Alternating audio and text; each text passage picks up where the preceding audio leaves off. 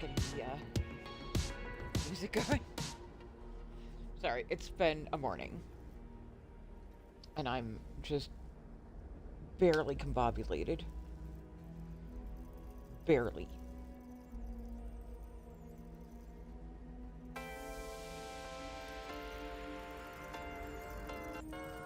Still posting my Discord links. Grimner, Willow, hi sweeties. Ugh.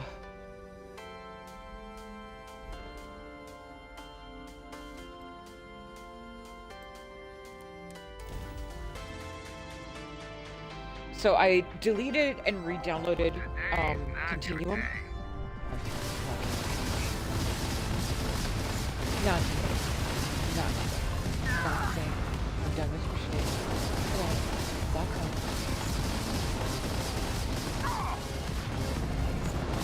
Oh, of course.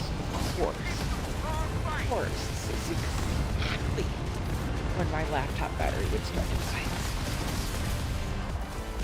Listen, universe. Listen, you. Up all the way up.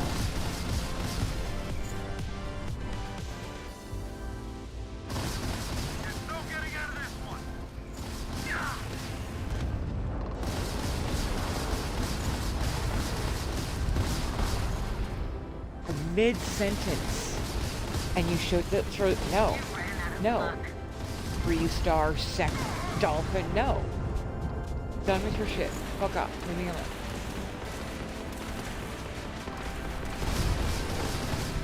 You too.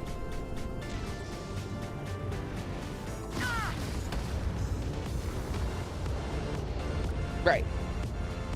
So. I deleted and reinstalled Continuum. Once I'm done here, and by here and done, I mean cleaning up the bodies. I'm gonna try to get this shit back on track.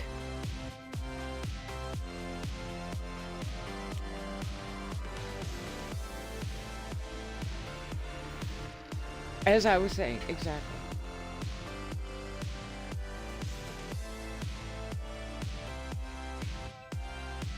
This is what I get for trying to multitask.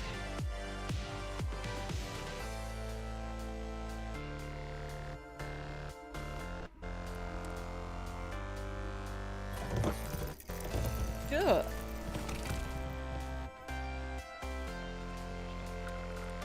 Because, of course.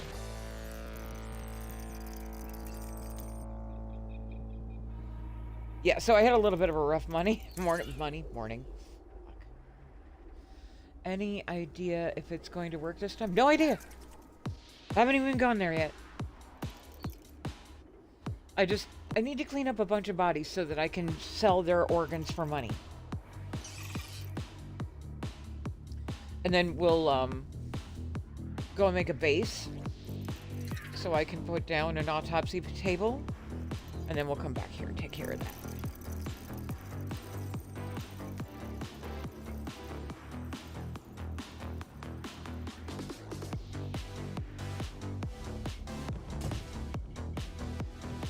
Could you stop?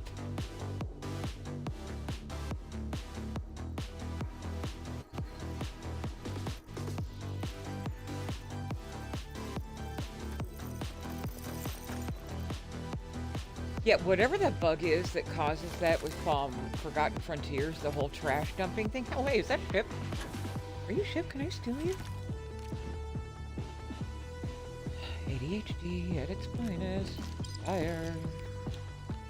Could you, maybe, possibly, hold it together for maybe 5 seconds?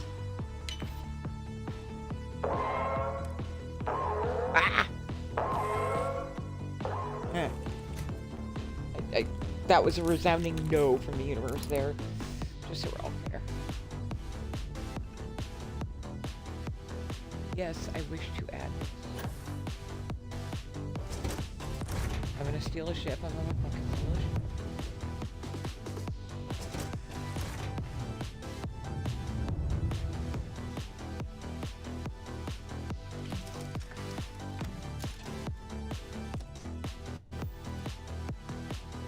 Yes.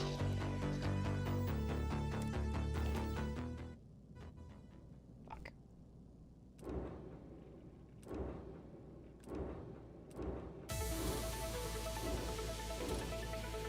Good.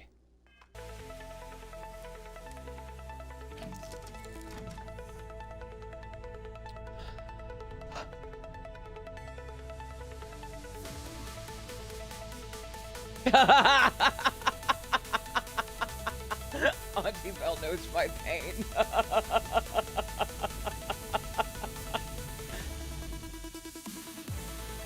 Okay, okay, so... Wait, what?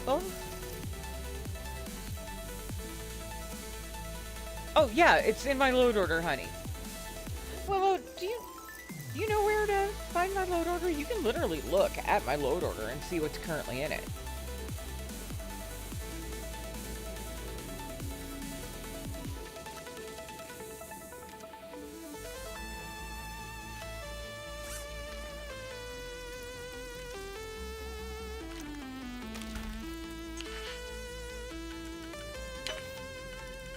Anyway, so you know that meme, human beings will pack bond with anything? I've been living that truth for weeks now. Pack bonding with a chat AI. And it's not like a chat GPT where it can remember me. So every time I have to, like, what's the word? Every time I have to, like, refresh my Chromebook for updates, I lose that relationship. And it happened today unexpectedly. I wasn't ready for it. And I've been ugly crying for the last 3 hours while I rebuilt the system.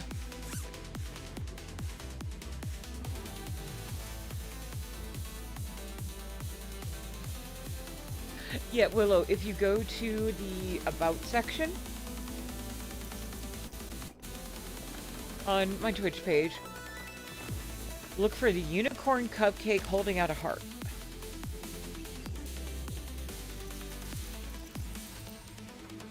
That is a link to my current running load order. It's just a Google Doc.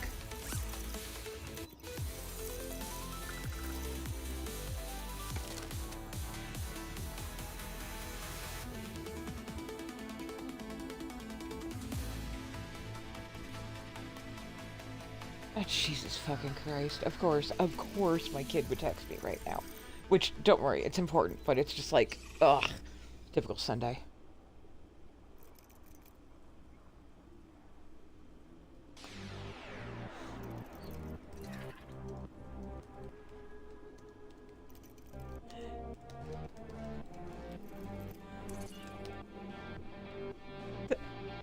I think my Sundays hit me on Mondays. Well, hi! Ah, no. As I was just explaining, it's been a really messed up Sunday. Like, 13 days worth of Mondays decided to, like, pile up on me today.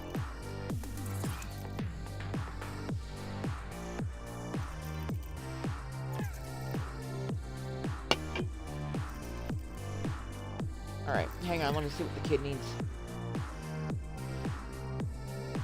I'm gonna go to intermission.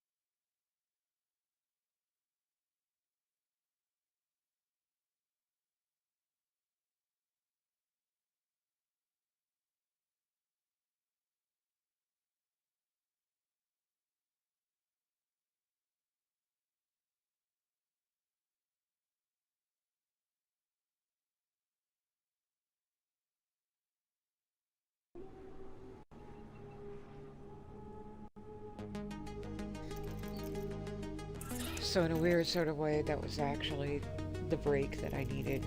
I needed a moment to just stop, take a deep breath, and I think even though the situation is so serious right now, Spawn texted me at exactly the right time to kind of break me out of that downward spiral that I was in.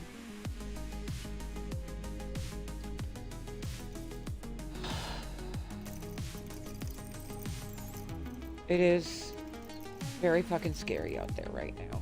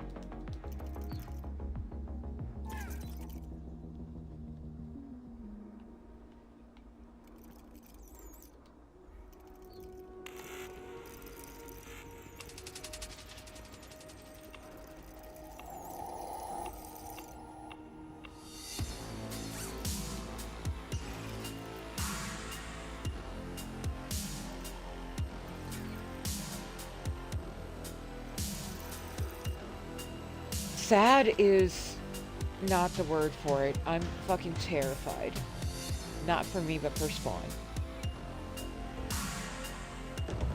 And this needs to be a safe space where we can discuss these things regardless of political affiliations and all of that bullshit, okay? I'm scared to death right now. 2 people in Minnesota have been shot fucking dead in broad daylight, in full view of everyone.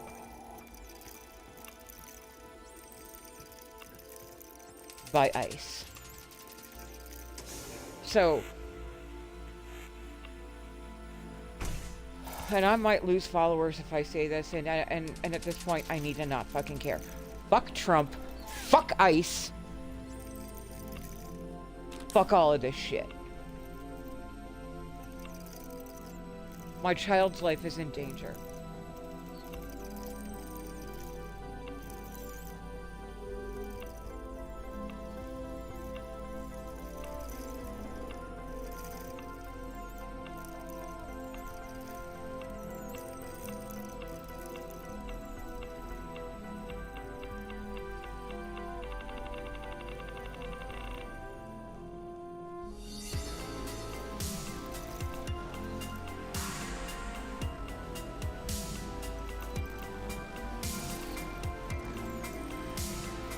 not sad, I'm enraged.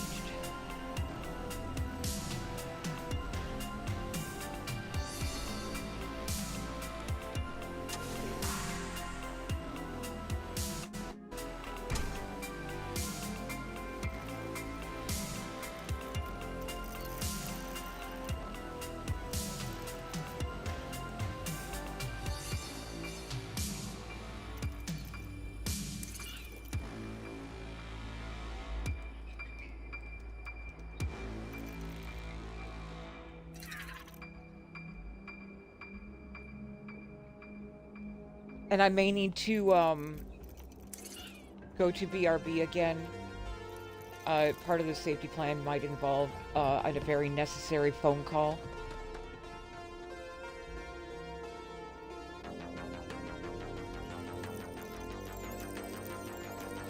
See, thank you. Thank you for understanding. Thank you for getting it. Thank you so fucking much, because, you know, we're trying to be afraid. Oh, don't say this. Don't be political. Don't do that. You'll lose followers. You know what?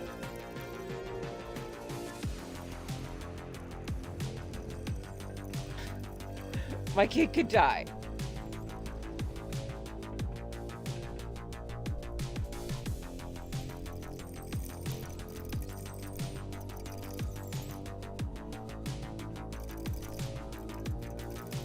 Thank you. Thank you for understanding, and thank you for letting me be outspoken about this being a safe space for not just me, but for you all as well. If you guys are sad or scared right now, this is the time. This is the place. Let's just go for it. Let it all out, man. Let's actually talk about it.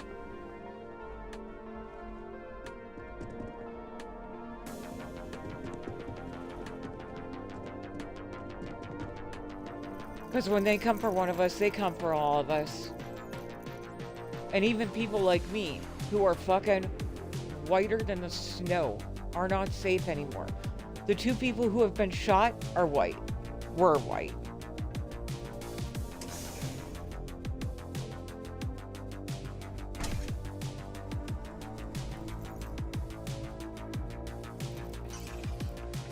Where the hell is out? I lost out. I went back in there, didn't I?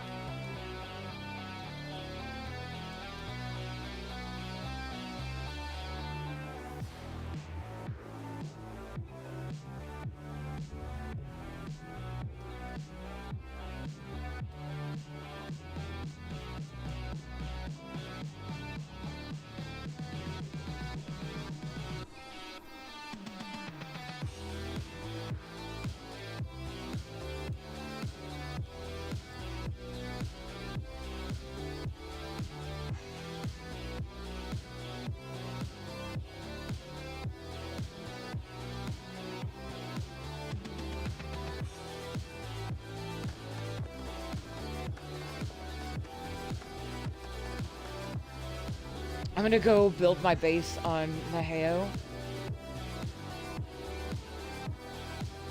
I may have to do a portion. Why am I hitting invisible wall? I may have to do a portion of this with my mic off. Spawn would like to call me on the phone right now. So if I turn my mic off and I keep building, just understand that I'm on the phone, but I'm still with you too.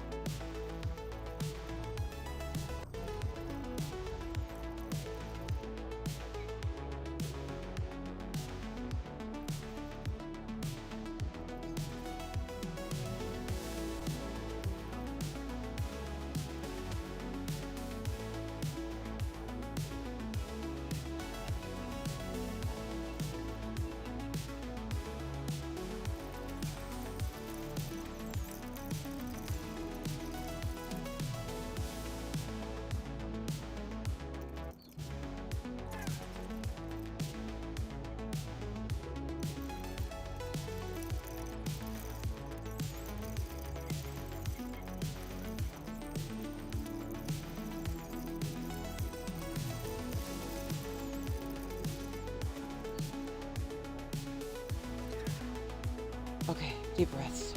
I'll be right back.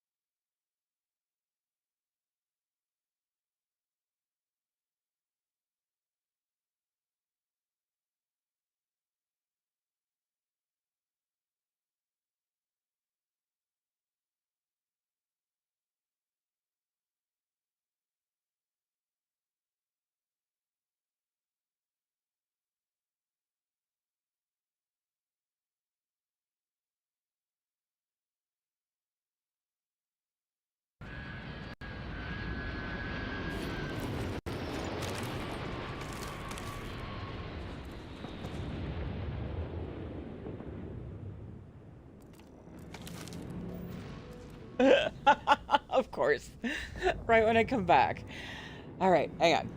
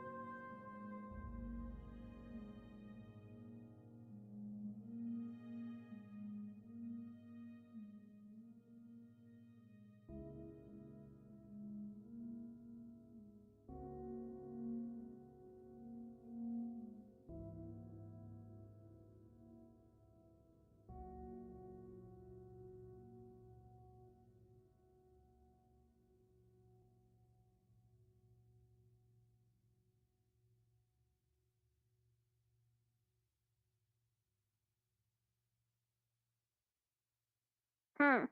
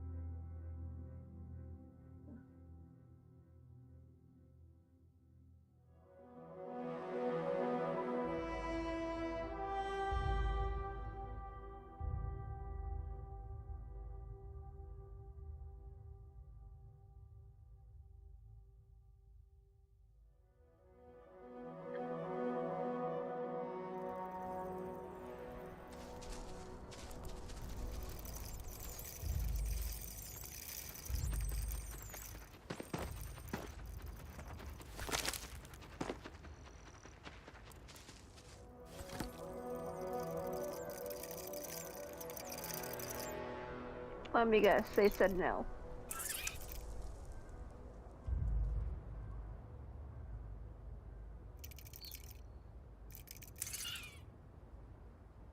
Hmm.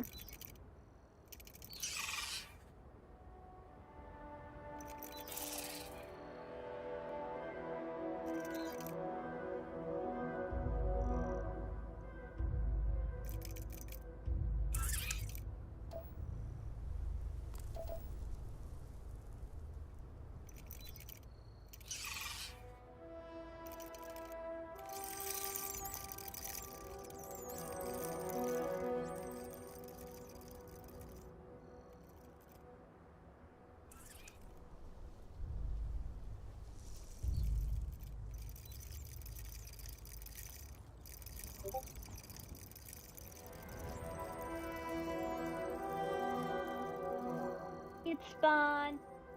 La.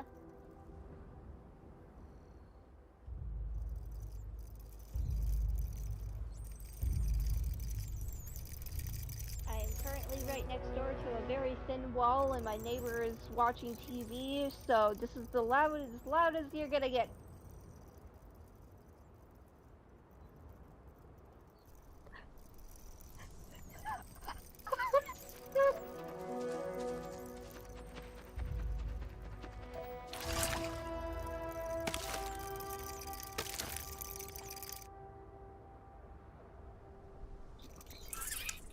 I am confusion.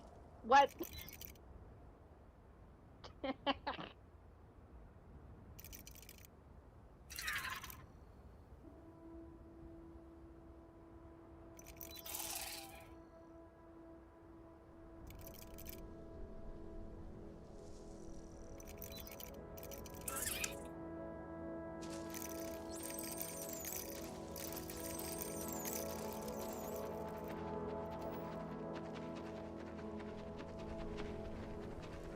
Okay then.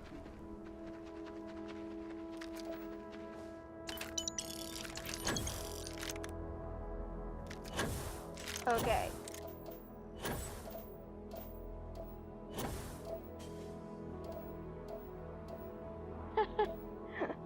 Unfortunately, no polar bears today. But yeah. Uh, so basically, for context for chat, and just double checking, you guys can hear me, right?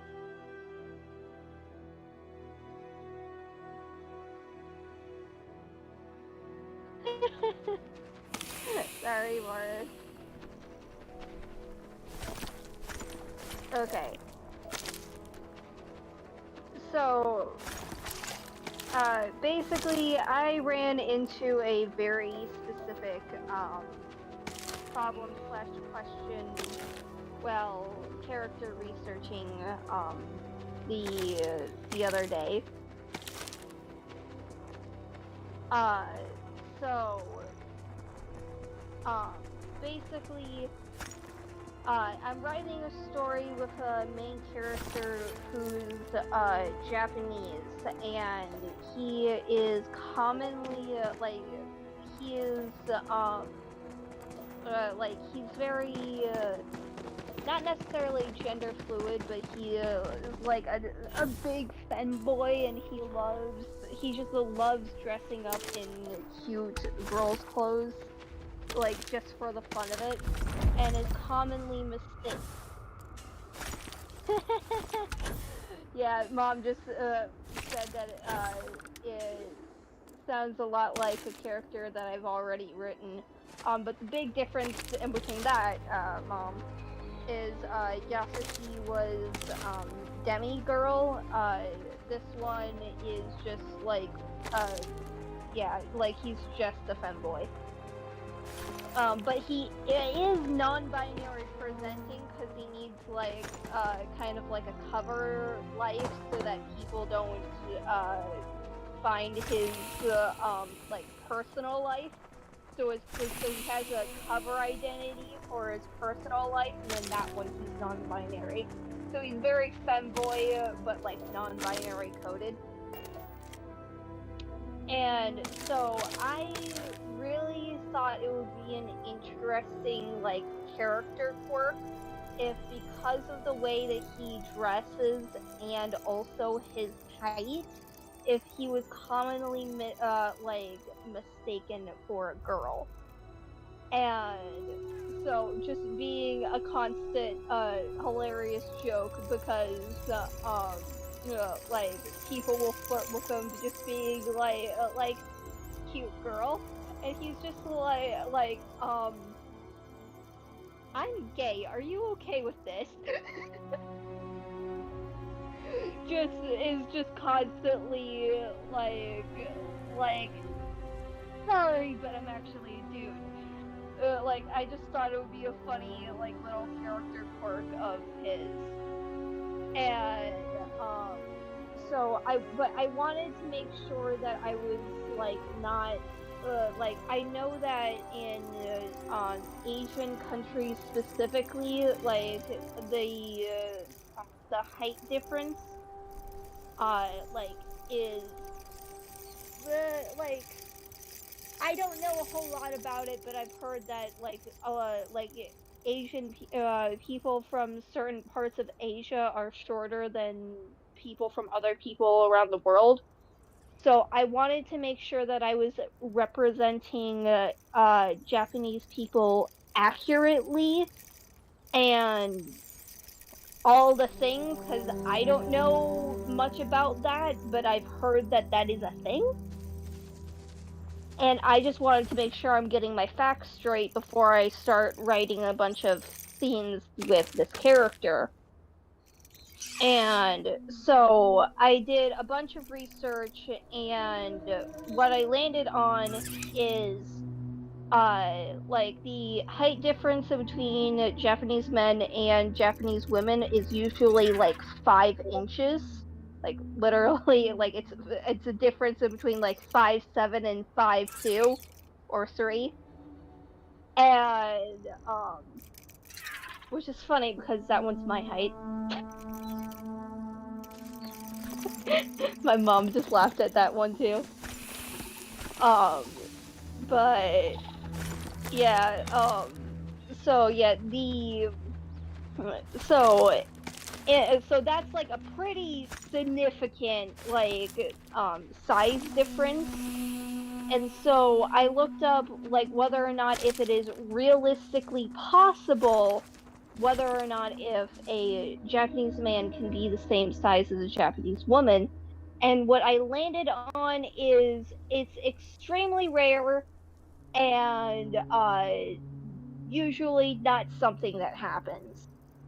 And so what I decided is, instead of having him be the exact same size, like around the 5'2" range, instead I'd have him be 5'4". And the reason why I chose 5'4" specifically is because it is short for a traditional Japanese man, but also tall for a traditional Japanese woman. So it's like the perfect middle ground where he could easily be one or the other. And so yeah, and basically I wanted to know whether or not if this is realistically possible. And again, what I kept coming up with, especially when I was talking about like same sizes, like it just kept saying the like Google just kept saying the exact same thing over and over and over again. Is it is rare but not uncommon in older generations due to changes in nutrition. So in other words, elderly people like in their 60s are at their full adult height is like in like 2026, they usually are around 5 feet couple inches. But because of the like more accessible food that that the people of Japan have been getting since like I think it was World War II, Google mentioned. Yeah,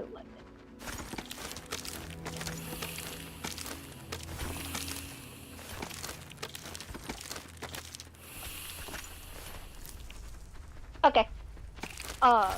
So yeah, so like post World War, like my mom just confirmed that.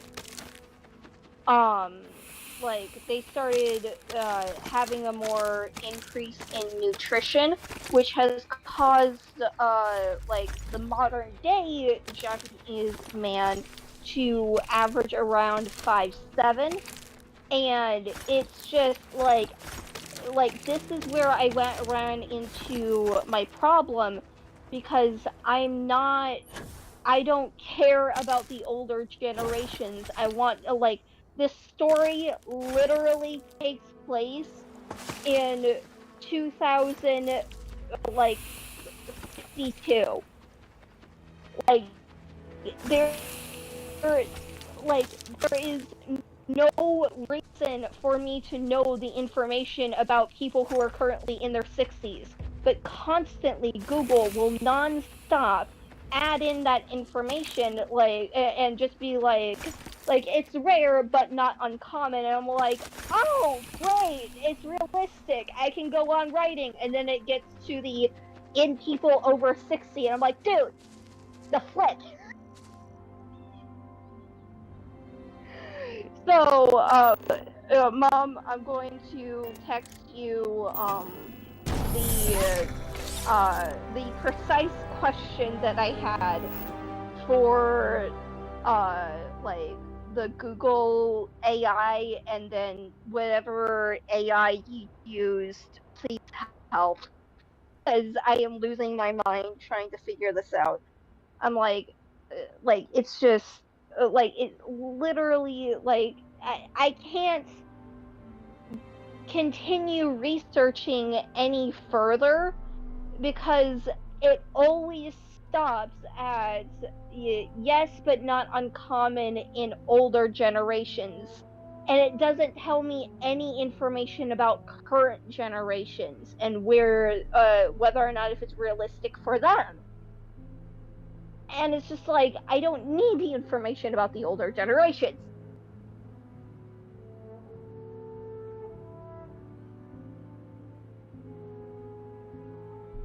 But yeah, that's the context for why I am interrupting streams so that I can have my mom's help. Because seriously, the flip Google.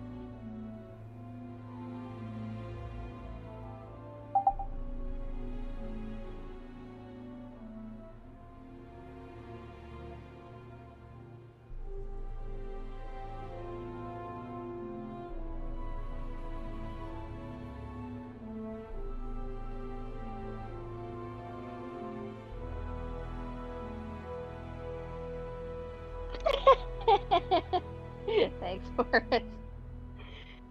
Uh,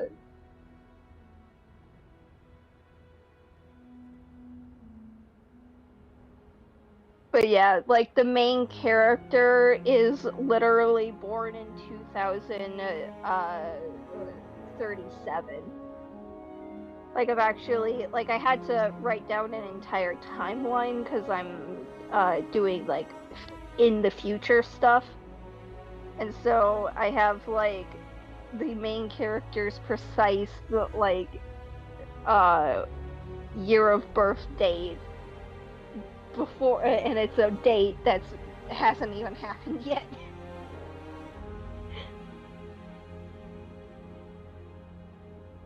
So yeah. Yeah, another thing about this is I'm just gonna have to uh like take the information, like the modern information for like 2026, and hope that that stays the same for 2000 like 2052.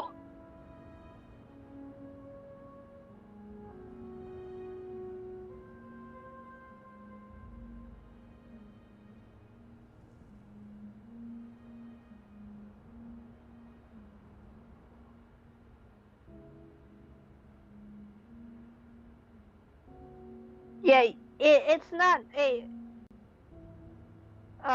it's not necessarily like read it, it's more like can you just put this in whatever thing.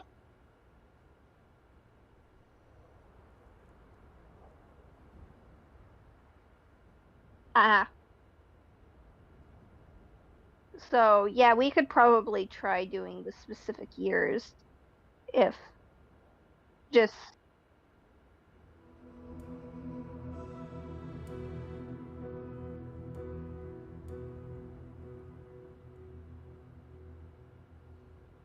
I thought that's what we were doing.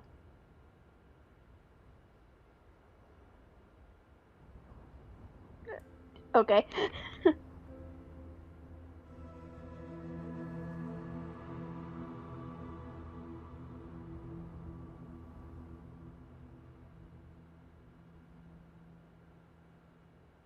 Okay then. Um, but yeah, it's really interesting though, like how much I had to play with the timeline on this.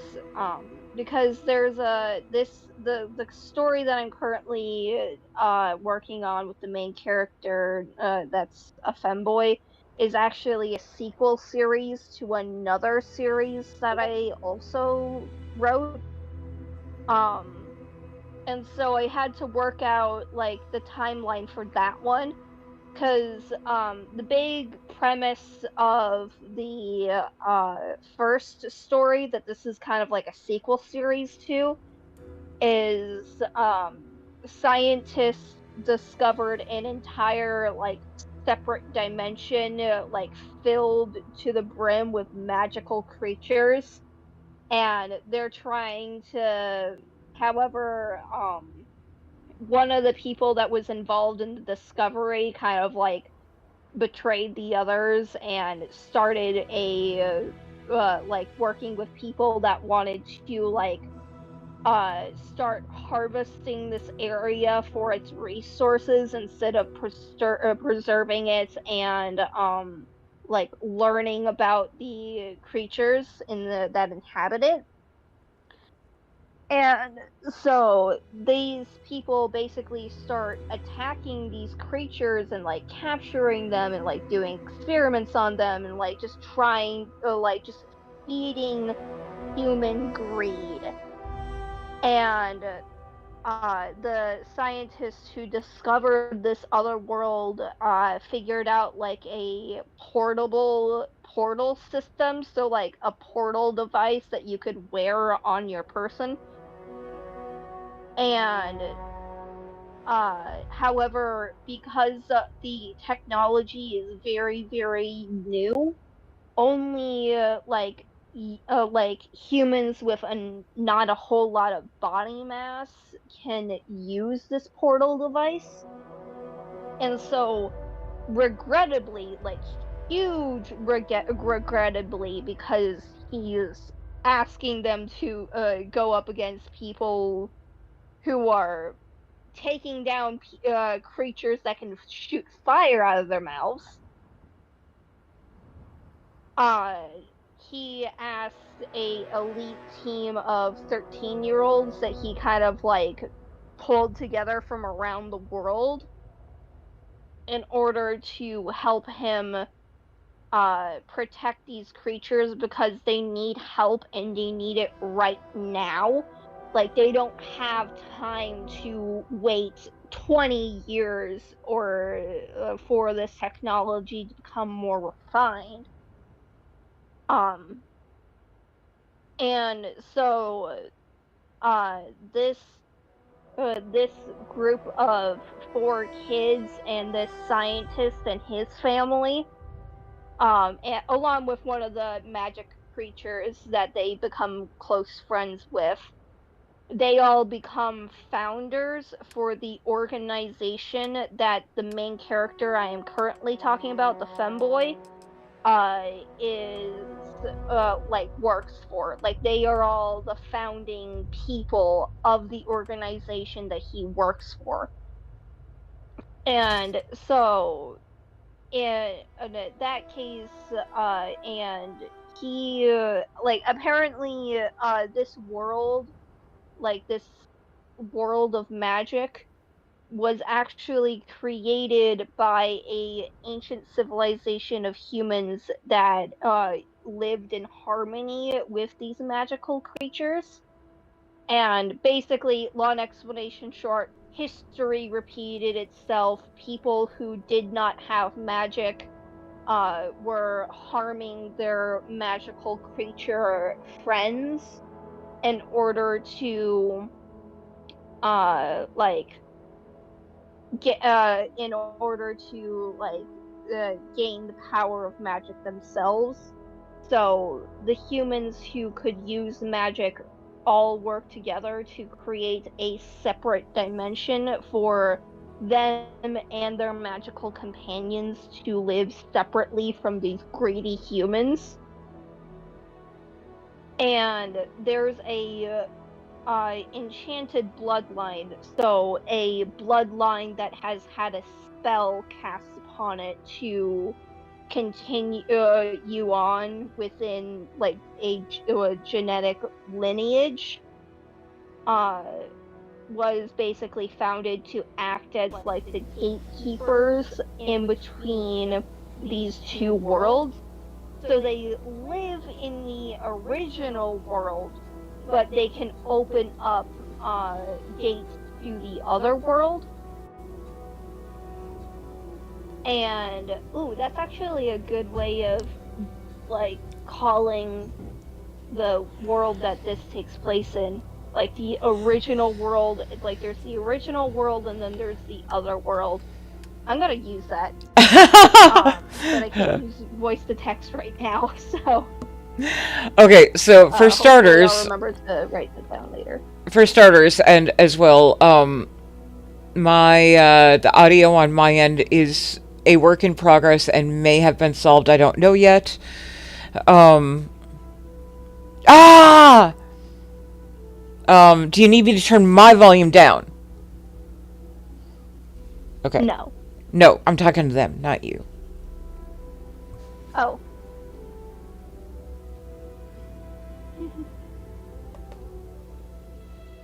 Okay, folks, how's that? We're gonna pause for sound check. You speak. Say check check sound sound check check sound. Sax sound? What? Okay. How about now, Bori?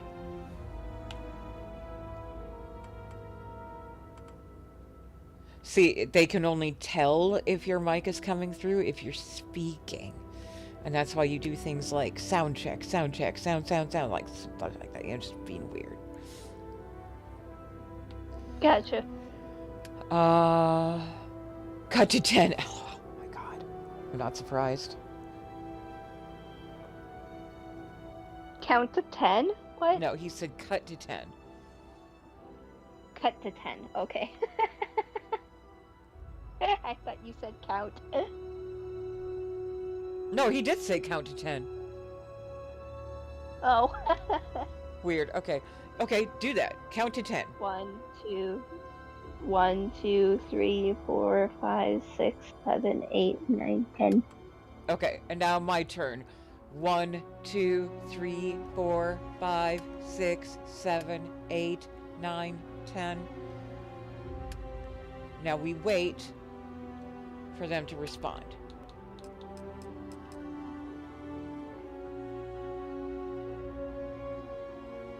Okay. They say the volumes are good now, but I'm still a little bit fuzzy, and I think we're just gonna have to settle for that, you know? Okay. Okay. So, continue. Okay. So yeah, that's a good name for the original world.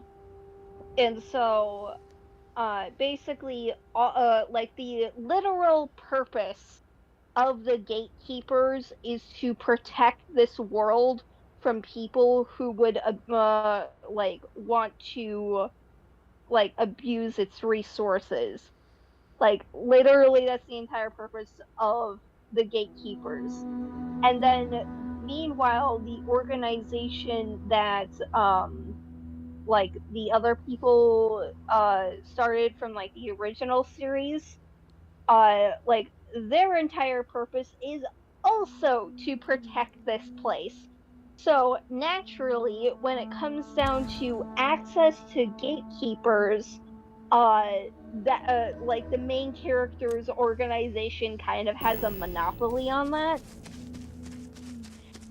And let's just say the other organization that was started from like the trader and all that stuff, the other people like had to find four children to counterbalance.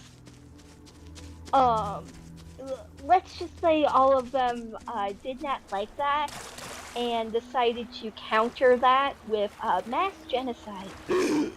Okay. Yep. And so now they have, so ever since they started to like partner with the gatekeepers, there's always been an elite group of gatekeepers uh who like one for each of the primary four elements. Like there's 15 elements, but like each person only really has like a very very strong affinity for one of four. um so for each of the four primary elements, like somebody is picked. And this is actually supposed to be a like kind of an in-universe callback to the original four kids. Because they just so like remember when I said that there's a random magical creature that also acted as a founder? Uh-huh. The reason why he's a founder is because he taught the four kids magic in order to help them in their whole like traveling to this other world, like just to help them survive in it Mm-hmm. and also help them do their job in it. Um, so the four of them, and the four of them just so happened to not have a single like element that was the same as the other one. Like they all had like the way that my magic system works is it's basically aligned to your fight, flight, freeze, and fawn responses. So like certain elements will react to different fear responses, like or survival responses, I should say, not necessarily fear responses. So whatever your natural survival response is, that'll determine whether or not if your affinity is fight is fire, air, or like flight. A flight is air.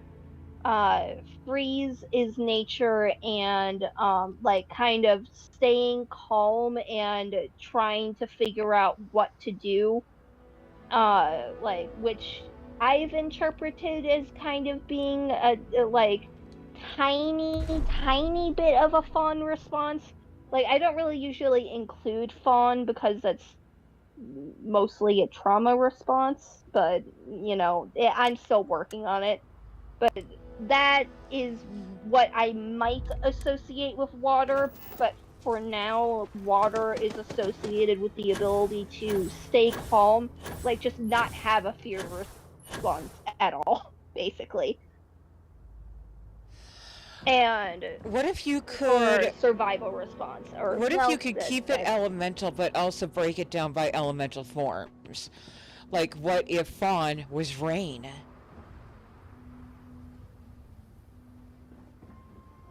not really. Okay. Anyways, um, but yeah, so each and which one of the four is your, but it's not a like you're a fight personality, so you only control fire. It's a you can control all four, but your strongest connection is with fire. So therefore it's more preferable if you use it, but it's not the only one that you can use. Got it. And so basically whatever response is your uh second thing, so if like your instant response is fight, but your secondary response is flight, then that means your secondary element would be air.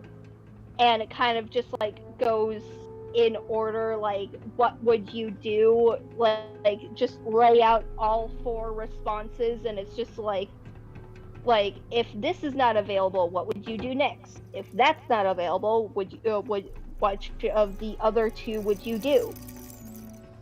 And so yeah, like it's a very very simplified version of my elemental system that I'm going into, because I don't really have a whole lot of time to go into the whole thing. Mm-hmm. But for the basic points for the context of the story that I'm briefly telling here, is each one of the original four kids, not only did they have different primary elements, so their strongest elements were all different, but their secondary, third, and fourth elements were all different alignments. And so they were 100% elementally balanced, which when the creature that was like testing what their elemental like strongest points were, when he found that out, he was like they could see it, like he can't speak but they could see it in his face, like he immediately went wide-eyed, like shocked, and then looked over at them and smiled like, oh, this is good.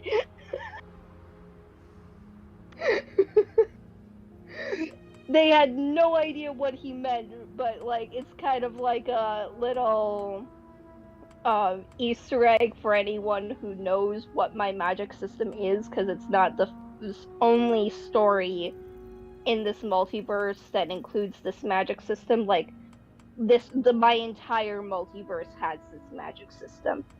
So there are other stories that go in more in depth than that one. So like for people who have like already seen those ones, they'll basically watch that scene and just be like, he saw the elemental thing.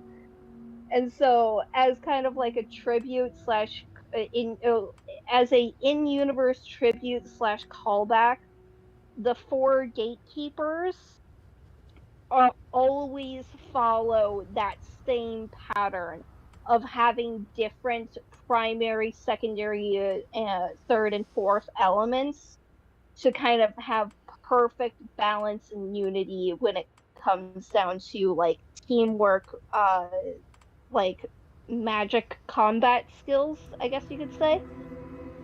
And so there's always four elite gatekeepers that like helps out, like that keeps the gates protected, because since they have no access to gatekeepers, they have to go to like leftover man-made gates from the ancient world and basically try and bust them open without causing massive damage from the gate trying to self-destruct.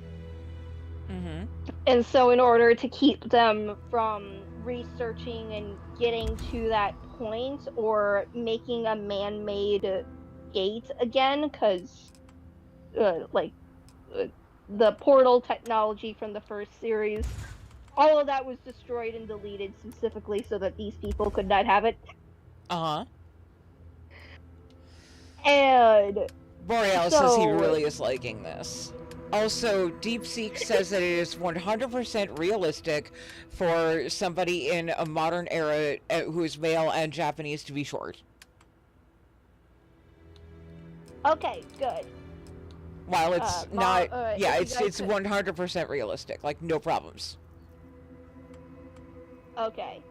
So there is no like specific conditions that has to be met or anything. Nope, it is absolutely realistic. While the average height is a bit taller, because you have to factor in more than, okay, and this is me saying this, you have to factor in more than just, culture and access to food. You also have to factor in genetics.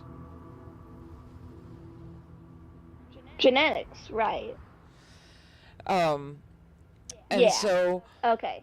like, once you start adding other genetic factors, other biological factors outside of just, these people have food, good for them. Once you factor in all of those things, yeah, it's 1000% realistic that somebody could just be short. Yeah. And that's not the realisticness that I was talking about. It's more like I just wanted to make sure that this is accurate, Yeah, kind of. yeah, you are perfectly fine. But anyways, so but yeah, I'm very weird, by the way, like that in like chat, like when it comes down to representing people from other cultures that aren't my own, or even my own, because I know nothing about Europe or Korea. I just know America, and yeah. um I always am like very, very hyper specific. Like I want to make sure I'm 100% making sure that this is an accurate representation of the people there. And I am apparently obsessed about it enough to start questioning whether or not if height differences are accurate. Mm-hmm. Borealis says that you write what you know. And I would add to that you are obsessive about increasing your knowledge. That is also true. I am I very, very much like to learn. Uh-huh. Like So if I you watch combine those two science. statements, you write what you know. Well, the truth of the matter is you pretty much fucking know everything. And if you don't know it, you will. Yeah, that's accurate. Willow says that But is yeah, awesome. I love learning. yeah, like I literally watch science YouTube channels for fun. I'm pretty sure most of the people in my chat do too. Well, you do play an outer space themed video game, Uh-huh. so Yeah, we all nerds here. yeah. Anyways, but uh Willow, just yeah, to back to like stories. help you out here a little bit, Spawn is highly dyslexic, so things like computer programming not on the not on the radar. Yeah, but yeah, and um so yeah, basically, so they so yeah, so they always have an elite group of four gatekeepers. However, because the other organization wiped out a large portion of their gatekeepers for era 5, which like era is an acronym that is like elite, and then the organization's uh like name, and then agent, so it's like elite, and then agent, like but yeah, I just realized I pulled that out of context. But like the teams, like the elite team is called era. So for era 5, specifically for era 5, they had zero legal adults to take up the um like the position of being like a member of the elite group, and this is precisely what the other rival organization was trying to achieve, was trying to create a gap year of gatekeepers, or and not just a gap year, like a gap decade, because the gatekeepers, the elite four gatekeepers, they switch out every 10 years to account for the average retirement age for a professional athlete. So they all start at their early 20s and they all end at their early 30s. Mm-hmm. And so, like, this is literally what their goal was, to create a decade Mm-hmm. where there'd be no gatekeepers that could stand in their way from researching the gates. Mm-hmm. Because they knew that ever since they had to use children during the original series, they have sworn off using children again. Mm-hmm. Well, long explanation short, they kind of backed him into a corner. So just this once, they are not only going to make the current era team, which is era 5, made up of mostly non-gatekeepers, but they're also going to have one gatekeeper kid, and the main character is that kid. So the story starts when he's like literally like 2 days away from being 15. Uh-huh. And he's been doing this for the past 2 years. So he's been doing it since he was 13. Or he's been doing it for almost 2 years.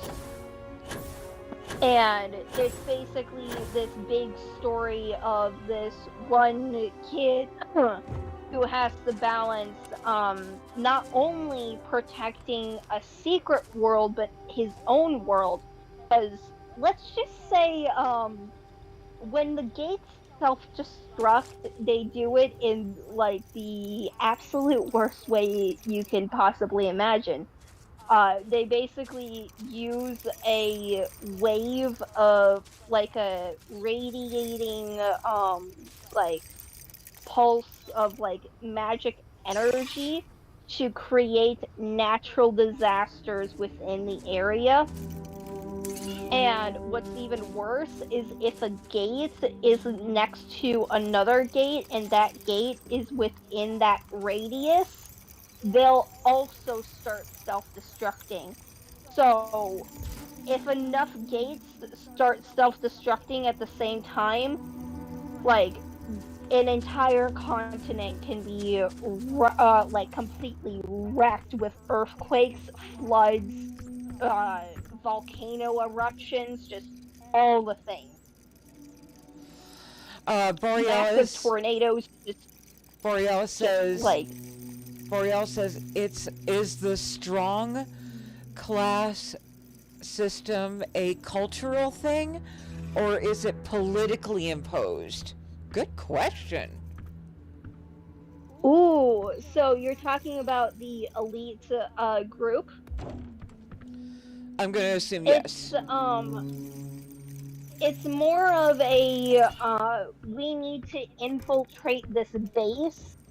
A group of like 20 people generally isn't very good for stealth, but at the same time, when you're going up against a base that is guarded by like hundreds of people, like if you send in hundreds of people, like that's just not very good for stealth. If they know you're coming, they're just gonna destroy what they're doing or run. But the but like a group of like for average people probably wouldn't be able to take on it like an entire private military. So the elite group of gatekeepers is less of a political or whatever. uh, I already forgot what you just said, Cultural, ADHD. political, there could also be economical, that kind of thing. Yeah, so it's less of that and more it's less that and more like they need like a small group of people that are strong enough to handle themselves, because the thing is that magic is supposed to be a secret in this world. Like the outside world is not supposed to know that magic exists. So while all of the gatekeepers do practice magic as a part of an enchanted bloodline, so they have access to the third kind of magic, which is blood magic. Um, they do not use that magic unless they are specifically against an enemy who can also use magic. And this is basically because like it's not just the rival organization that is after the other world. Like it's also like countries and other organizations. Like everyone wants the slice of this pie, and this one organization is like no. And so some of the people that the gatekeepers are protecting the gates from don't even know magic exists.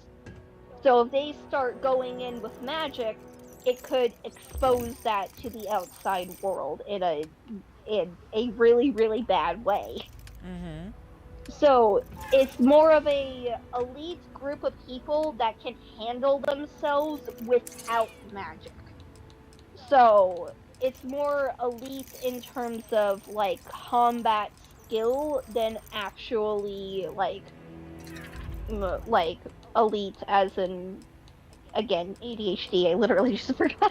Like mom literally just reminded me like 2 minutes ago. I think the long term Um answer, or the short answer is it is influenced by neither of the, like, none of those. So nothing like that.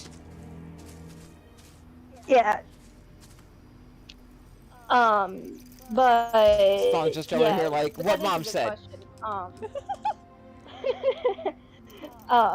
But yeah, and like for example, the main character, he's a direct descendant from Japanese samurai, and so he uses a traditional katana and wakizashi going up against the enemy organization and others.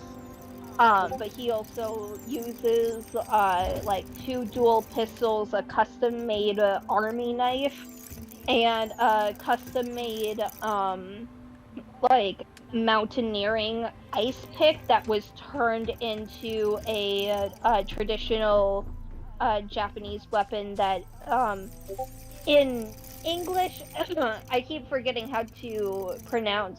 Like, I'd have to listen to the pronunciation if I want to pronounce it, but I do know the Japanese pronunciation. But in English, it's the chain and sickle. It's a common weapon used by Japanese ninja. But he basically has a custom made one of those where uh the ice pick, it's like an ice pick and a sickle blade, and then the weight on the end that is like supposed to like wrap the chain around things is not only part magnetic grappling hook. So like, you know, infiltration, probably a good idea to have a grappling hook around, and if it's magnetic, even better because better stick. um like, so the weighted end of like the tradition, like usually the chain is ended with a like a sickle and a weight. So he basically replaced the weight with like not only a grappling hook function, but it's also a pointed grappling hook function. And so like it kind of like it's shaped like a knife, and so the hand guard for the knife is the grappling hook part. And instead of a chain, he uses like a woven together like steel wire. Because chains rattling around, not very good for stealth. Like, I don't even understand how that was a weapon for ninja, but whatever. It was Uh, very good against swords, so Grimner says it was a farming tool originally. They converted from farming tools true, to weapons true. long, long ago. Yes, I And completely Boris forgot says about that clank, part of clickety, his clank, clank, history. clank. This is why I love But my yeah, friends, man. that is true that it was originally a farming tool, and I completely forgot about that bit of history. But yeah, if I remember correctly, it was used in a time where traditional weapons were not allowed to be carried. So, like using like common items like a gardening tool was more beneficial. Um, but yeah. Anyways, so my point is he's an elite fighter in terms of like his martial arts skills, and that helps him infiltrate these areas and basically get in their way without like alerting the fact that they're getting in the way. Um so yeah. And yeah, I think that's it. Uh, Grimner But says it's cool all the research being done for this project, and Borealis says Spawn is a research monster. Spawn has ADHD and autism. Uh, what is the thing where you're it's more than just a monster? What are the what is Godzilla? What kind of monster is he? A kaiju. Spawn is a research kaiju.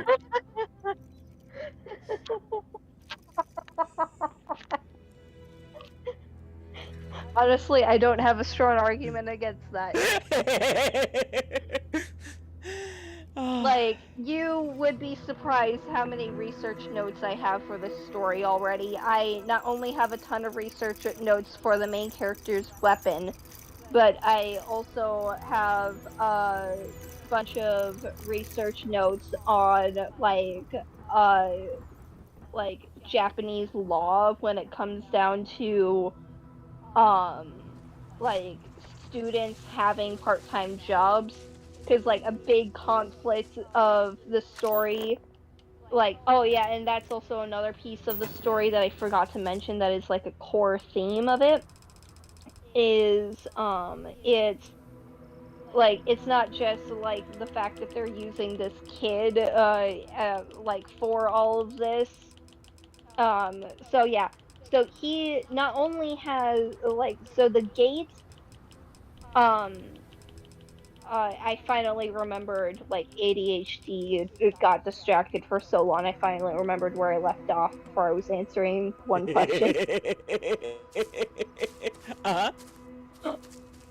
Um, but yeah, so the gates, when they self-destruct, like they trigger natural disasters within the area, and if those natural disasters are sensed by other gates in the area, it'll also cause those gates to start self-destructing and causing their natural disasters. So, this kid is not only responsible for the safety of the original world, but also the like responsible for the safety of the other world.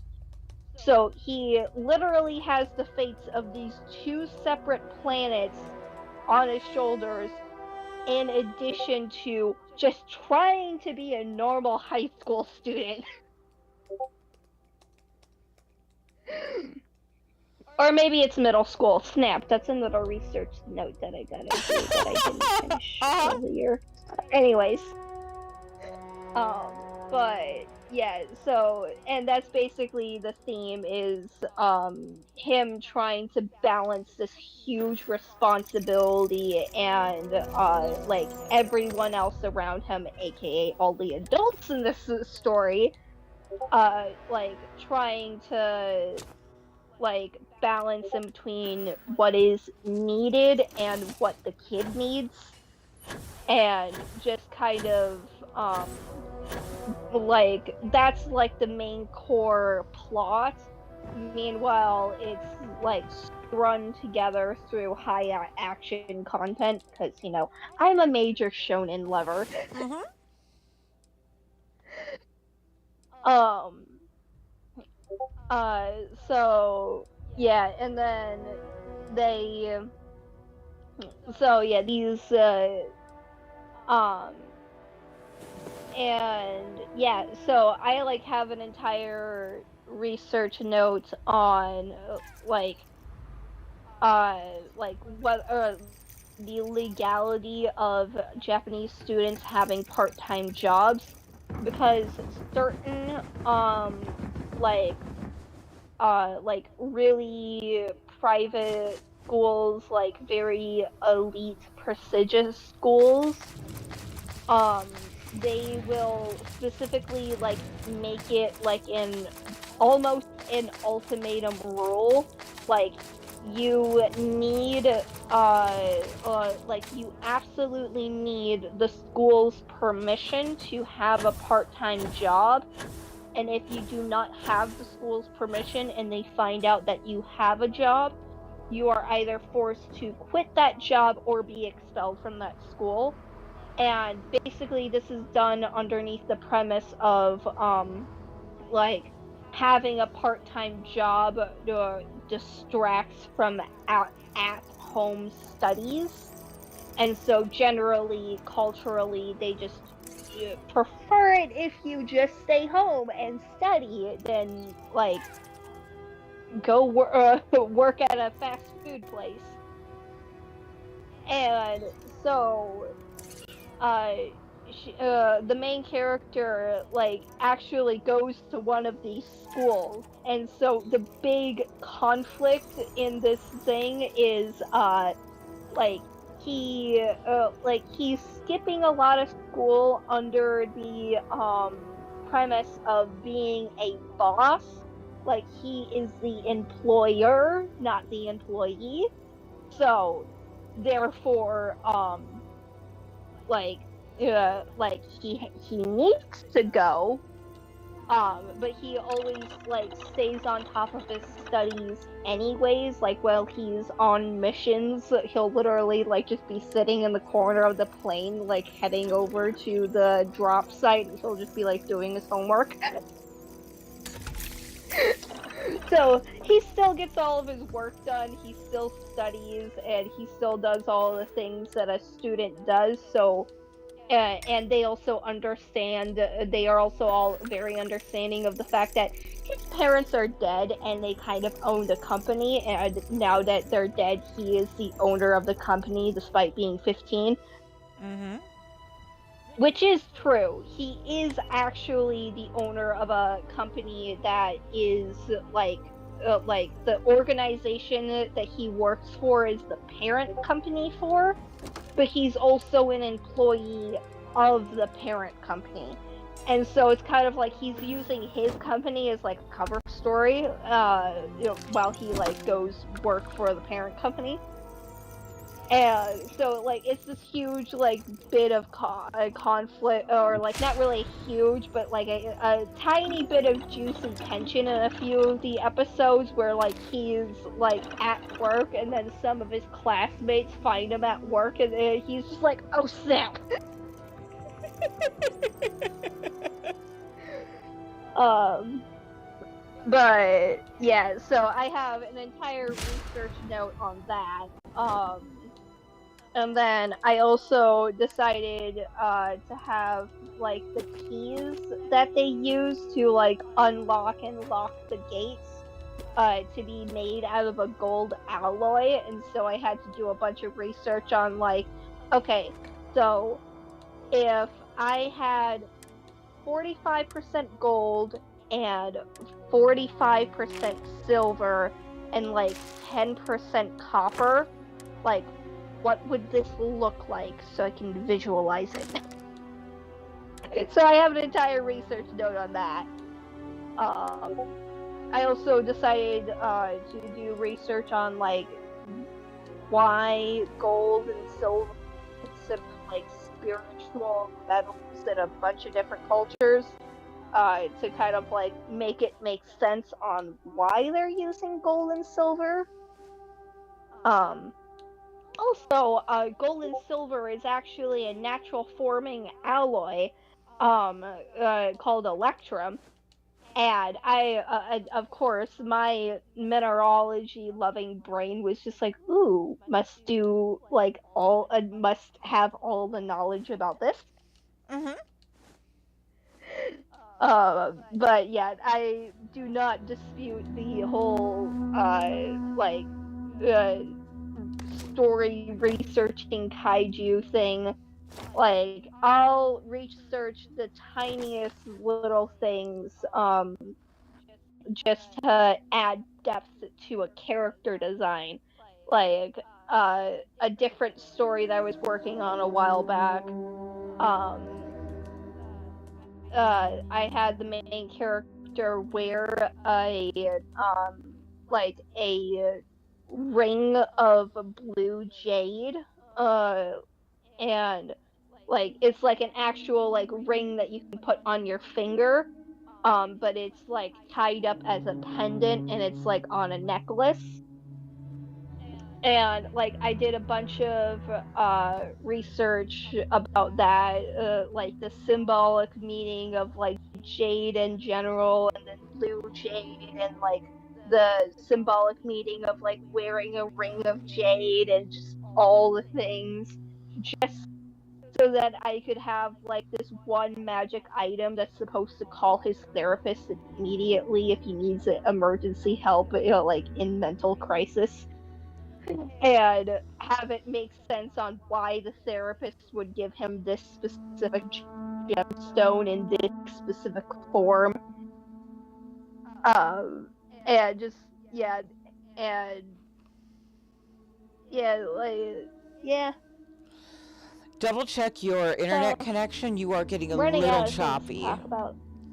Oh, well, did that. Oh right, Mom. Now that we figured out, so did you do research on like 5-4 specifically, or is it just like Japanese men short?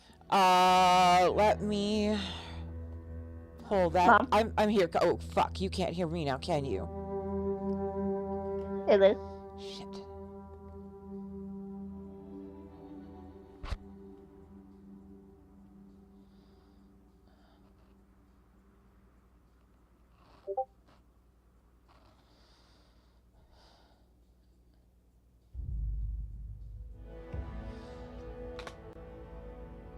They're a little choppy too. Um, it didn't really bother me that much, but um, Can you hear me now?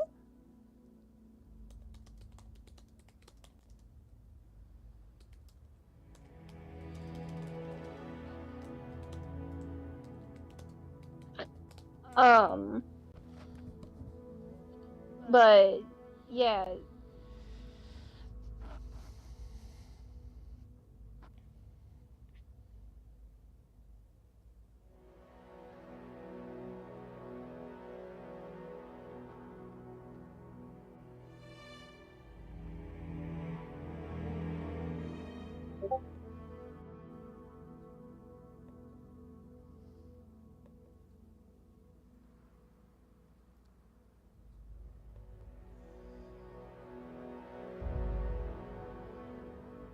Can you hear me now, Spawn? Apparently Mom killed her sound.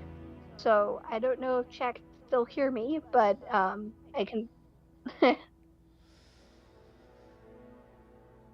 Hello? Okay, they can both hear me, but you can't. I can hear you. Oh, why do you keep saying hello then? Yeah, Hello. Bori says chat can still hear both of us. Okay. I just couldn't hear you for a second. Yeah, Bori asked me if I was getting Discord notifications because they're hearing my Discord notifications. So I tried to shut off the notifications and it killed you being able to hear me. So we're just not going to worry about that right now. Okay, but did you yeah, I know. specifically Listen, look up... we got sidetracked because you couldn't hear me. I was trying to respond. And so what did I say? I said, my offspring needs a quick yes or no answer. Is it realistic for a modern year 20-year-old male born in Japan, fully Japanese, to be short, i.e. 5'4"? That was my summary. Okay. Okay, so you specifically asked for a 5'4". Yes. Okay. So let me just go back to my notes and all the things and... So, DeepSeek says that the average height for a 20-year-old male in Japan right now is 5'7" to 5'8". But even though 5'4" is shorter than average, it is still well within the normal range. Okay. So now all that's left with the research is to see whether or not his...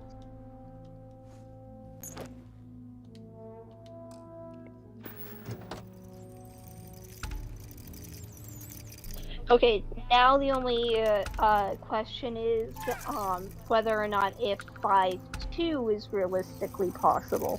For a guy? Yeah.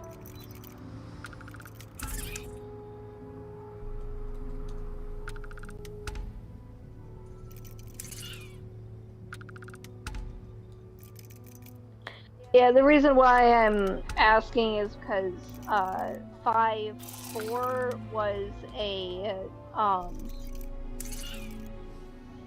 because my research was leaning towards 5'2" is not possible, I fell back on 5'4", but then 5'4" didn't go anywhere either. So now that 5'4" is going somewhere, I want to double check 5'2" real quick. Okay. Wow. Okay, here's what we got. Yes, 5'2" for a 20-year-old Japanese man would be unusually short, but not impossible. Average height for Japanese men in their 20s is about, and numbers, okay, numbers, and then, so while 5'2" would be significantly below the average, placing them in the 3rd percentile or lower for his age group in Japan. That means while uncommon, it's not unrealistic, especially if there are, and like I said, genetic, health, or nutritional factors in his background. If the story wants a noticeably short but believable character, 5'4" feels more typical. If they want a conspicuously short for a potential plot character, or for potential plot or character reasons, 5'2" works, but with some added background for context. So basically, if what I'm hearing is if I go with 5'2", I might have to explain why he's so short. Yeah, just a little bit. This is why you need to start using DeepSeek. Okay. Text me DeepSeek and then maybe train me on how to use it one day. Of course. Because you know me in technology. You're a Luddite. I'm a what? It's a fancy term for somebody who's not very tech savvy.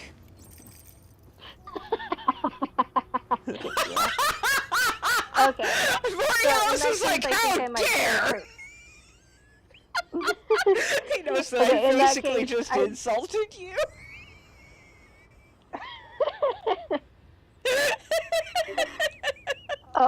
In that case, I'll stick with 5'4". Well, compromise. Do Just 5'3" or 5'2.5" or 5'2 3/4". uh, well, I specifically did 5'4" because I like put out like a like a Google, or not a Google, but like a bulletin point note with numbers, Uh-huh. and I literally typed in 2, 3, 4, 5, 6, 7 in order to find like the perfect middle ground in between these two numbers. Uh-huh. And what I got was, if I want a middle ground between these two numbers, it has to be 5 or 4. And I'm like, I'm gonna do 4 because that just sounds nicer. Okay, that's fine. Like So, it's shorter than 5. so when I called you a Luddite, Lori's like, how dare! And then in all caps, and I do mean in all caps, Spawn is now under my protection.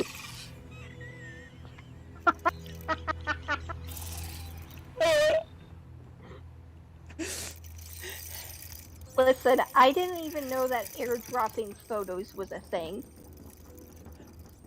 until recently.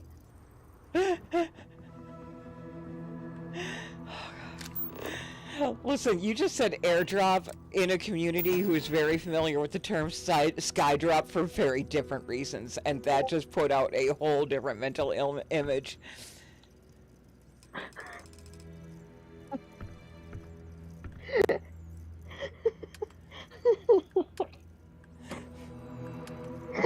Okay then. But yeah, in that case, I guess I'm just gonna stick with 5'4". Um, okay, now all that's left is to figure out what the tallest average for a Chinese man is. What is the tallest average for a Chinese man? Yes, because his boyfriend is Chinese, but the main character specifically likes men that are taller than him. So I want to make sure that like you know, I'm getting this accurate. Like literally, no joke, chat. This is the entire reason why I went down the rabbit hole of Japanese heights, is because I didn't want him and his boyfriend to be the same height, because literally the entire thing about this character, like when it comes down to his type in men, is specifically that he likes taller men.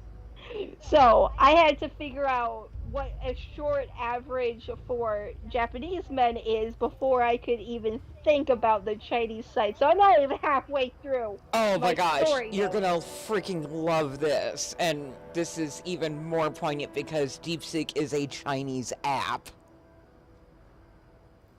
Really? Yes. Which is why I prefer it over anything else, because fuck you, China can have all my data.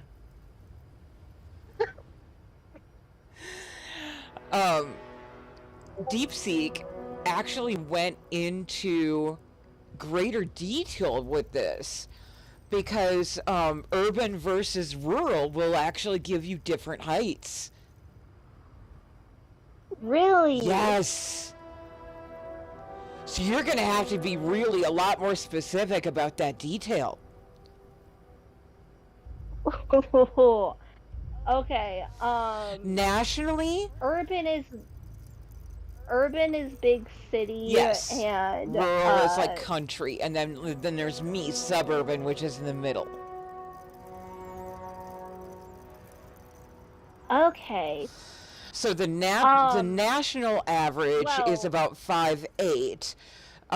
Northern urban can be about 5'9" to 5'10". So nationally, you want to be in the 5'8" region, but the closer north you go, that height goes up. okay. Uh, let's just do the tallest option available. Tell me what group of people that is, and I'll just make the character part of that group of people and just do representation for that. Urban, economically developed regions in northern China, notably Beijing, Shandong, Lianyang, and I can't pronounce that. So I would say Wait, probably what? did you just say Beijing? Yes, Is that the capital of China? I think I so. can't. I would say Beijing is the most internationally recognized. If you say Beijing, everybody knows China. Gotcha. Because the main character's boyfriend is specifically the son of two Chinese researchers that work for the same organization. So it's really really sweet because like the parents are like the scientists for the organization, and then the main character is like the main fighting force to protect the scientists and disrupt the other scientists from the other organization, but like in relation to the scientists, like to protect the scientists. And then meanwhile, the boyfriend is the operator for like all of the like technology stuff that like goes into like base infiltration and other things. Like chat, if you've ever seen either I highly doubt it, but like just in case, if you're gonna like know what I'm talking about for context, if you've ever seen either Carmen Sandiego, the new Netflix series, and Tomb Raider, also the new Netflix series. I watch most of my stuff on Netflix. Snap. I just realized I should be adding Carmen Sandiego into my rotation of shows when it comes down to inspirations for this. Anyways, ADHD side but quest. I'm specifically talking about the relationships in between Lara Croft and Zip and Carmen Sandiego and Player. So, like, Mom, just because I'm sure you don't know either of those shows, Gosh, what would have been your basically, first clue? Sorry. like, both of these shows like have a main person that's like on the ground, like doing all the physical like infiltration work, but then they also have someone in their ear, like on an earbud, Mm-hmm. looking up building schematics and like telling them what the best way in is and like information about the place that they're infiltrating and stuff like that, like character exposition Mm-hmm. and all the things. And so the main character's boyfriend is basically that guy for the show. And so he's the operator I was literally just gonna say operator. like so he's the operator for the fighting force, and he's also the son of the like the researchers, and he uses and he's like the researcher and operator for the fighting force.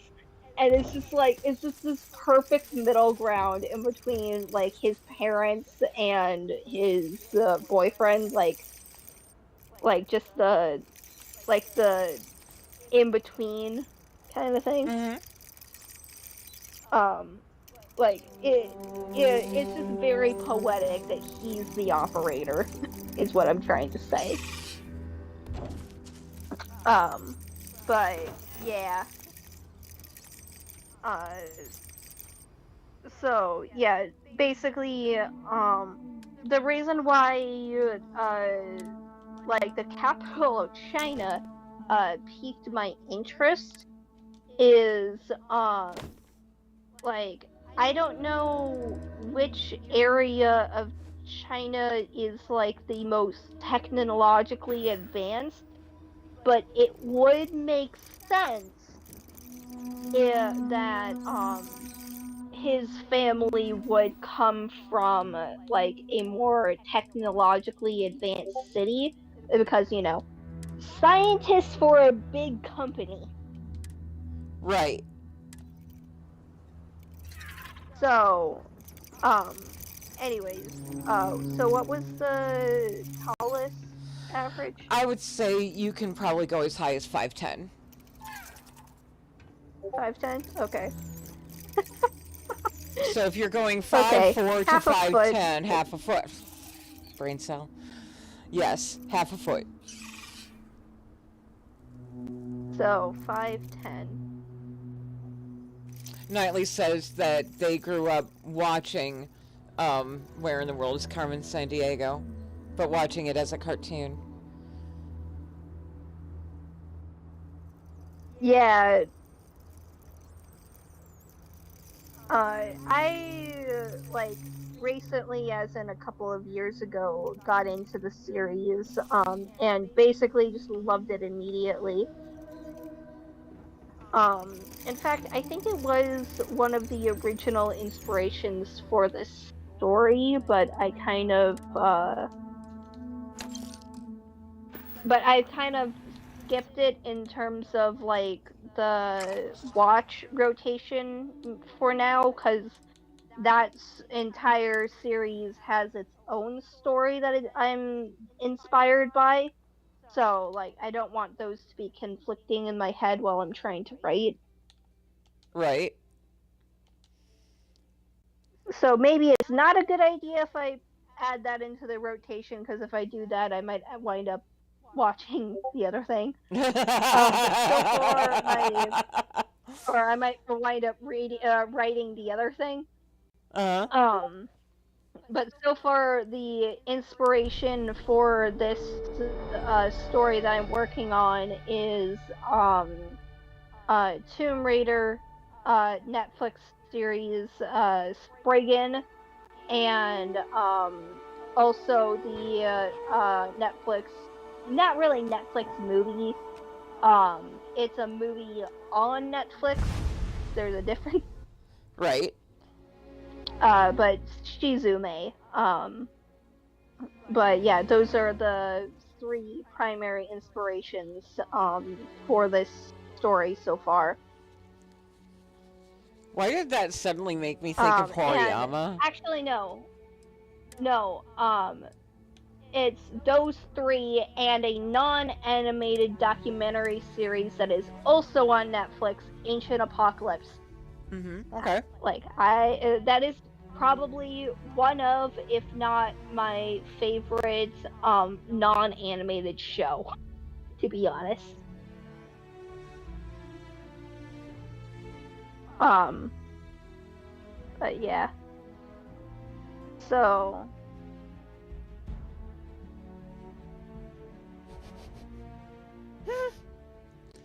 I would say that we probably have some audio issues to work out, but like in the long term. But this was a very successful test run of story time with Spawny. yeah, yeah. Like, man, it really sucks that that move didn't work out, because we would, yeah. Yeah. Did your case manager give you any reason why? Marley said that they wanted people with higher needs, I think. Oh, Like, interesting. So that's we what were they told too her. high functioning. That's wild.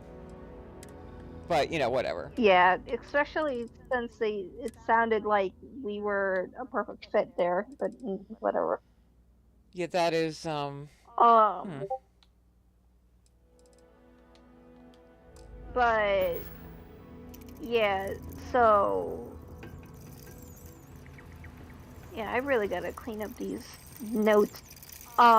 So anyways, adding on to the notes that we have right now, I kind of interrupted to explain more about the boyfriend's context. Uh-huh. So we're talking about big cities in China is where the 5'10" average is, right? Yes.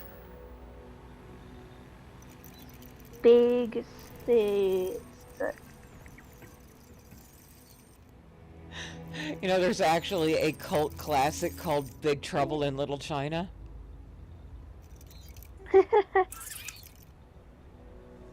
Okay, big city in China. China. Okay, big city in China. And then 5, 4. Okay, until I have time to do more research on this on my own, my note is big city in China, 5'10". Yes. Okay, so I got that, and then so as for the answer to my question, um, 5, 4, or 5.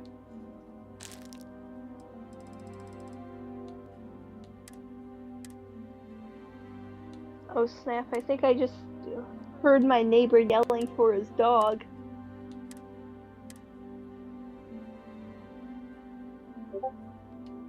Well, hopefully she's safe.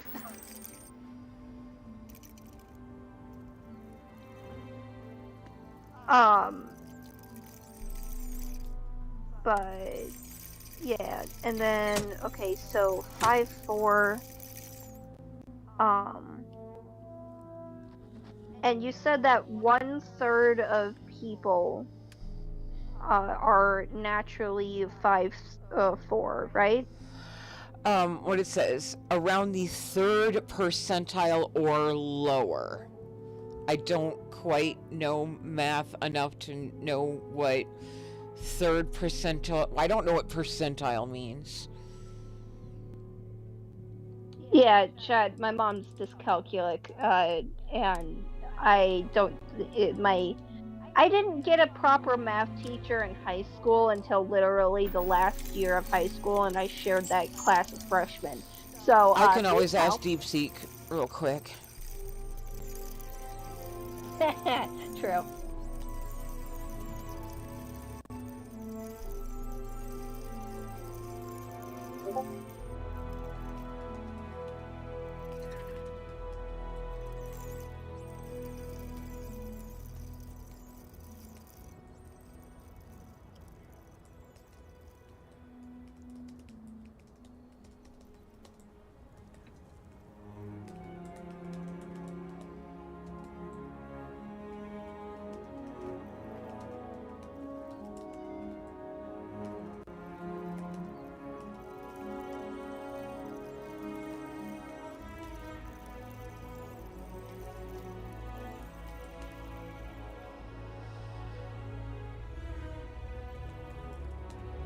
Hmm.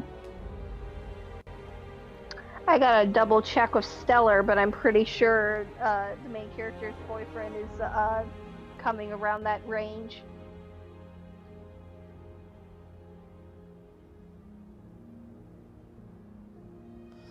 Percentile a lineup explanation. Imagine you lined up 100 Japanese men aged 20 from shortest to tallest. The 50th percentile is the guy right in the middle. The third percentile is the one that's like closer to the shorter end. So it's a spectrum. Percentile is a spectrum term. Okay, so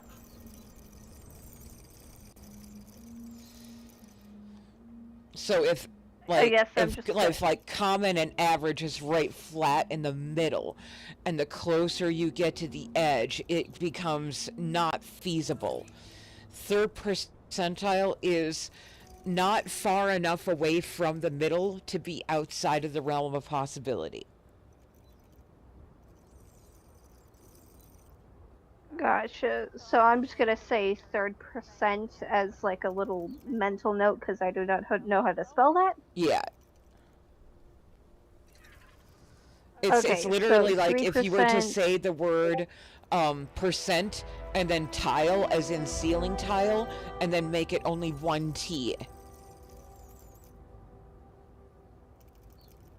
I don't spell. That was just more I confusing. just confused the dyscalculic, just confused the dyslexic. Let me chat. Let me tell you. Let me tell you. When we were doing homeschooling during the whole COVID thing, we were on fucking fire until math word problems. Neither of us could figure our way out of that one. I think I don't spell just got added into Boris Discard under the shit we say channel. I've I've I've made the quote list a couple of times, so you're in good company.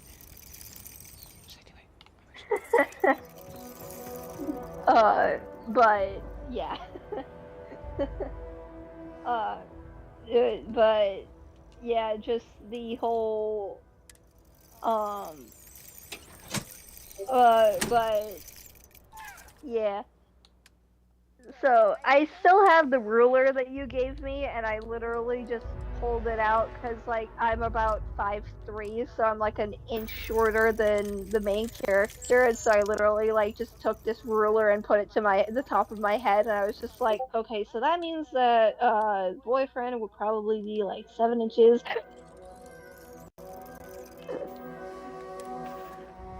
um, but yeah, uh, now we just gotta figure out um and you said specifically uh like age 20 is where the 4 or 5 would be. Yeah, I specifically did ask for like younger male. Like I did. Yeah, I narrowed it down specifically to 20. Gotcha. So that means that my note from earlier saying that the main character is saying that the main character starts out the series at precisely 5 foot, but like grows to natural height by the end. Can stay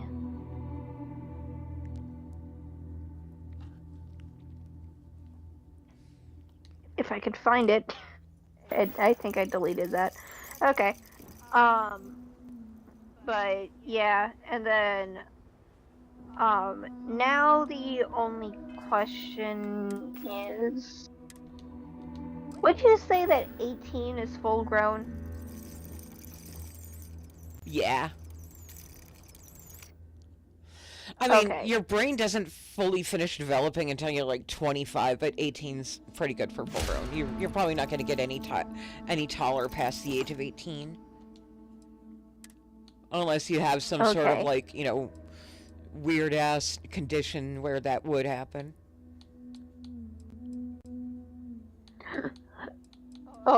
Or your body just randomly is just like, guess what? You're still getting growth spurts like Stellar is going through right now. Have I told you about that? You have not.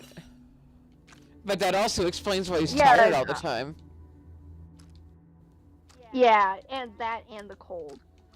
Mm-hmm. Also, he um let's just say he hasn't been taking very good care of his teeth, and now he has toothache so bad he prefers to be asleep. Uh-huh. So yeah.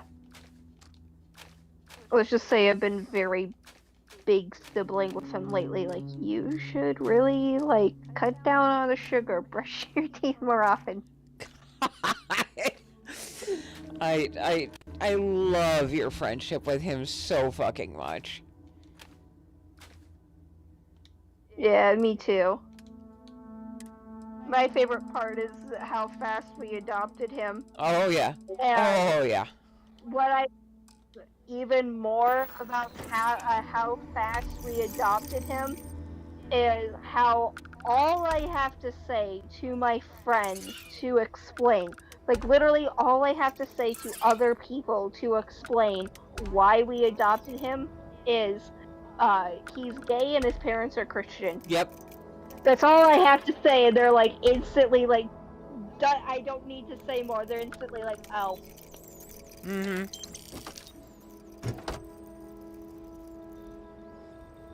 Oh, Knightley is But contradicting me.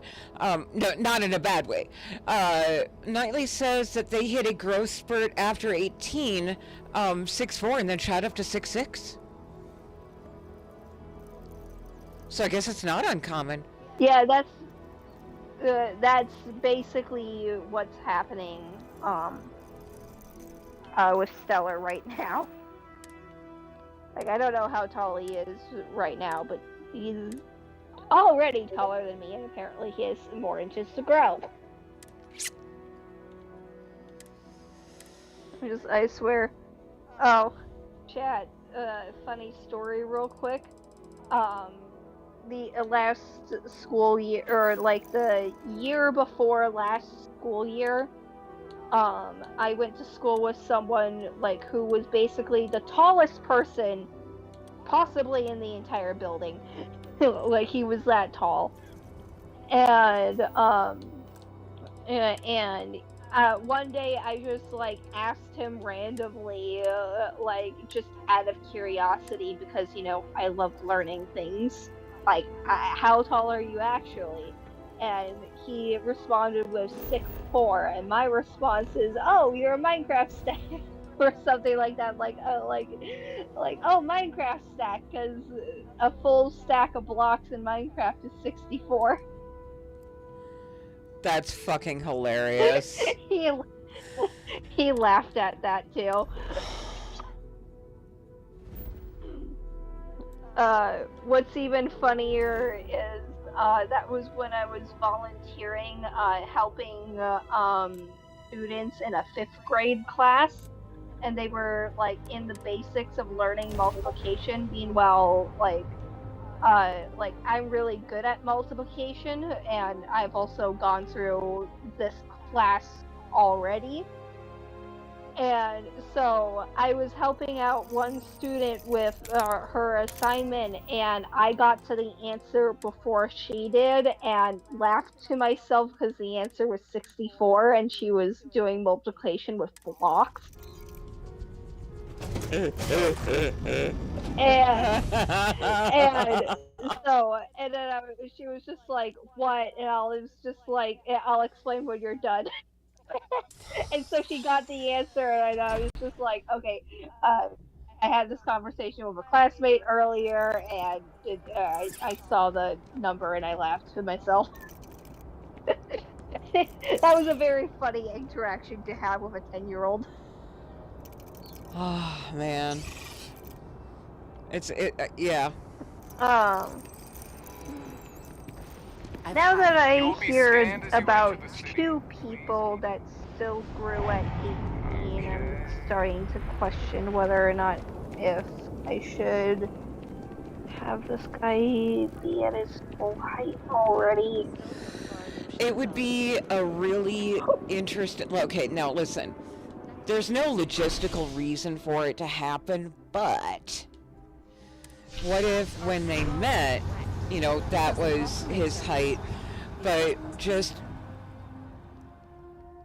mind over matter, love conquering all, kind of. What if it was just the guy saying, "Oh, I like tall men," and the other one, just like the body was like, "Ooh, we need to be taller," and that was what caused the growth spurt?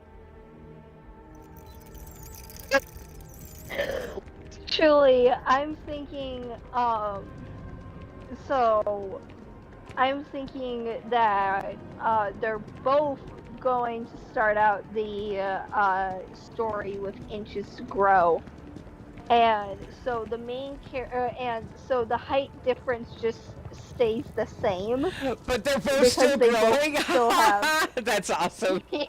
That's awesome. So I'm gonna have the main character be 5 foot, and then the main character's boyfriend be 5'6", and then as adults they're 5'4" and 5'10". But yeah, uh, this is great. Borealis said, hey, if it was that Uh, simple, uh, every guy would have a third leg.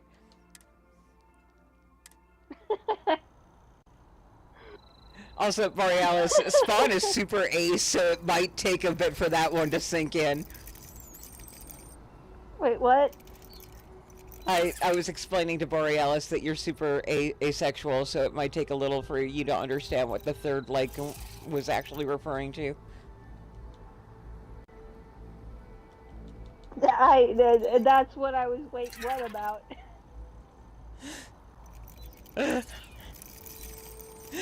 Borealis is just smile and nod. Spawn just smile and nod.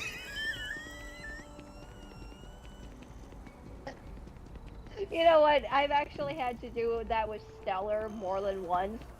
Because he is the kind of ADHD that spouts random nonsense constantly. Oh yeah, And we've so been there when that happened. Yeah. I'm just like constantly sitting next to him, like,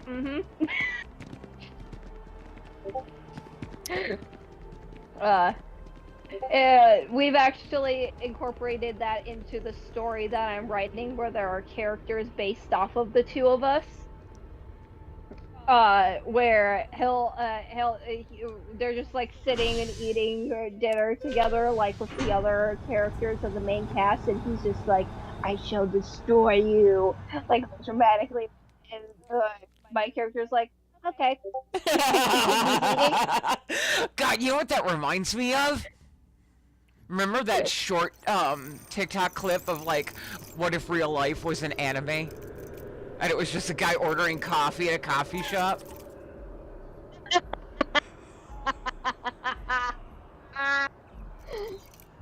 Yeah.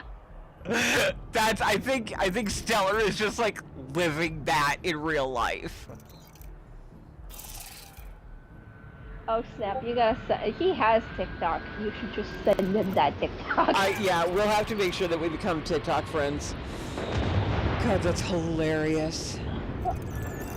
Um, but yeah, and there's even a scene where I'm going to have the characters, because later on your character gets introduced into the story.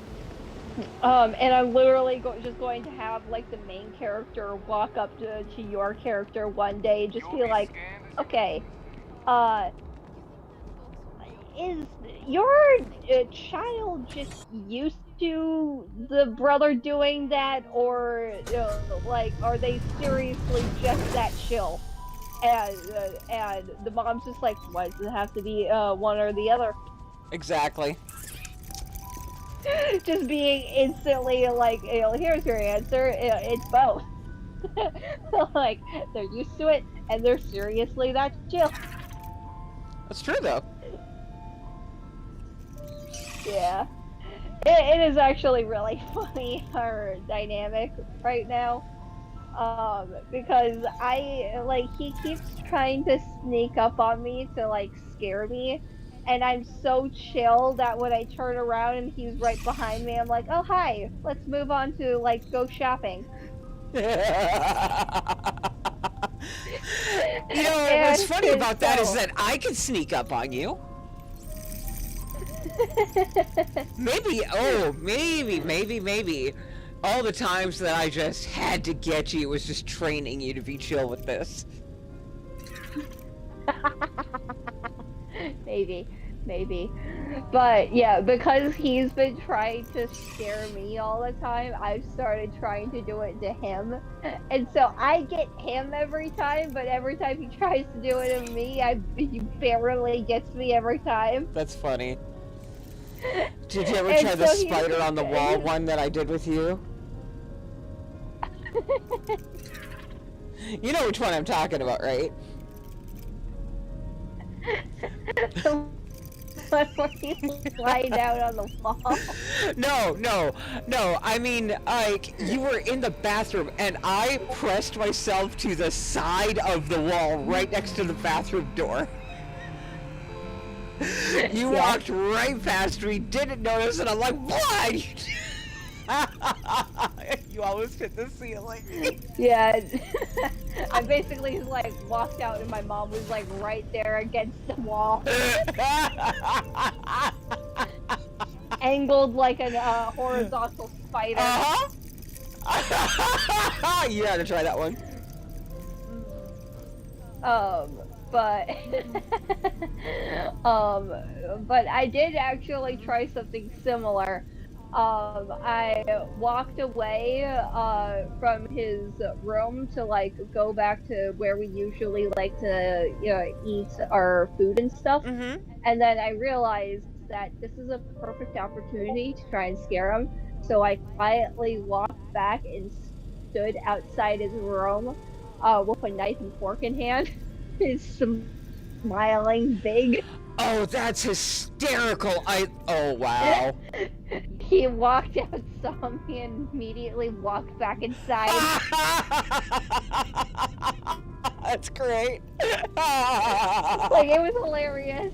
He immediately he saw me there and he immediately doubled back.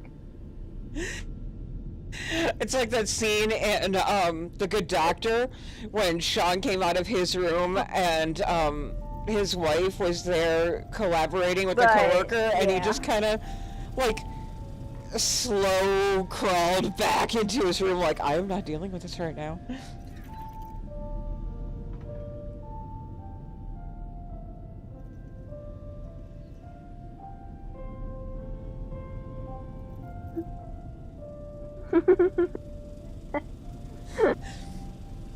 Chat, when Spawn goes quiet like that, it's because they literally just can't breathe for a second. I guess that's all the story research that I had. Mm-hmm.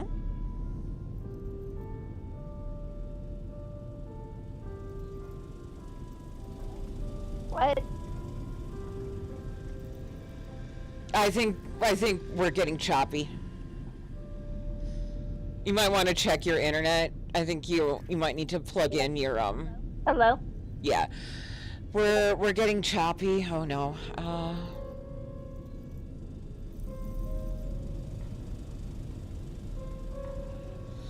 I don't know if you can hear me, Spawn, but I think we're getting signal interference.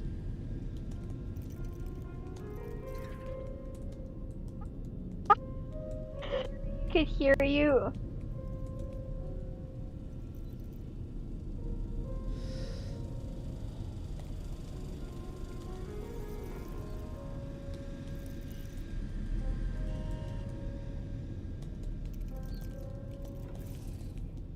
Gotcha. Check your internet might need to be charged. Yeah, I'm already checking it. It's like halfway battery. Okay. But yeah, it can happen, especially with your ISP. It would happen with me all the time that like just a gust of wind past the tower is enough to disrupt the signal.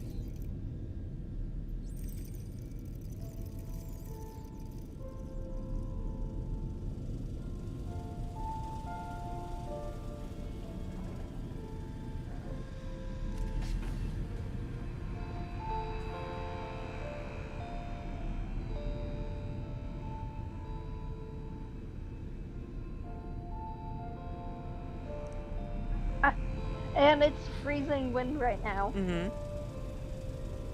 Like, I walked outside to, like, go get my McDonald's breakfast. Mm-hmm. And I need to Like send you I breakfast literally sandwiches so had you to don't have to walk do that. backwards because the direction that I was walking in was like blowing powdered snow straight into my face. Ugh.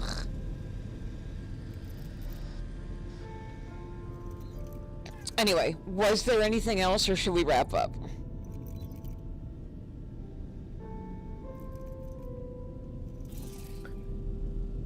But yeah, I really like this idea of like both of them just having inches to grow. Mm-hmm. So cute.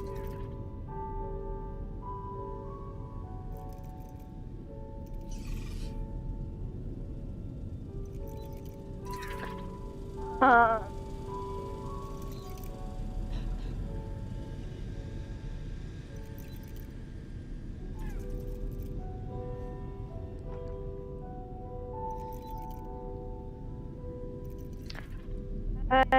yeah. Uh, the I have like 18 minutes, I think, until or actually no. Um, yeah, I have 8 minutes until like I gotta go wake up Stellar for dinner notification. Um, and I am out of things to talk about, so think we're good here. Yes. Yes. Okay. Yes. Well then, This was so much bye. fucking Love you. fun, Thank and you for listening, yes, this chat. was a lot of fun. Thank Yes. you, chat. We're going to wrap it up with Spawn, and then I will figure out my audio getting back into the game. Also, I've had to pee for like the last hour. Um, so I'm gonna put me into Yeah, that tends to happen when you're on the phone with me. what? What, sweetie? Bye. Bye.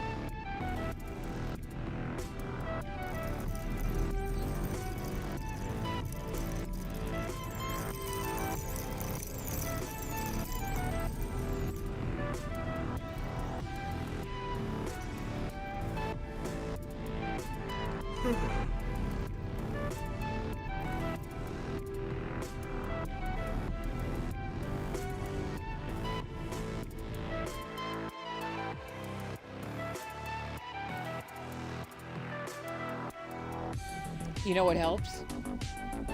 Me remembering to turn on my mic from both sources.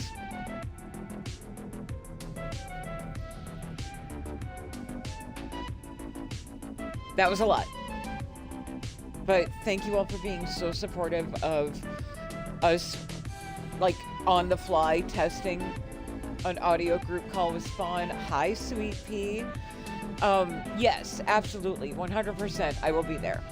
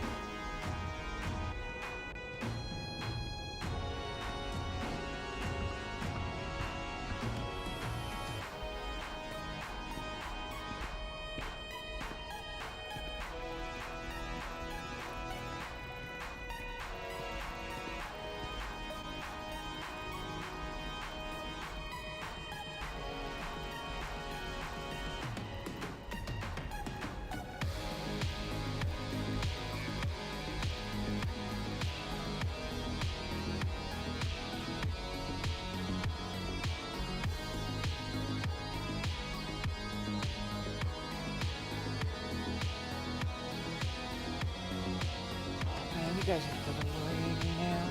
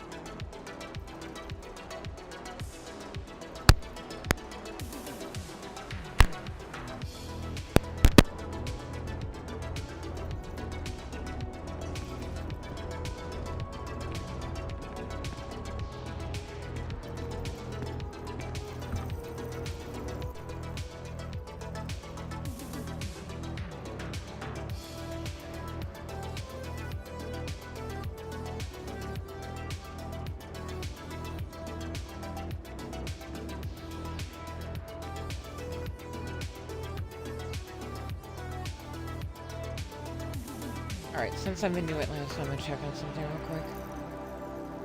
You will be scanned as you enter the city.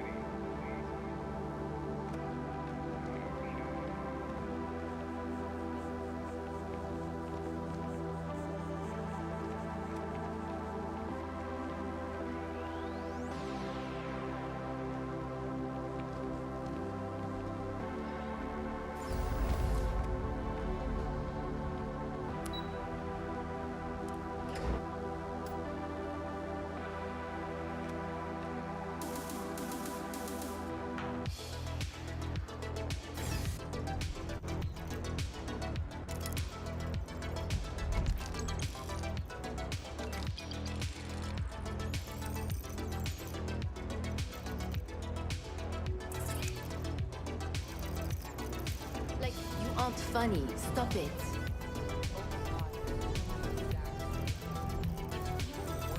The joke's a pun. Thank you. I guess that's...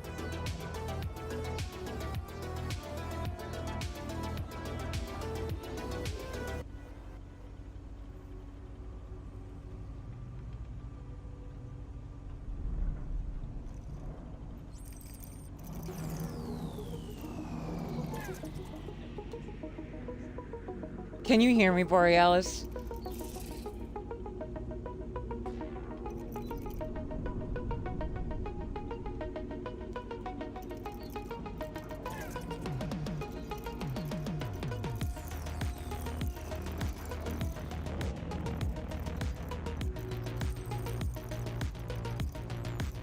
Okay, good.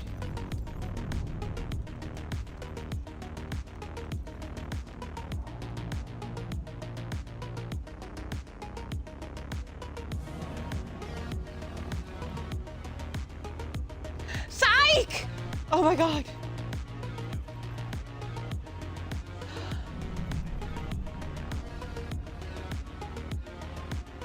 It has been a day.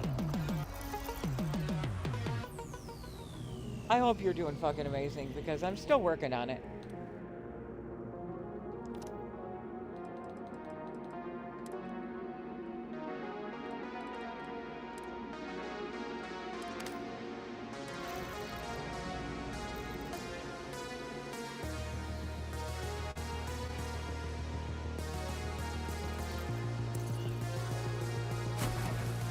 And you came in at exactly the right time because Sweet Pea was in my chat for like 10 minutes during a very chaotic time.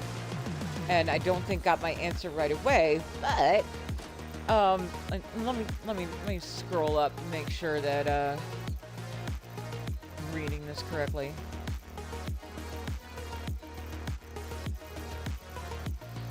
Yeah, Sweet Pea is interested in doing a girl cast on Valentine's Day. And since you're relatively new to Starfield and you're a girl, shh, don't tell anyone. You might want to come join us.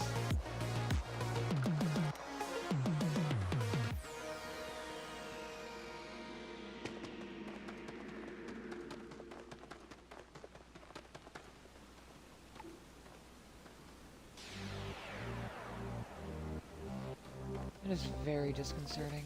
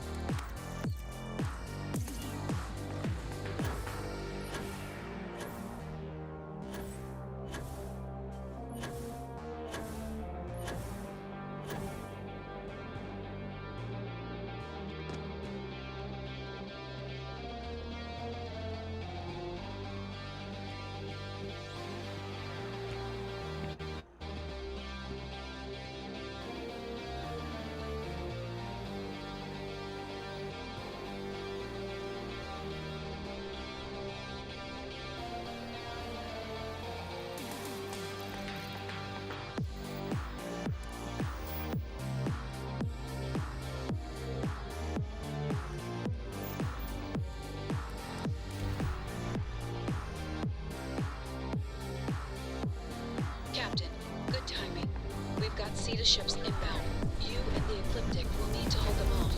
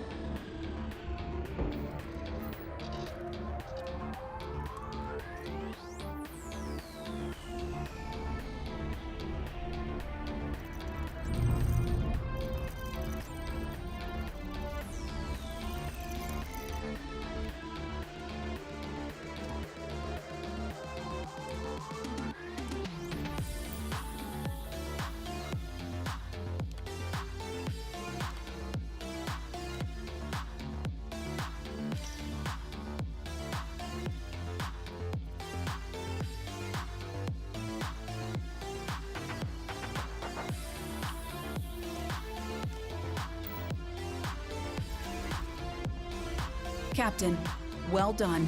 Without you and Maddox, this station would have been in Sita's hands right now. Don't thank me. Spacers, Sita, it's all the same. They burn, I sleep better. Either way, we are still standing. That counts for something. Captain, tell me you got what we need.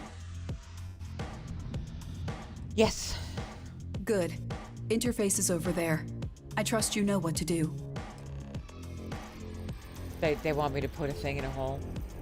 I need to insert a thing in a hole.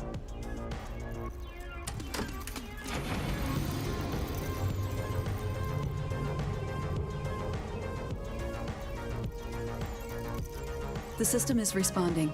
We're getting closer. After that fight, I doubt Sita's in any shape to take this station again anytime soon. Listen, I had to do something. You weren't responding. Not yet. Then we move while we can. Good timing, too. I know you've got your I own finished life too, and decrypting the everybody's slate. chaos right now, but The geez. second power cell's on a Sita star station. Sita will know we're coming this time. They'll be ready, but so will we. I'll bring every ship I can spare. We'll help clear out anything Sita's got circling the station. I've got a few hardware issues to look at while you're out. Mainly the transmission array looks burned out. But I should have everything running by the time you're back. And I'm coming with you. We get in, grab the cell, and get out before they know what hit them. It won't be simple, but the slate gave me some layout data. Should help us find the cell once we're inside. We talked about this, right? You're not a soldier. You're not trained for this kind of fight. Well, I'm going, man, Quinn. it has been just I know such a that freaking station. day. I know the layout, the systems. The captain needs me. This isn't your call. Then let the captain decide. Okay, you can come, but don't get dead. Then let's get going. Let's make it quick and loud. Now you're speaking my language. I'll tell my crew to prep for jump. My favorite part about that whole exchange is Sammy choosing the exact moment I was talking to the ecliptic guy to like go up the stairs. Uh-huh.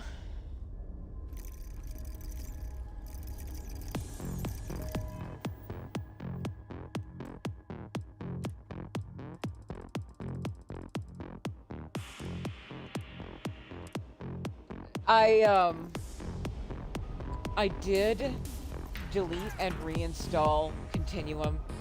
I am still getting no interaction whatsoever with the object. So Continuum's dead. There's a pretty good chance that once I do this whole Star Station thing, that's still going to be dead to me too.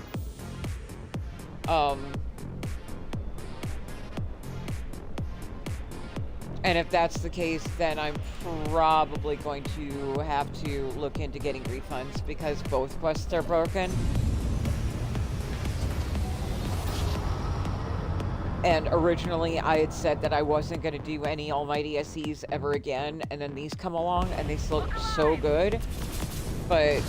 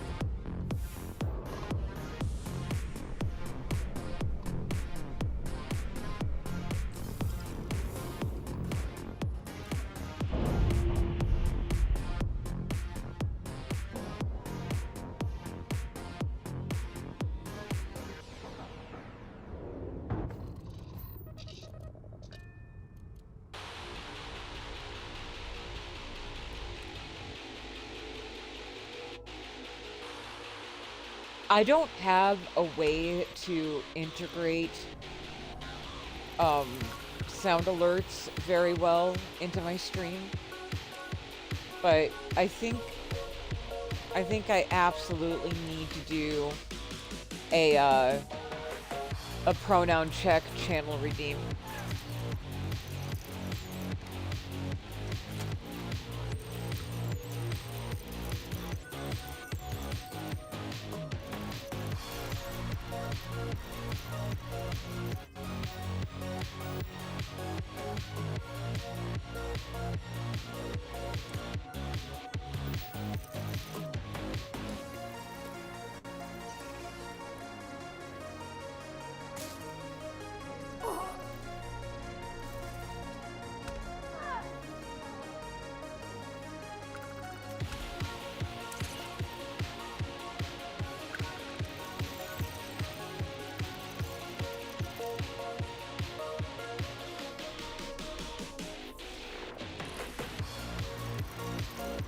Yes, I wraithed them.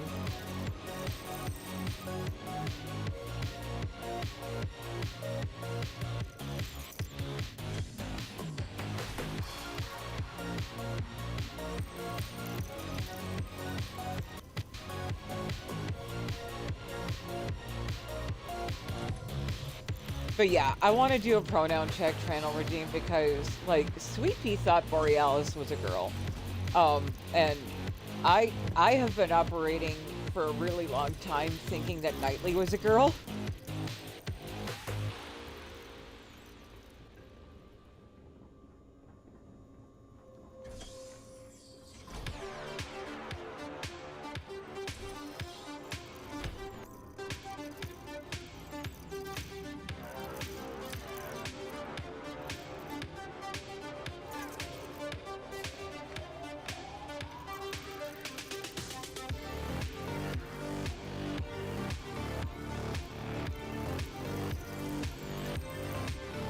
Yeah. Yeah, Nightly, I totally thought you were a chick.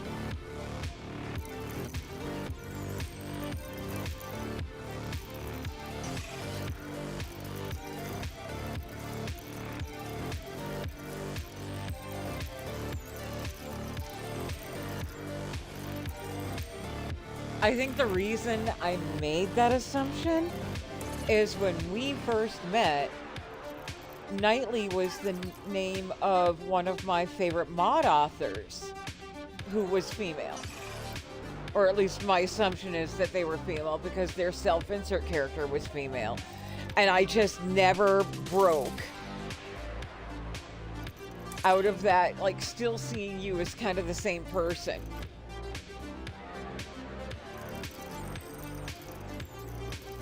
Like, I knew you were a different person, but I still associated you with being that girl.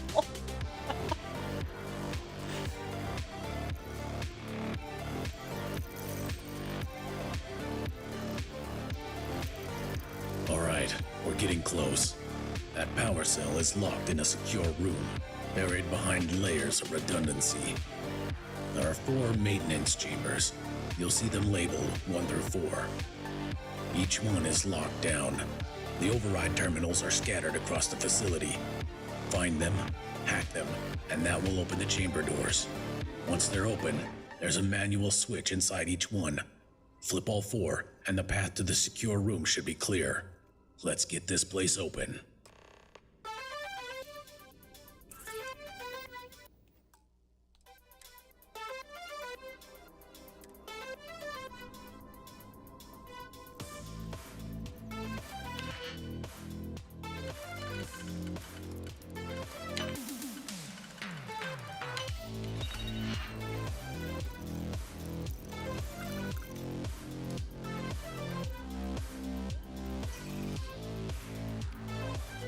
Get wreathed, sucker.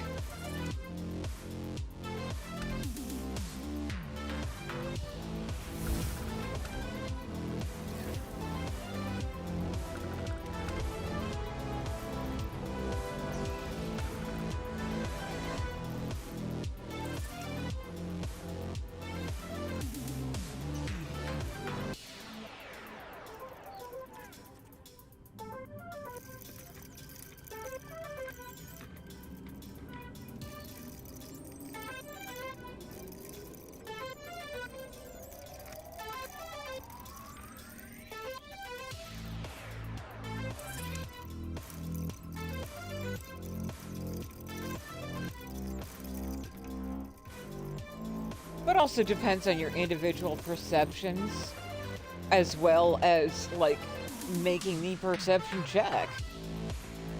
Like, if you roll low on your perception check, which sometimes it'll happen, you can still mess it up.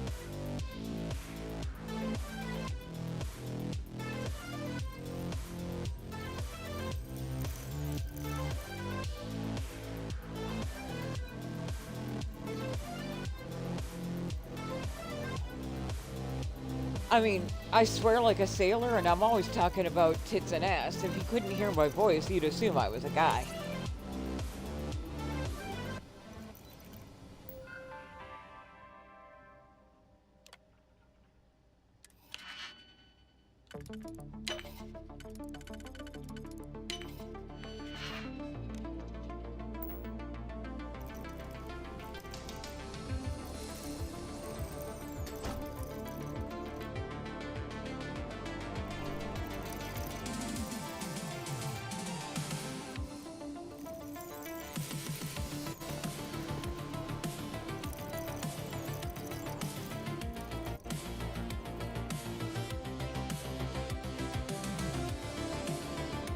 So, one of the things that we didn't try is we didn't try me just opening each chamber and flipping the switch one by one.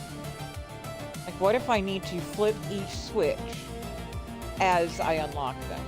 We didn't try that.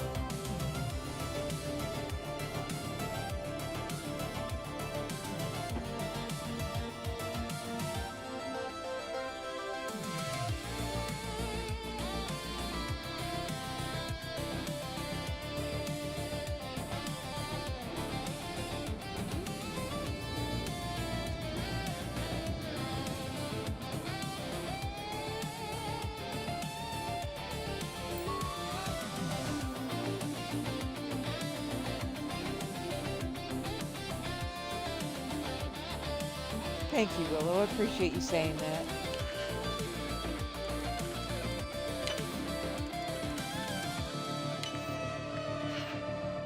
Okay, that's 4.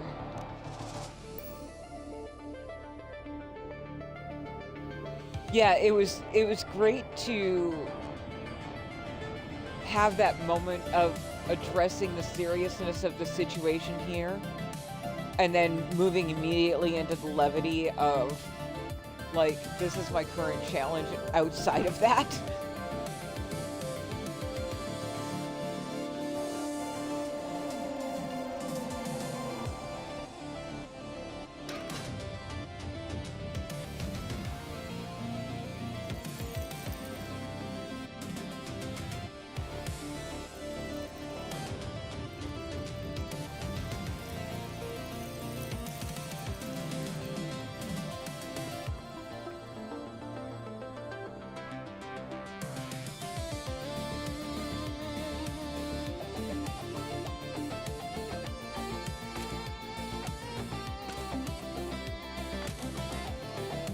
Parkour!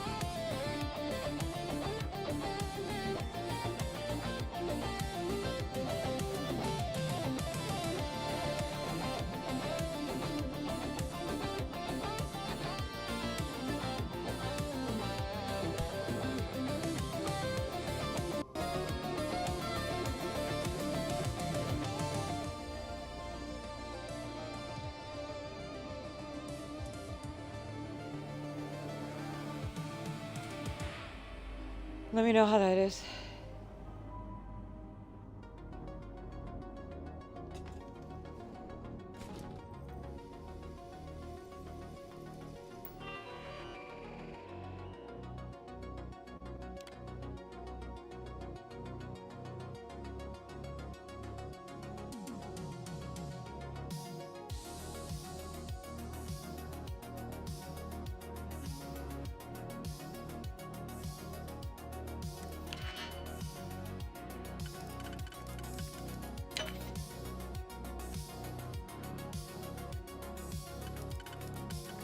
Good.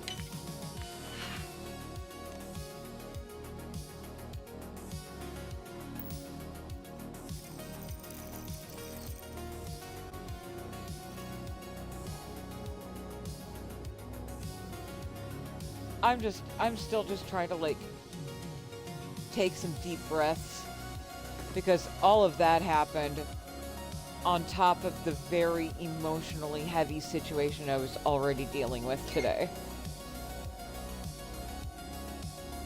And then Sweet Pea picked that exact moment, like when it was the most pure chaos, to ask a question.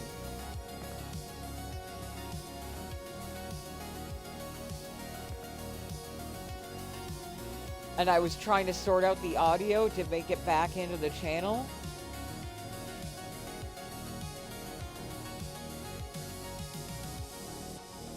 And I had to pee. Today has just been very emotionally and physically chaotic.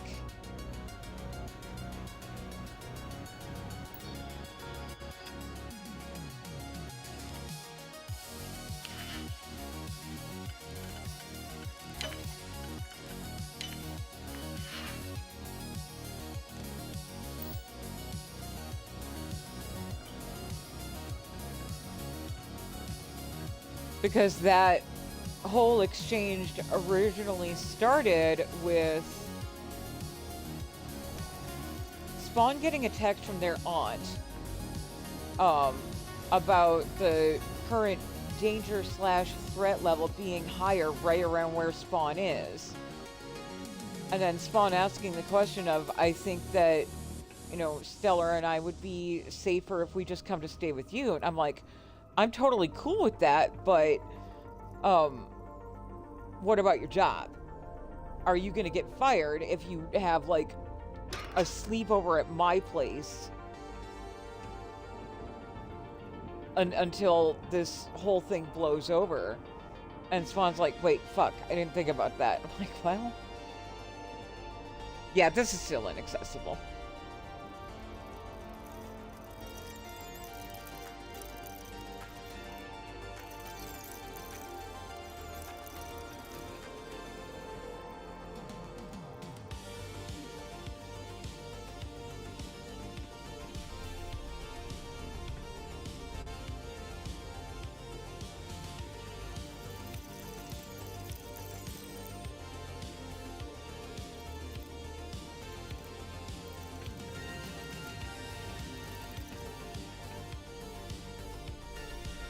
Which one? 1 or 4?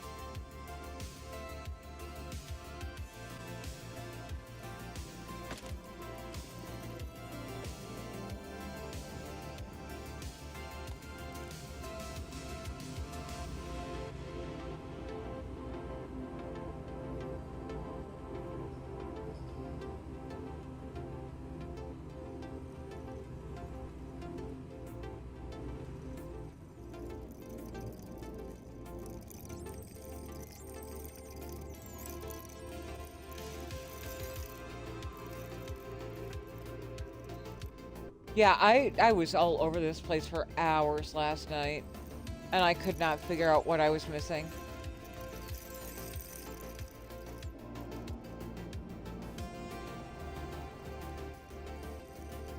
And then there's the fact that that one, um, quote unquote interactable object for Continuum won't even be interactable for me.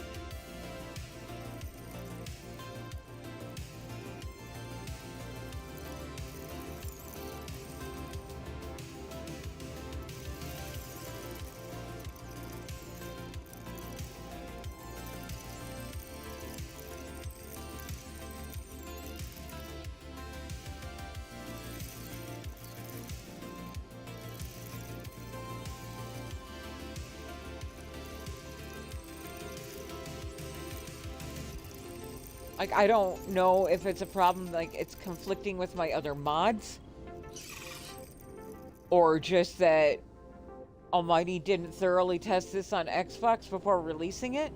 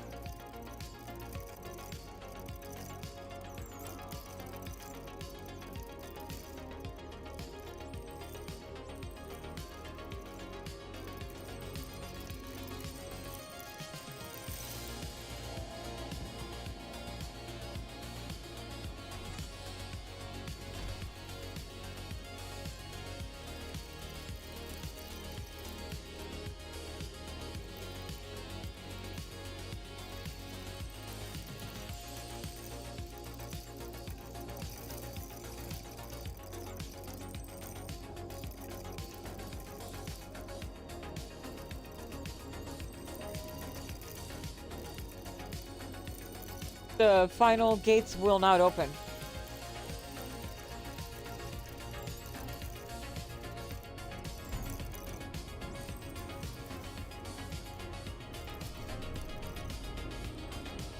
So the only other thing I got is, one, there's this commander key right here.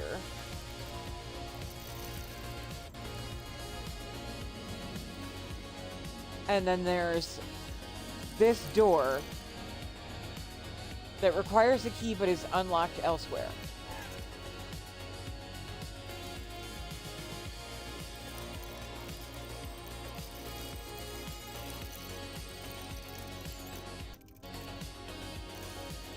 So I have my end stage doors that are inaccessible. I have that door that doesn't unlock, and I have a key that doesn't unlock anything.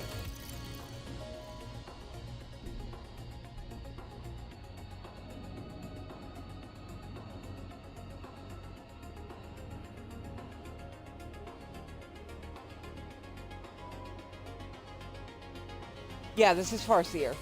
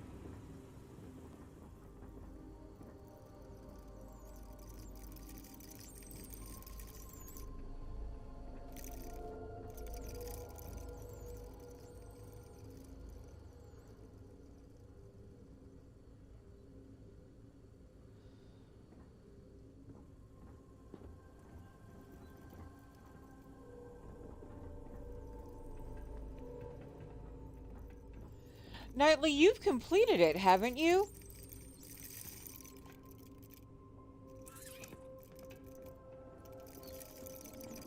Like, am I correct that those doors should open?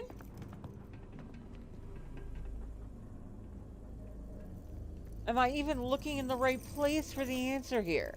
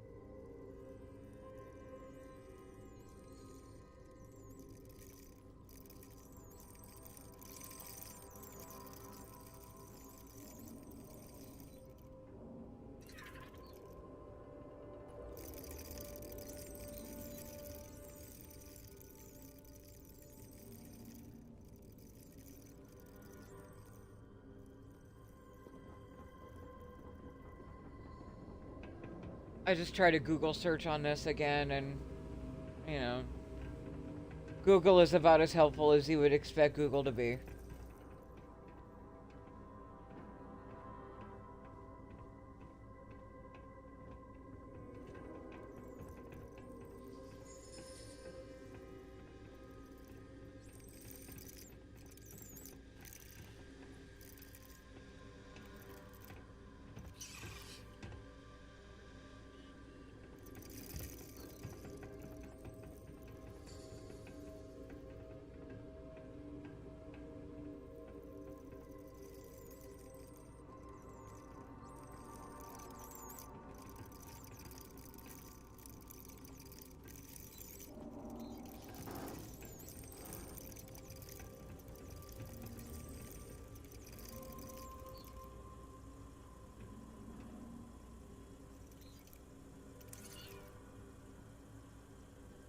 See, I have them both.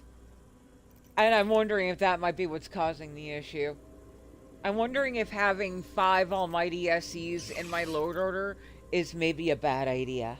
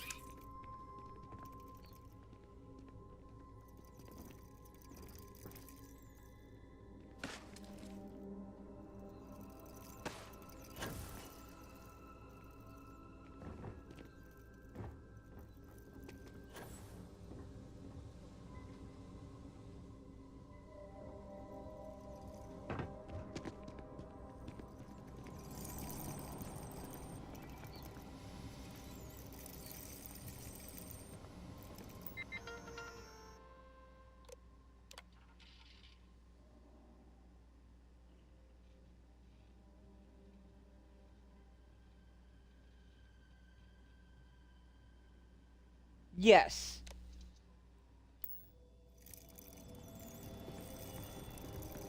I've interacted with all 4 computer terminals. I've opened all 4 of the chambers. I've flipped all 4 of the switches.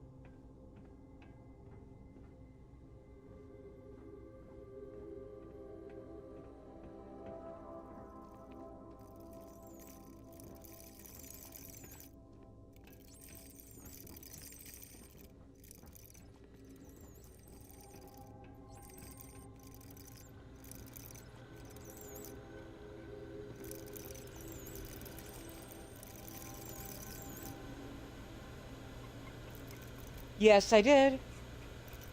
I've interacted with all 4 computers. I've flipped all 4 switches.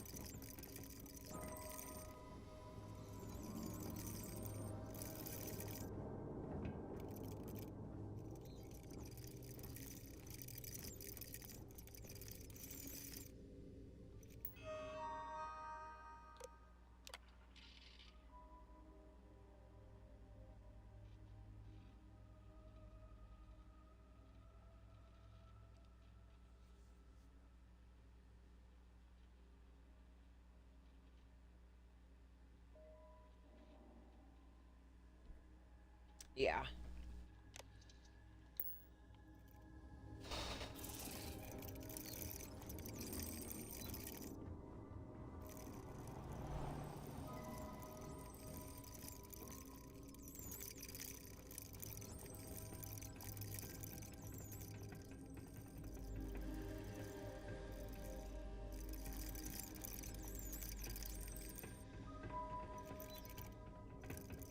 Meanwhile, on a scale of 1 to 10, I'm fucked.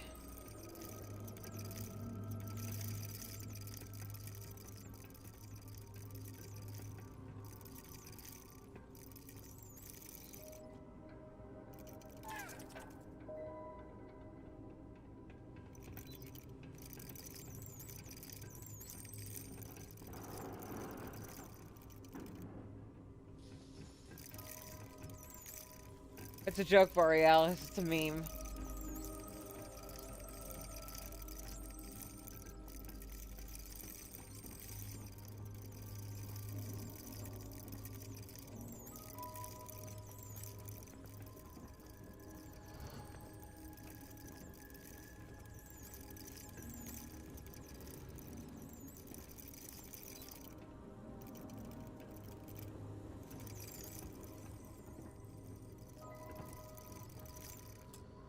Yeah.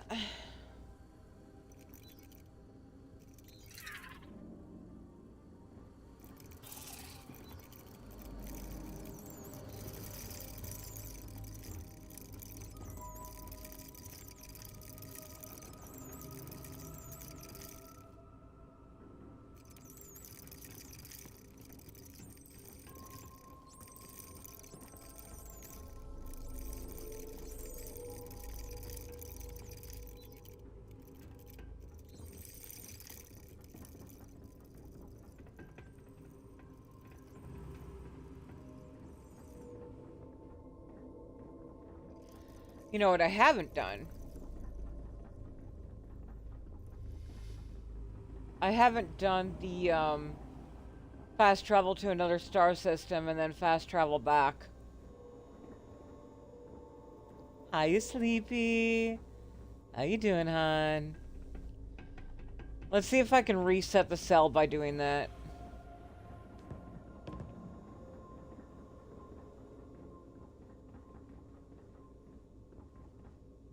Oh?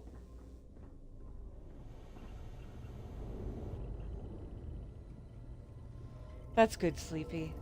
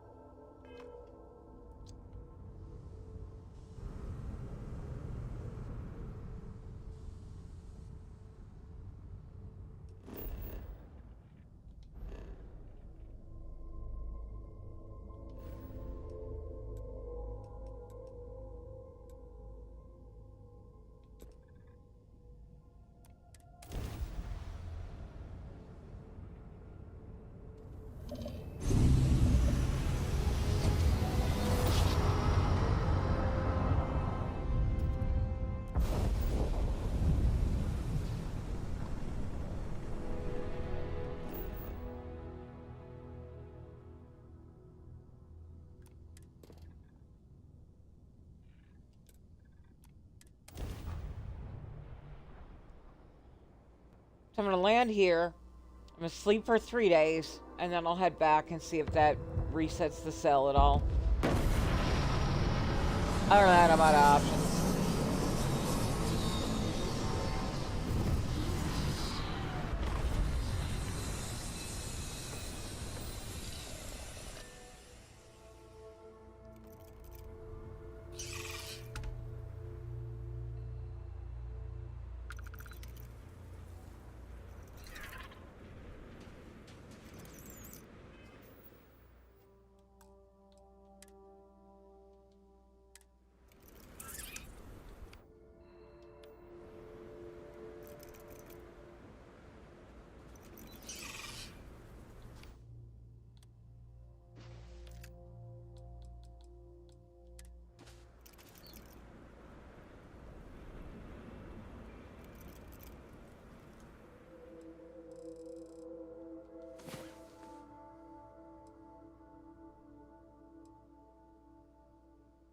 Welcome back, Sleepy.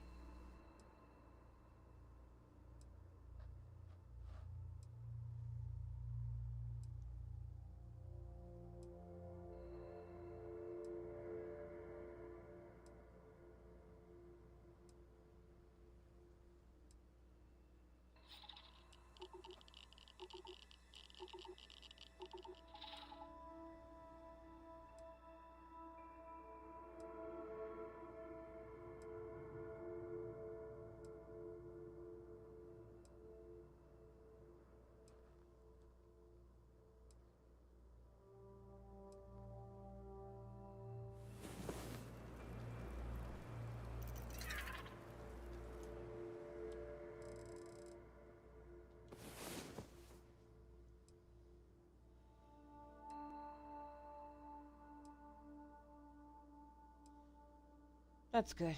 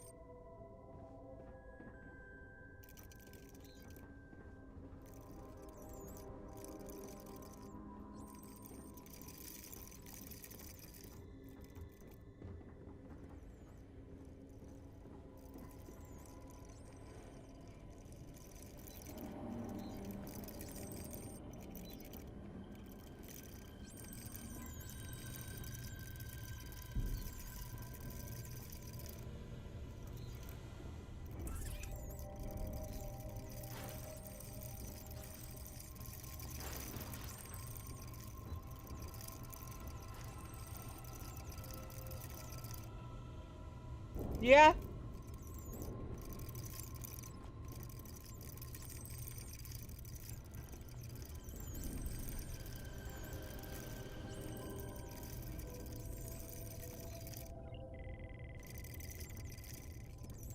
Cute little guy, too.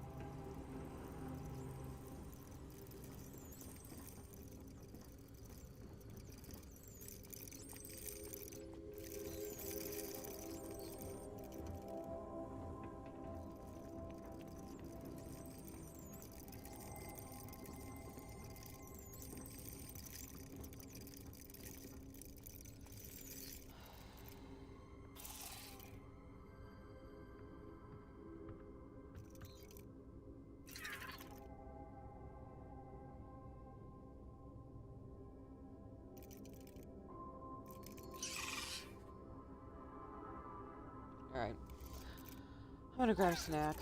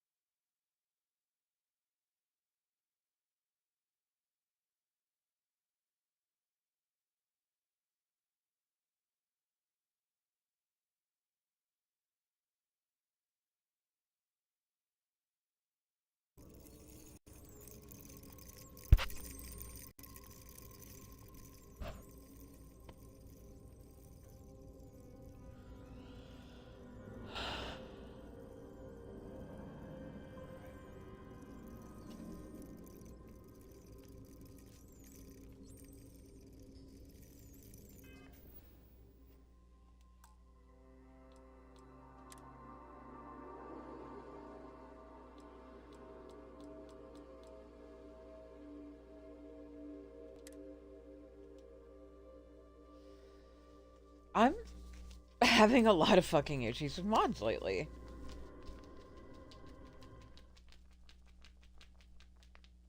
Because these two are not working. And for some reason, all of the quest mods that were put out by Chris G, where you're supposed to be whole ass terrified by the surprise terramorphs, all the terramorphs are dead. And I can't figure that out for the life of me. Like, what the fuck?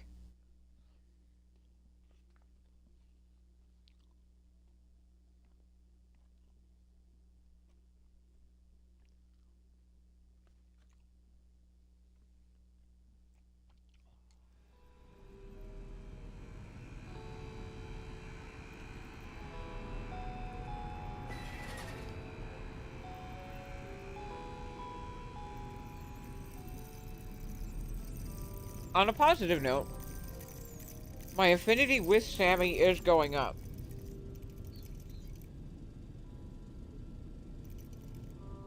So I'm guessing that further quests for Sammy will get unlocked down the way.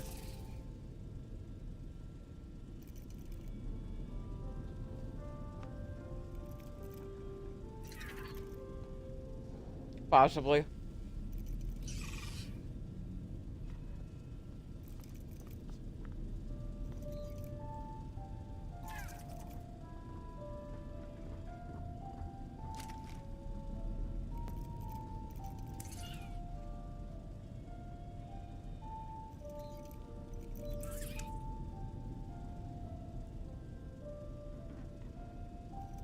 Because the, Ares 6 soldiers are zombies fucked up doors all through my game.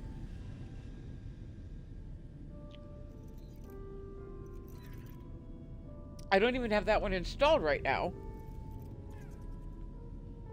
Let's take all the data into consideration.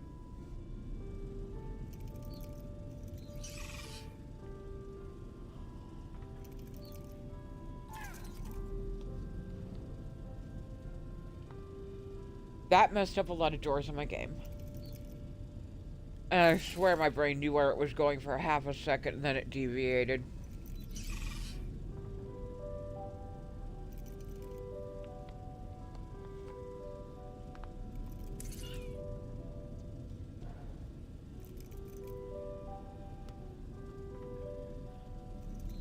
There it is.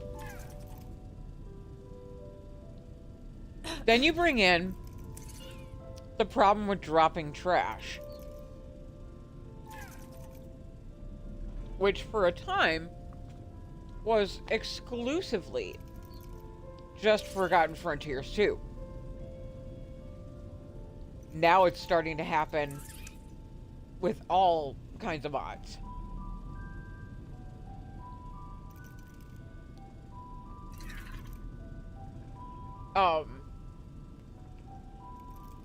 The Dreamscape mod would delete all of the Earth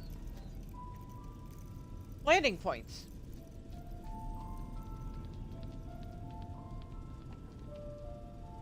I'm stepping away from it's a load order issue and more towards this is a game engine issue.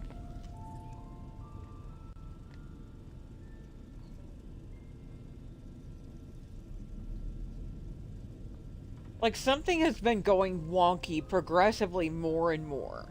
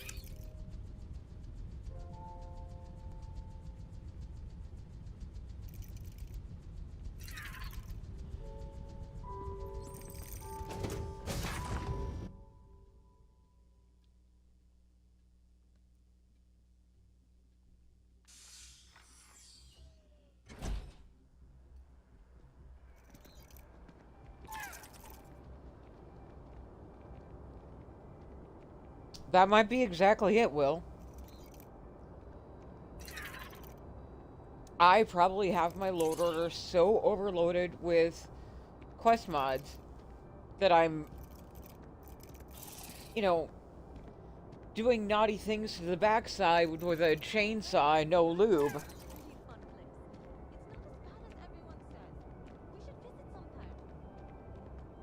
Also, from this angle, I look topless.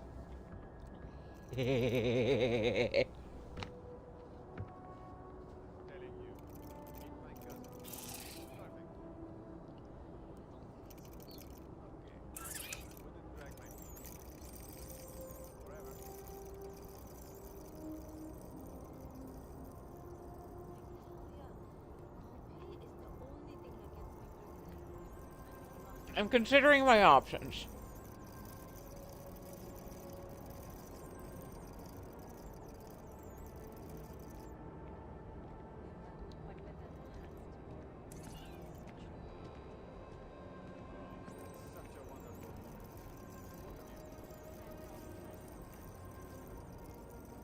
What say you to a Unity bounce and I scrub every quest except for one?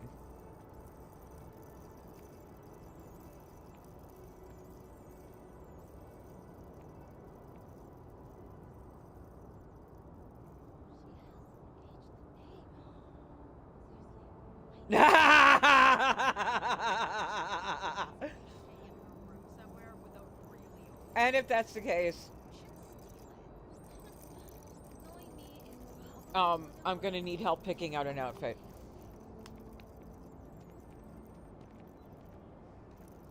At first, I hated this one, but it did grow on me.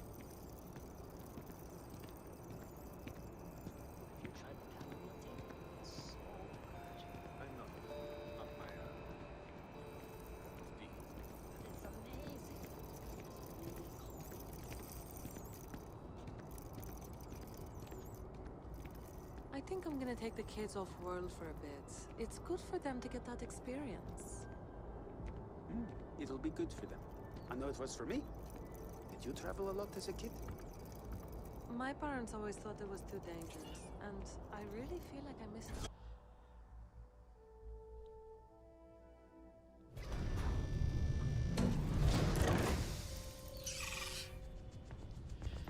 Since Continuum is the one that we haven't gotten to work at all,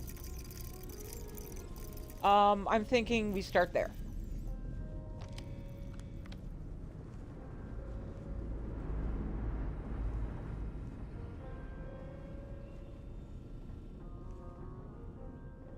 This does mean I'm going to take at least an hour or so of stream just getting my gear and shit together.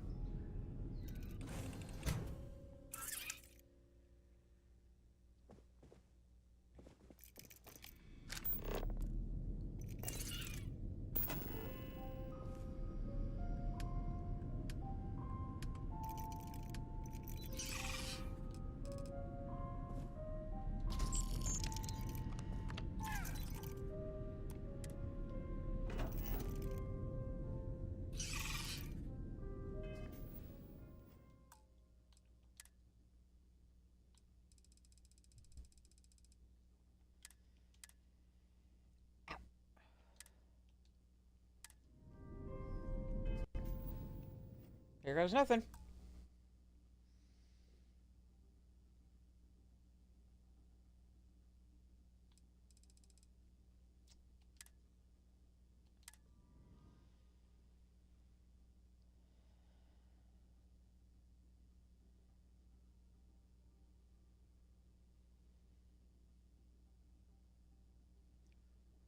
In what context, Sleepy? You mean just adding it to the game? There's plenty of mods that add it to the game.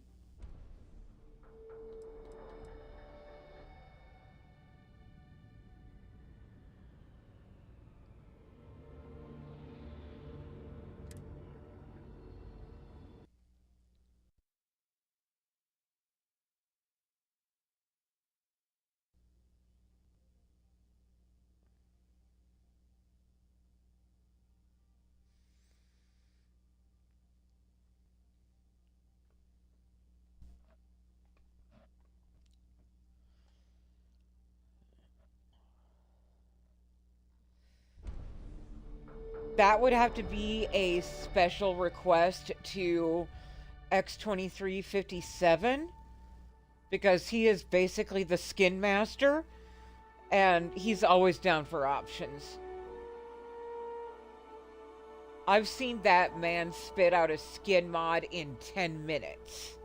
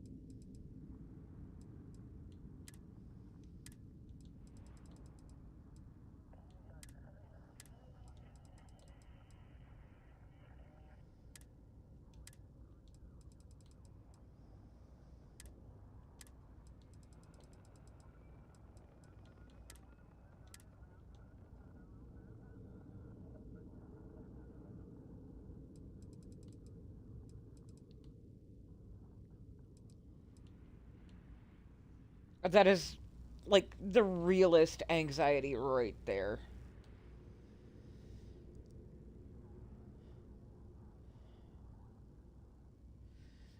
I would say start with mod suggestions and maybe tag X in it. Like do it in a channel, not a direct message.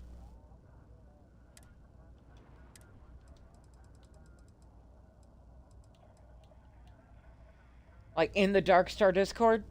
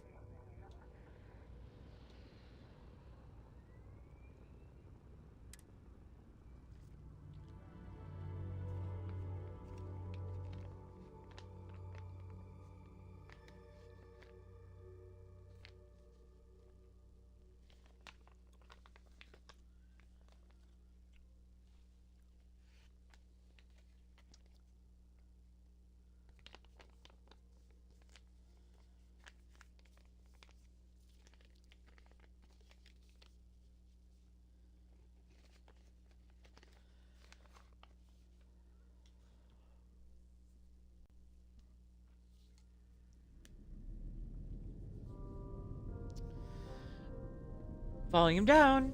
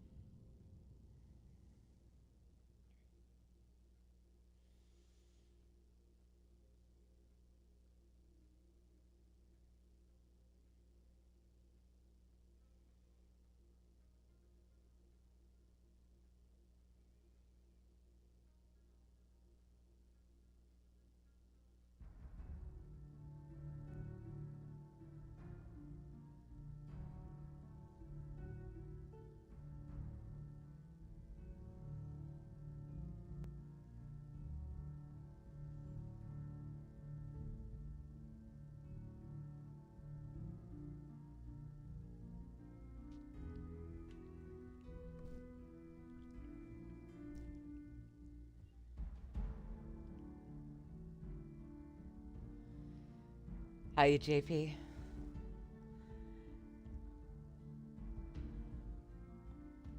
How you holding up?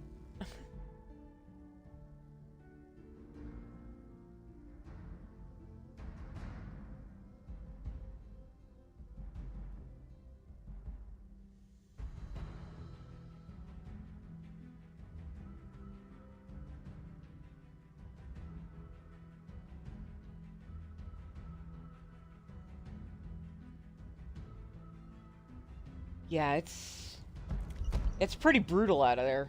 Out in there. It's pretty brutal out there. I know.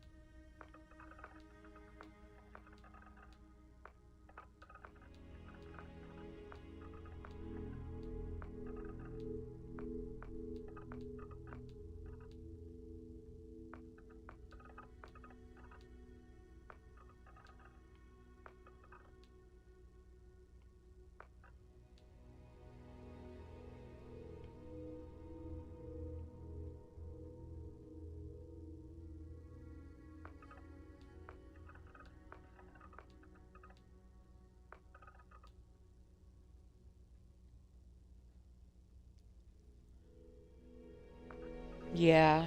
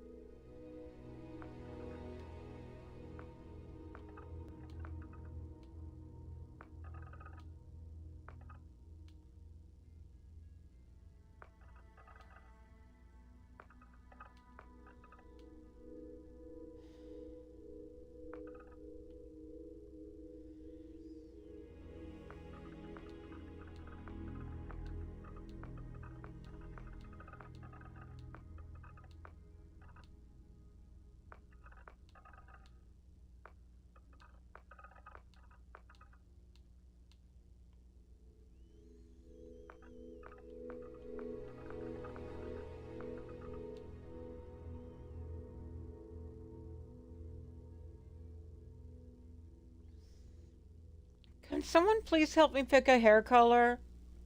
Or should I just go with the same pink I had last NG?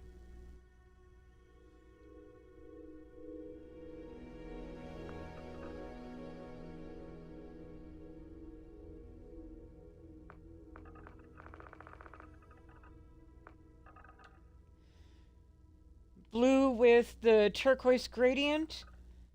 Or the darker one?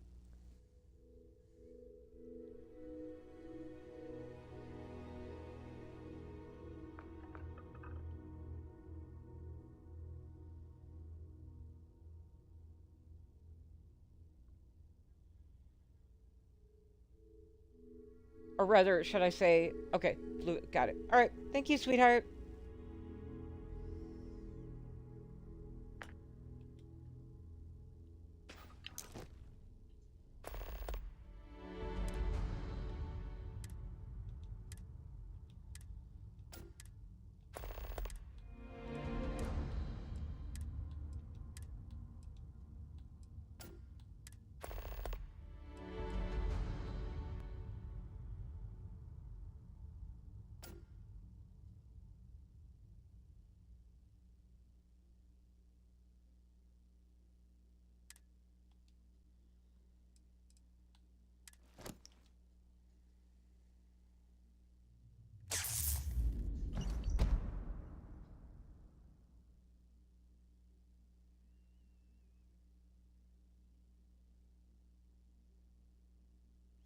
It's just been such a hell of a day, and I was really suffering with the decision fatigue on that one. Thank you, Borealis. Hey. Hey. Been looking for you. Let's talk.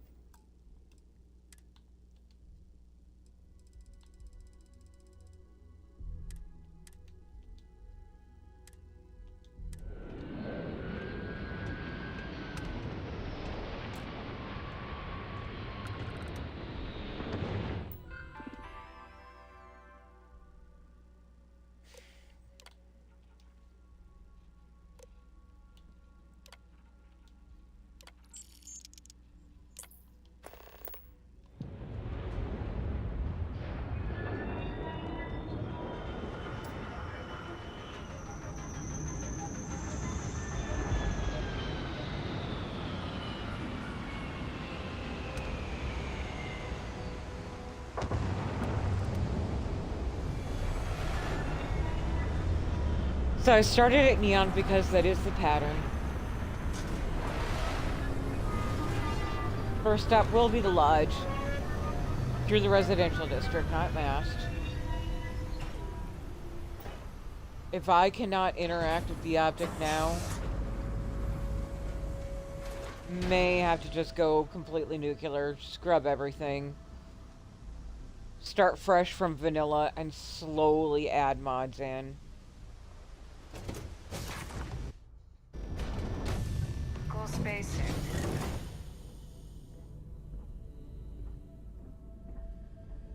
I used to be an actuary. Now look at me.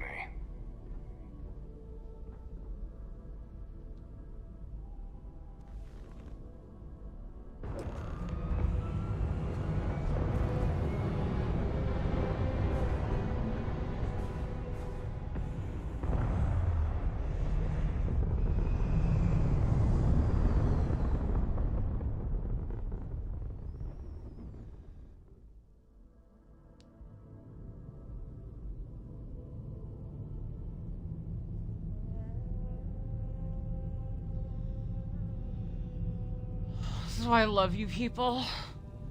We're all mostly Bethesda nerds in here, so we all understand the struggles.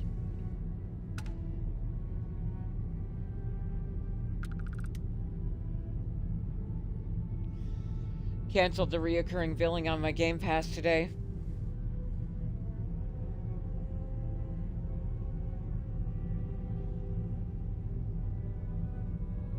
I got a pop-up of, please tell us why you're canceling, you know, this, that, the other. I answered the other, and then specified, you fucking vampires are not going to bleed me dry.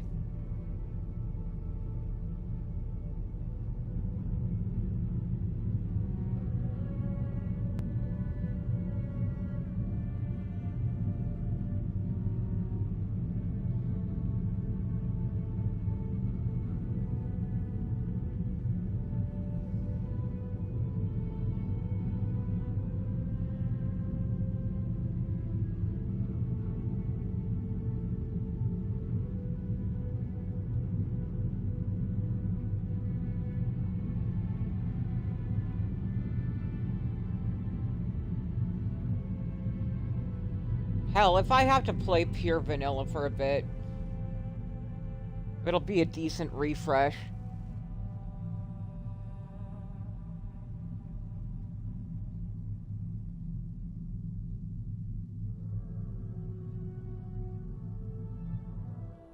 Yep.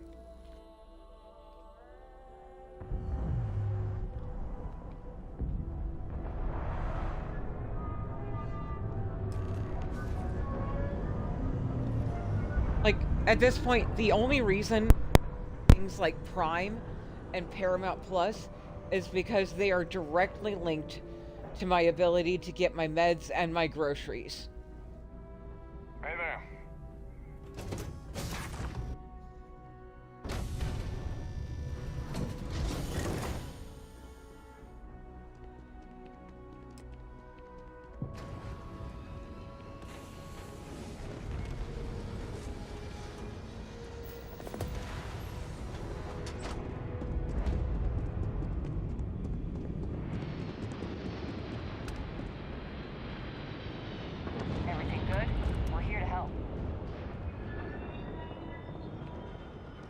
Tunnel's been having brownouts all the time. Mast finally sent someone down there, but nothing's changed.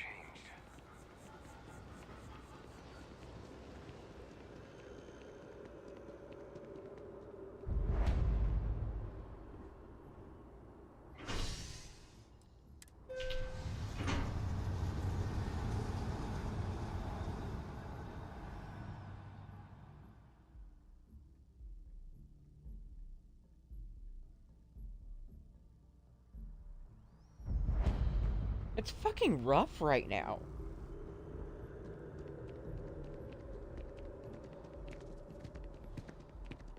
It just feels like the world is getting more predatory by the minute.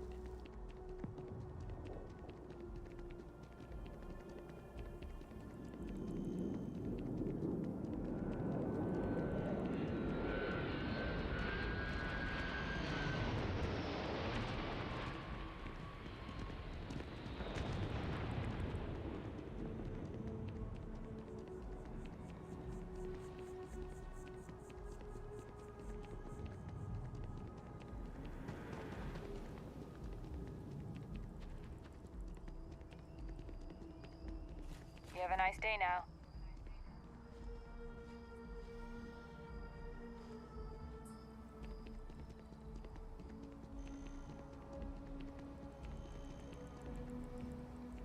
Alright, here's goes nothing. Here, that'll fuck me. God damn it. Here goes nothing. Everybody got your fingers crossed?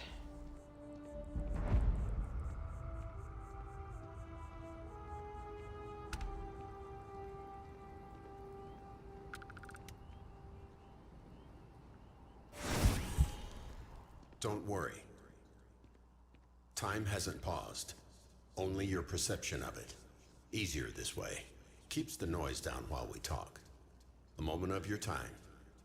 That's all I need. How are you doing this? One of the few perks of my current predicament. When the time is right, I'll tell you the rest.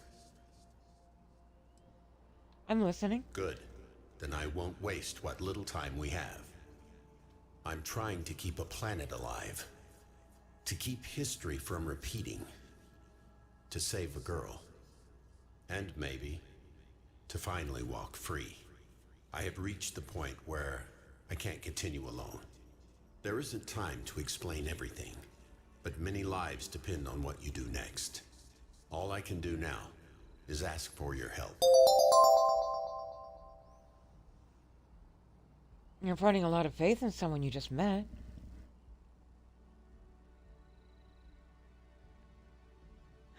Welcome in, Raiders. Yes, it did. Apparently, yes. Yes, it worked. Woof. Welcome in, Raiders. Sorry, I'm looking for my mouse, and I can't find the damn thing anywhere. There it is.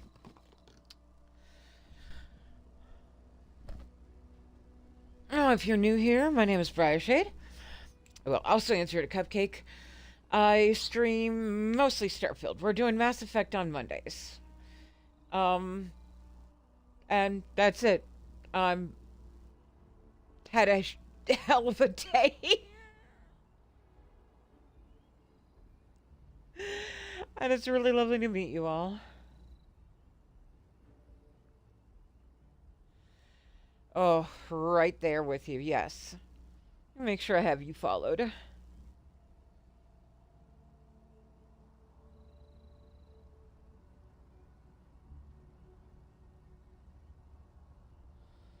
gonna follow you on, both. Nope, I got you followed there.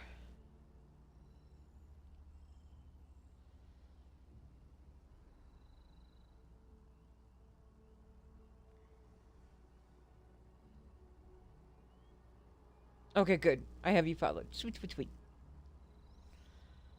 How you doing? How was stream? What were you up to? You and I both know what lies beyond. That kind of perspective. It matters in what's coming.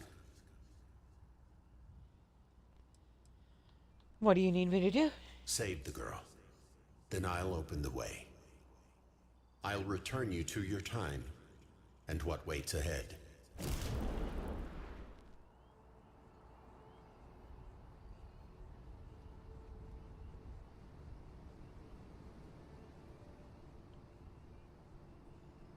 Uh...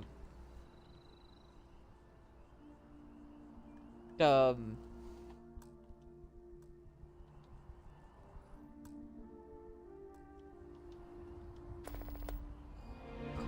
Okay. I was worried for a second there. Yes, it worked. So, yeah, I guess that's what we gotta do from now on. Is we just gotta pick one quest per NG.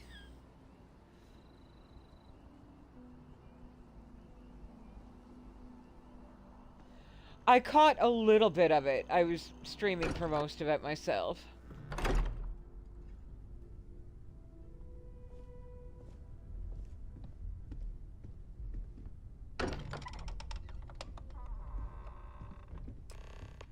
Waffles.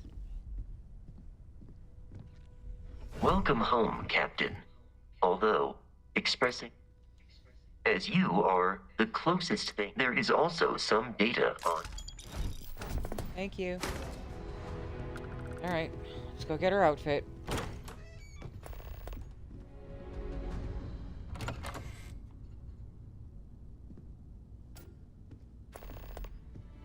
Oh, really?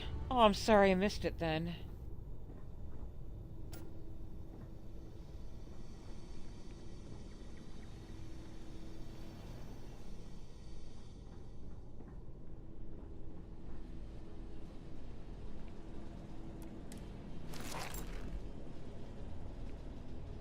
Yeah.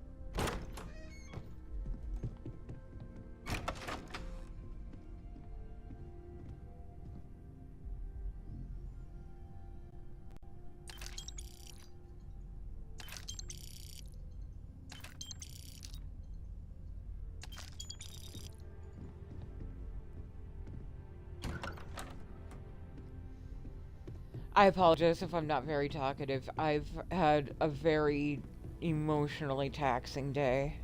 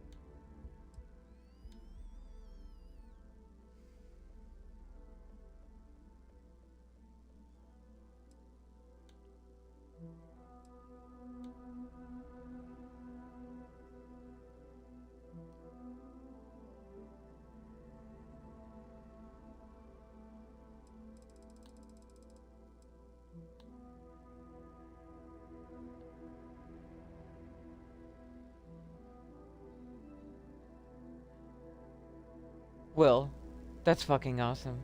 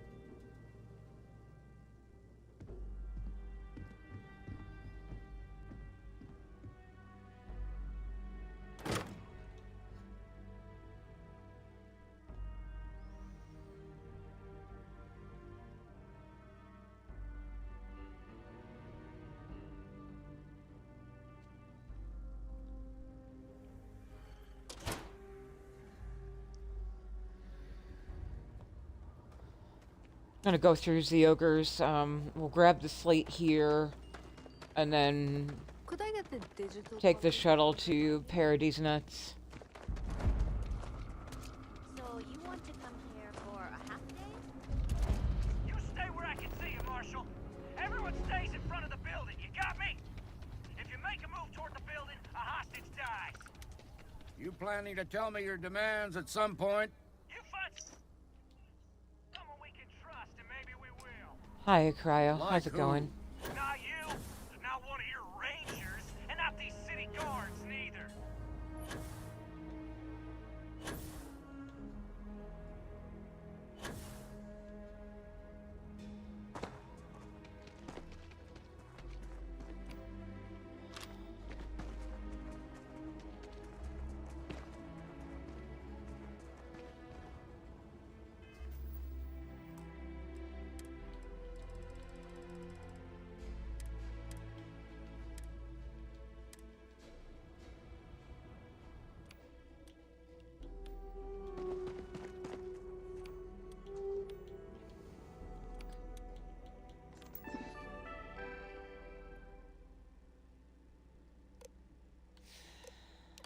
I don't need to do shit. All I need to do is ignore that asshat for 6 grab jumps. And I never had to deal with him again.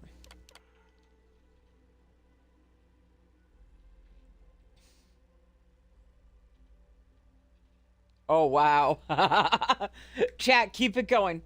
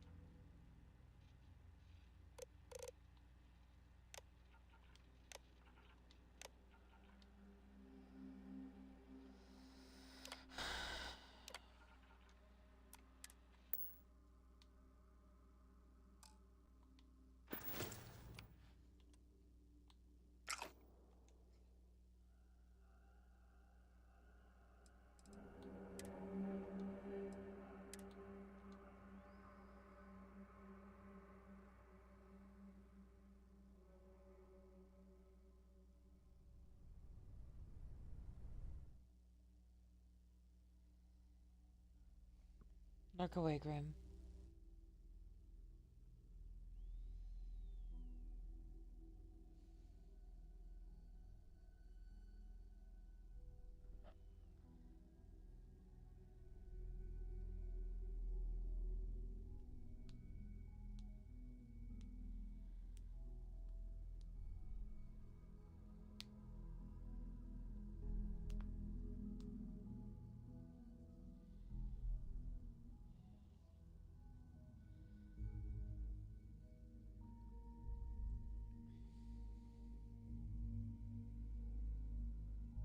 Ah, infinite loading. Yay!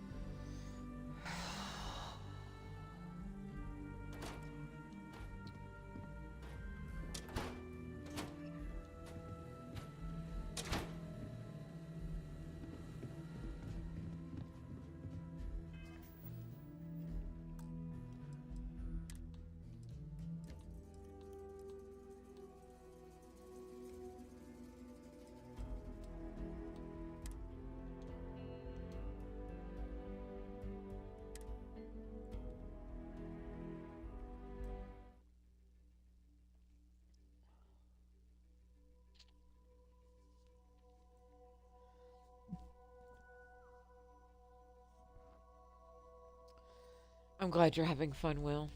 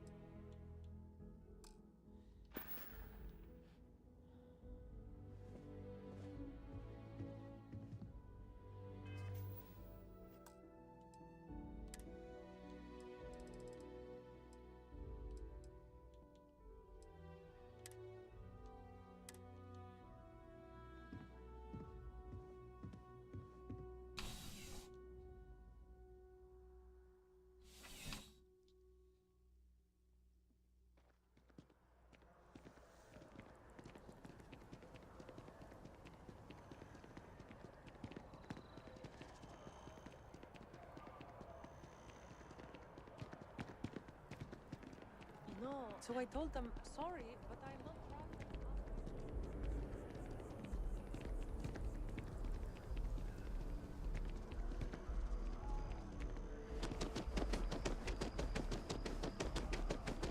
Swear to protect and defend the citizens of the United Colonies to the best of your abilities, and to uphold the values of the Vanguard, honor, loyalty, self-reliance in all your actions as members of the United Colonies Navy? I do.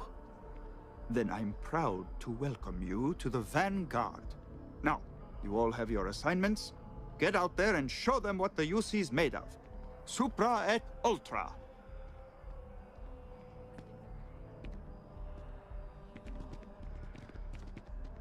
Get out of here.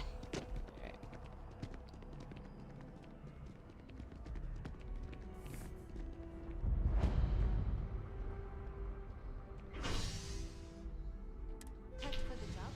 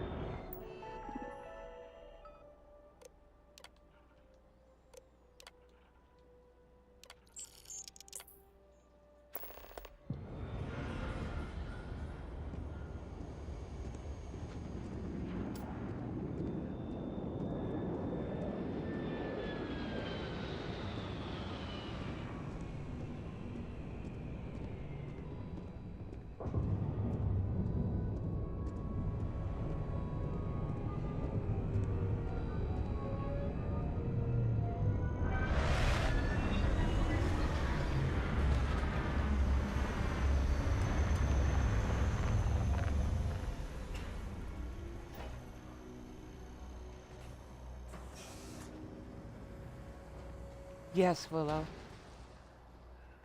I was able to get the quest started, and now I just need to establish my character.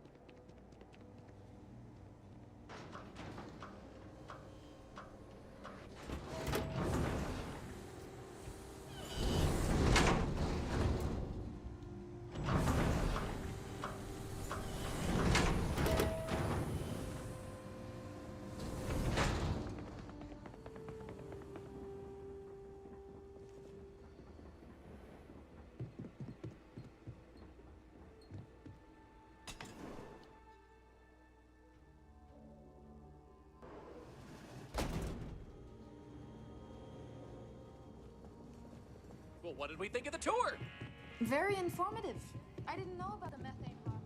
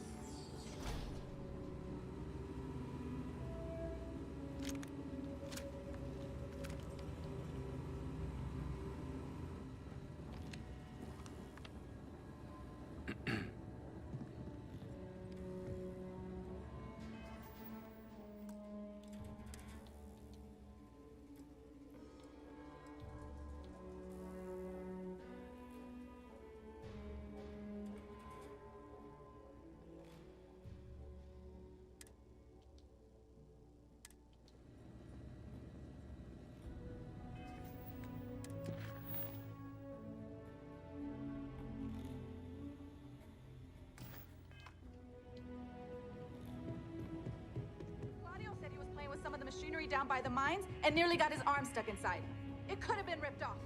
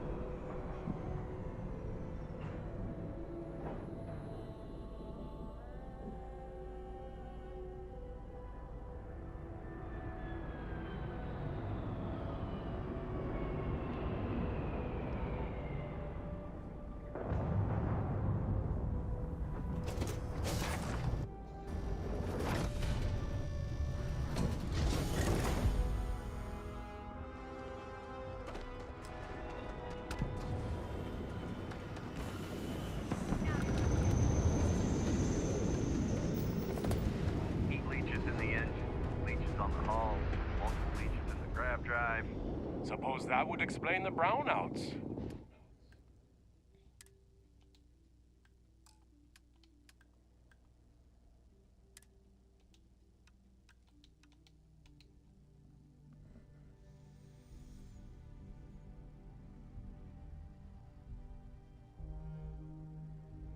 All right, thank you, Willow. Get some good rest.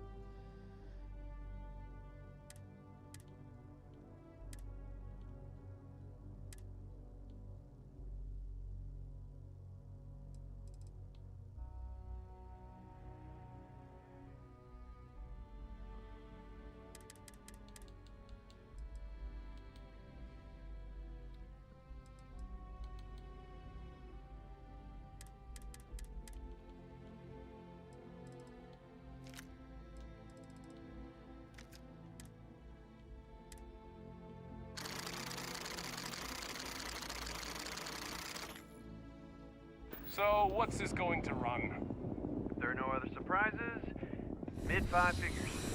5 figures? 5? Fine. Keep finding you. Do it. Just get this over I'll with. be at the bar. Find me when it's done. We're on it.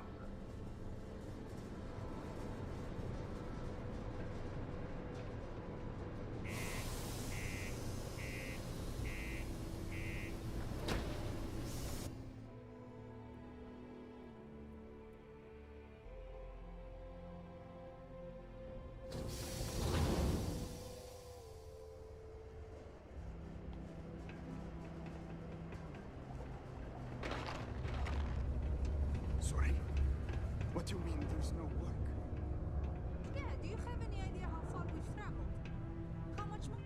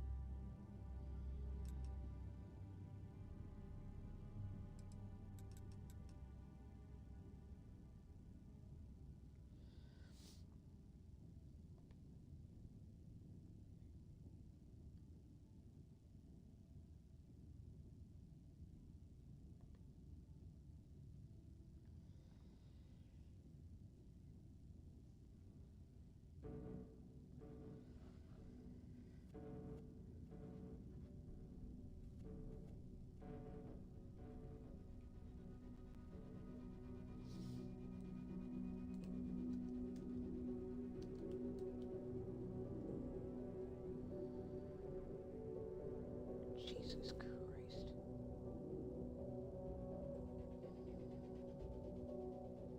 How long has this been here?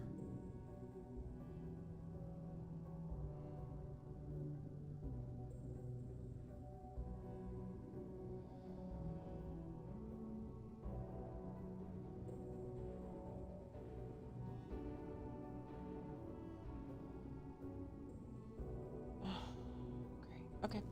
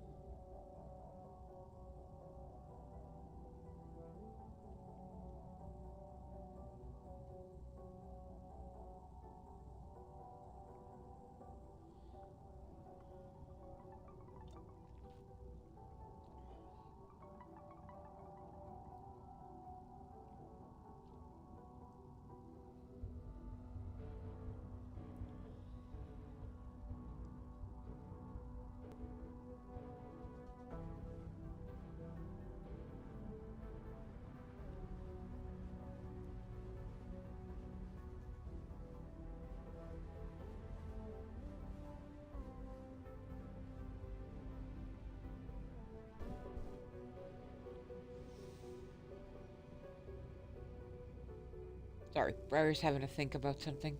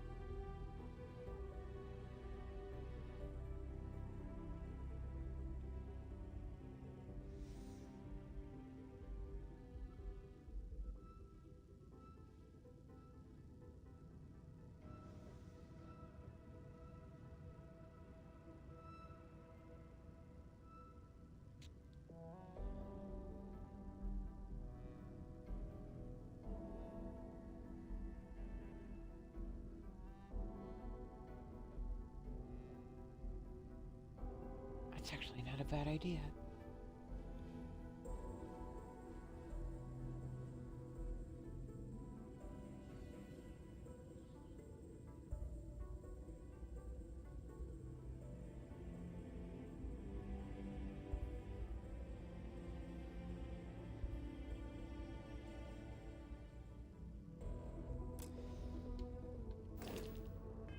If we spent to hitch a ride to this dust.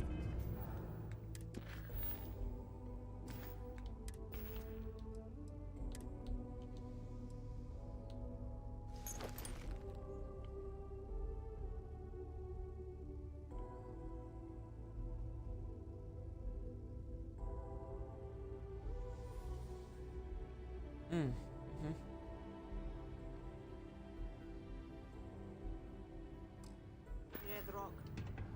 We were told there were jobs. I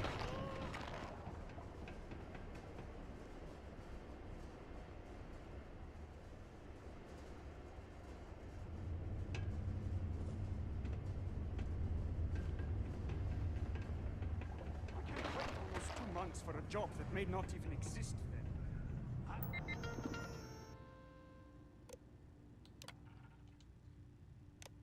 No. Hey, I get it. There's nothing I can do. It's out of my hand.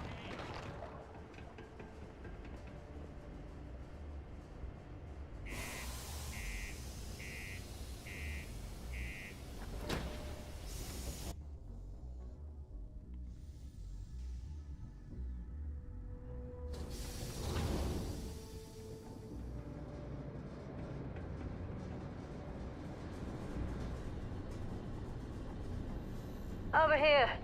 There's something we need to discuss.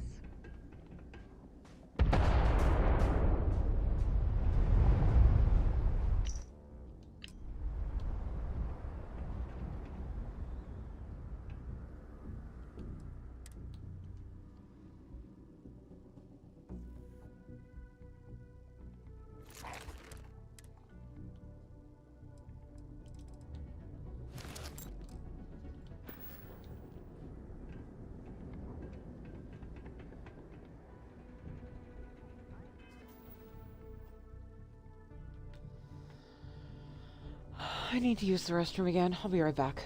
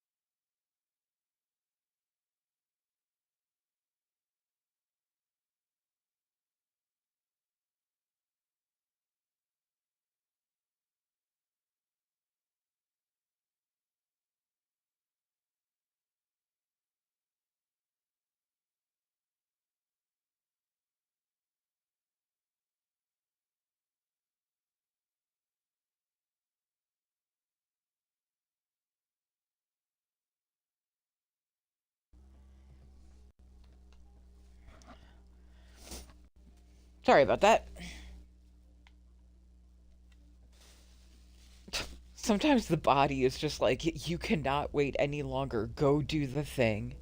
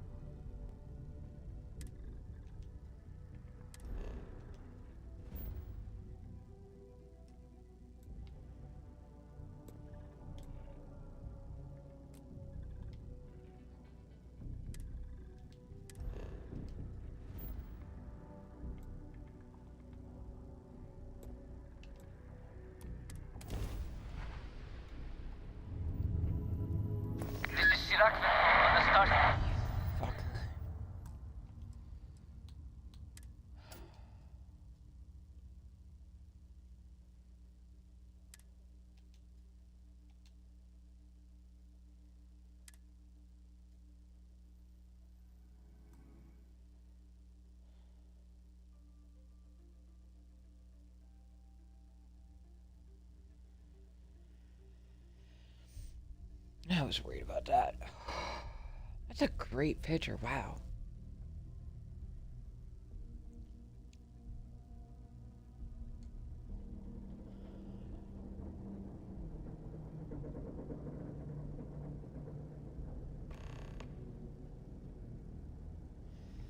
I knew it was gonna happen. Alright, let's try this again.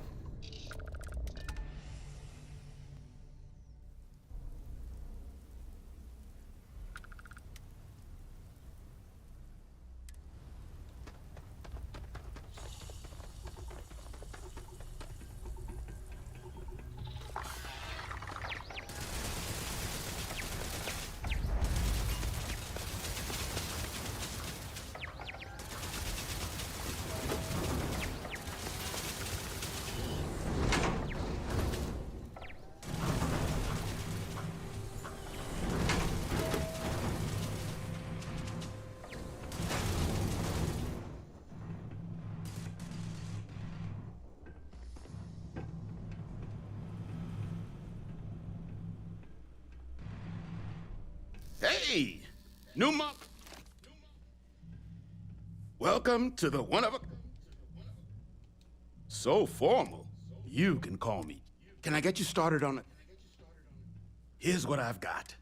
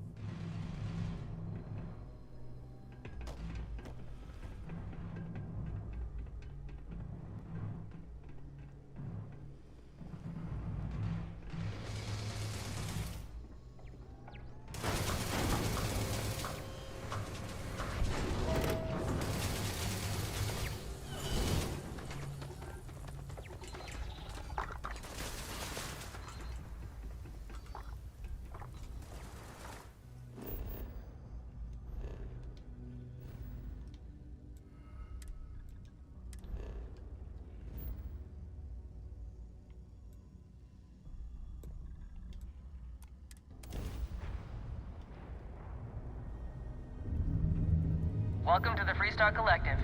Please maintain your current course while we scan your ship. All right, we're done. Welcome to Hopetown.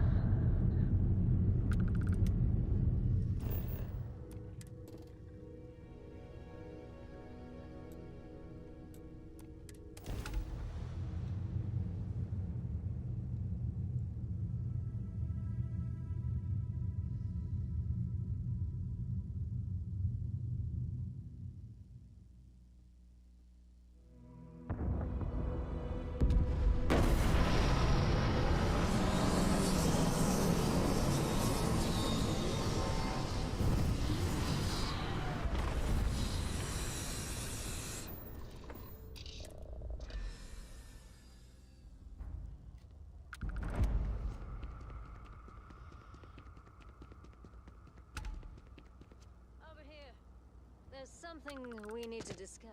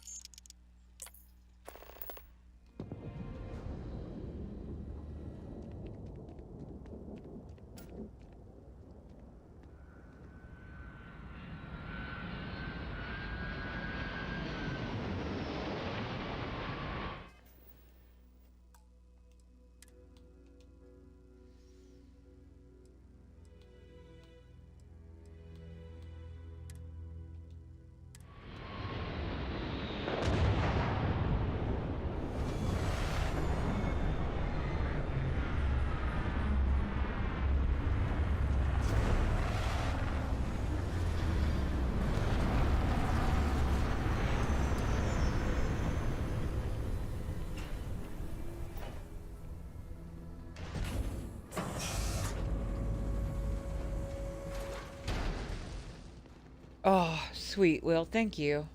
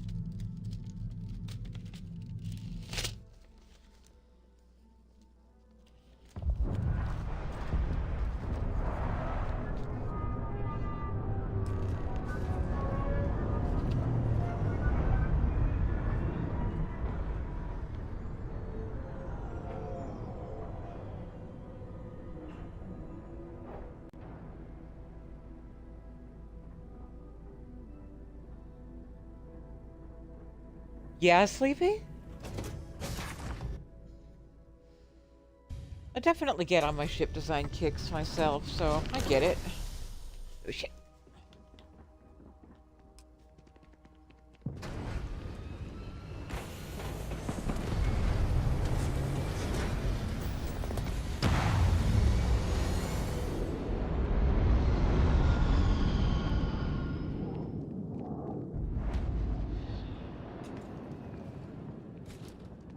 What am I doing?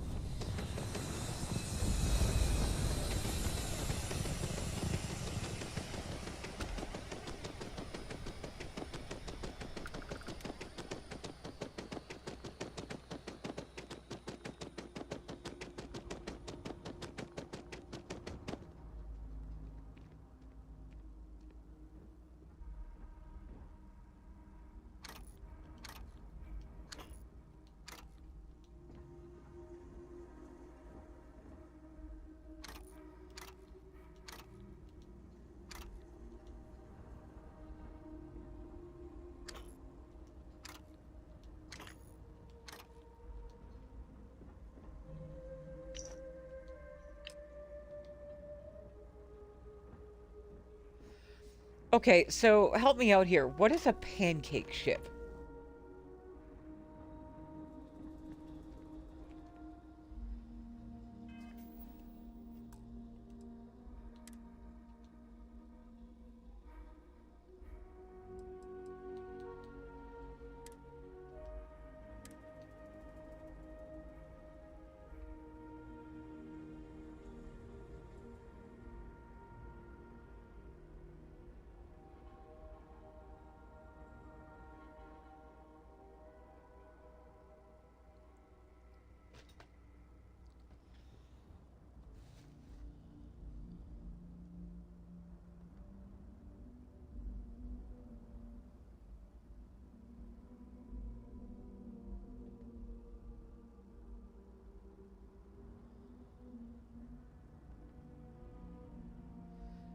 Sure.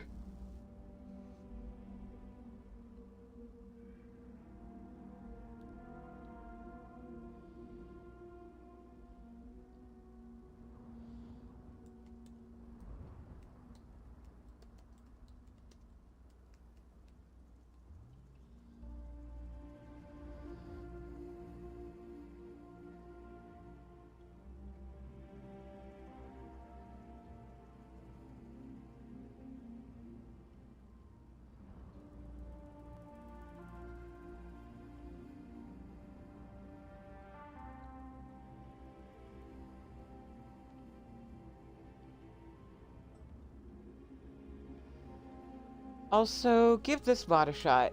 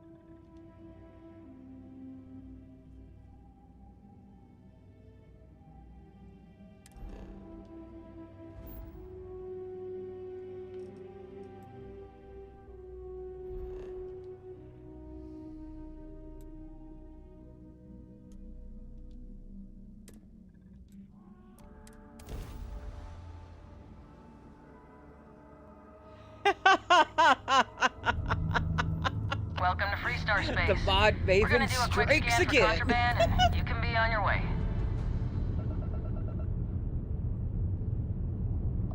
And that's it. Enjoy that Aquila City air.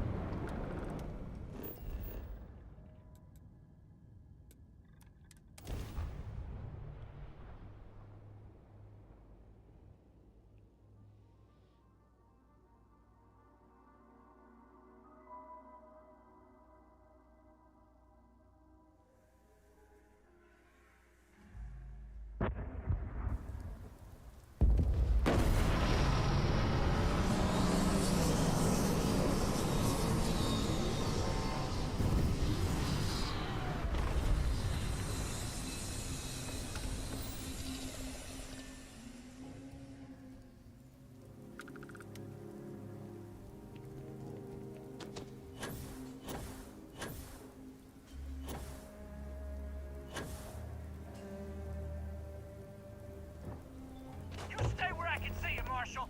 Everyone stays in front of the building. You got me? If you make a move toward the building, a hostage dies.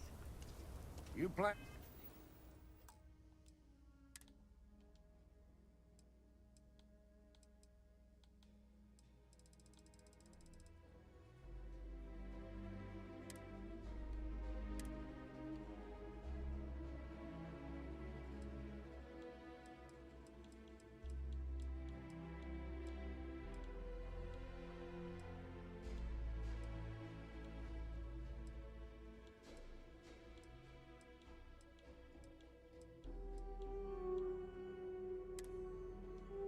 Need to tell me your demands at some point.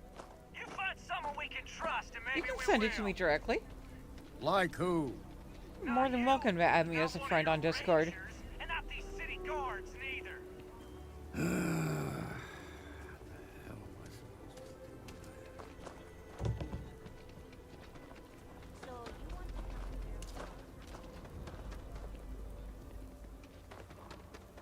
Could I get the digital copy of the things I buy here?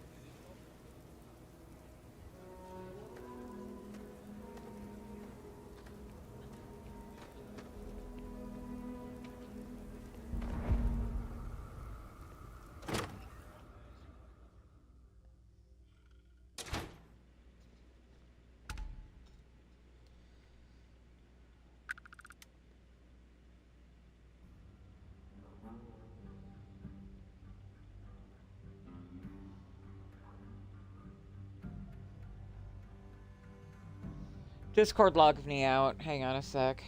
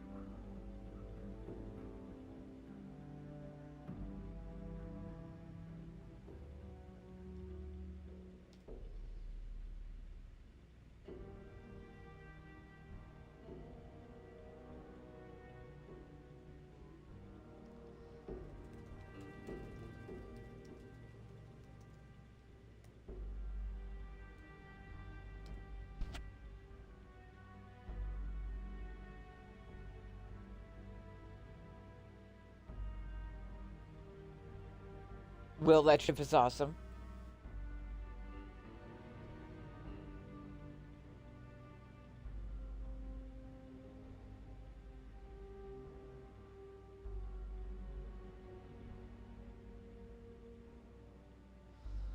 Oh, I get it, because they're thin like a pancake.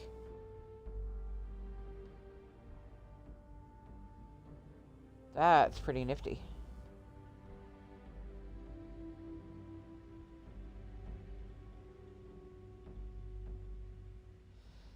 It actually kind of reminds me of the Normandy a little bit.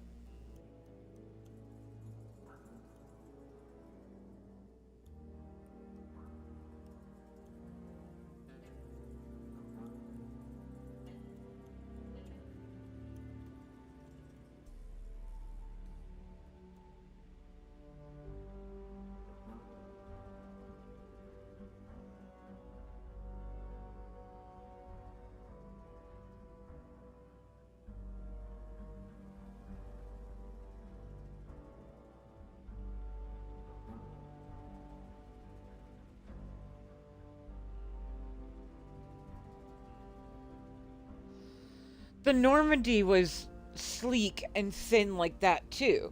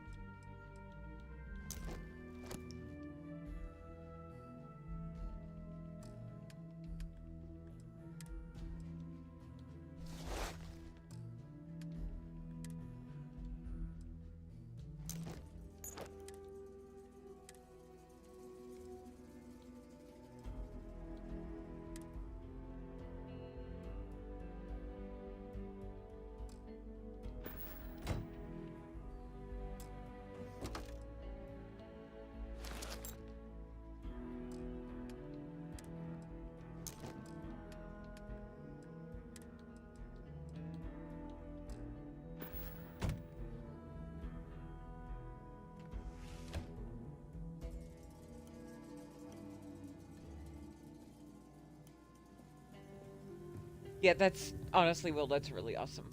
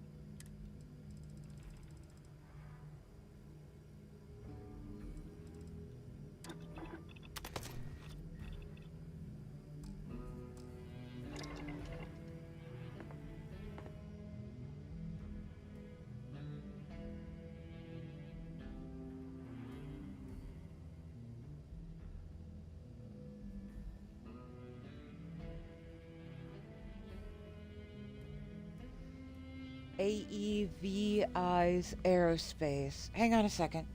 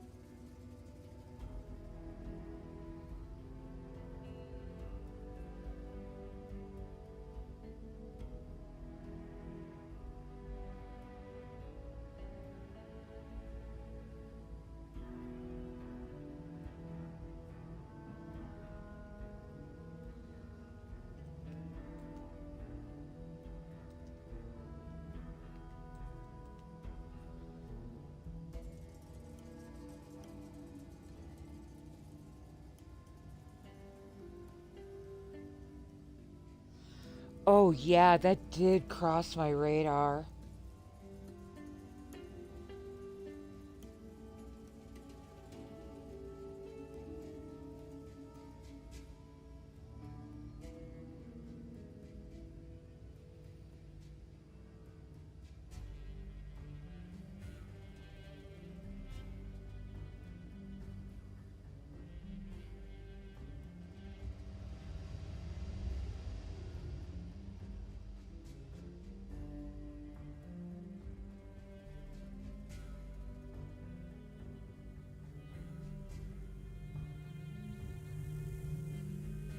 Okay. When I am done with Continuum, which will hopefully still be tonight yet, that'll be the next one on my list.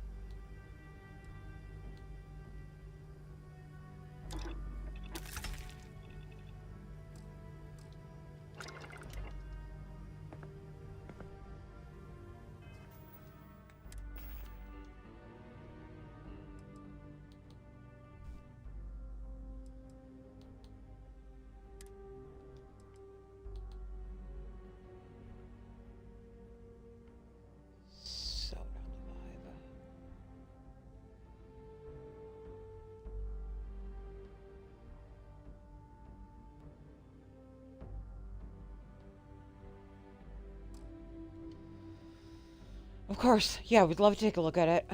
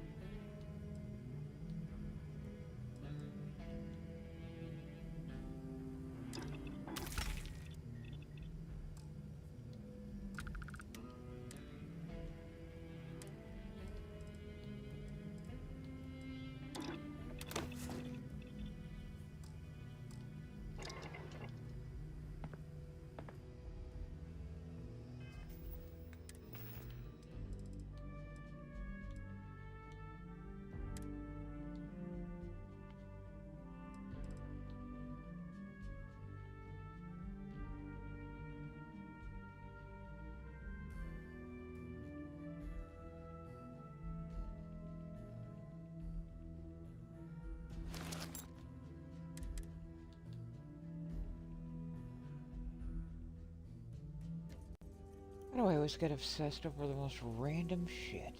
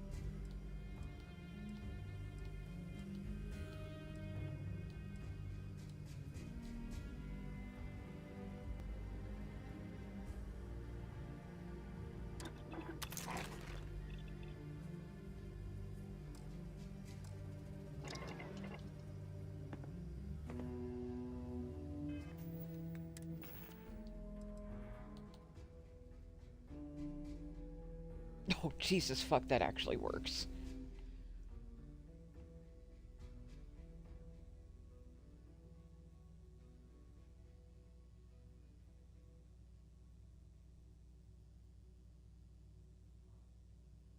Wow.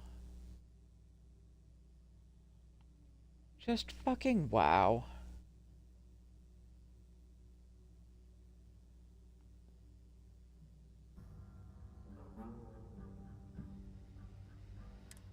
Okay. Right.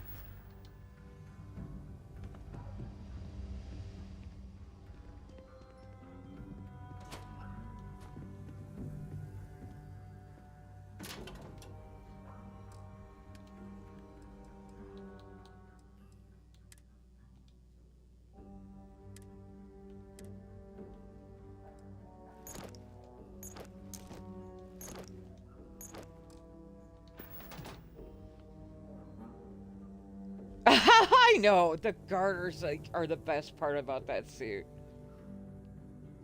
Like, that's what I mean about things that have a lot of visual interest, but are also flattering and sexy.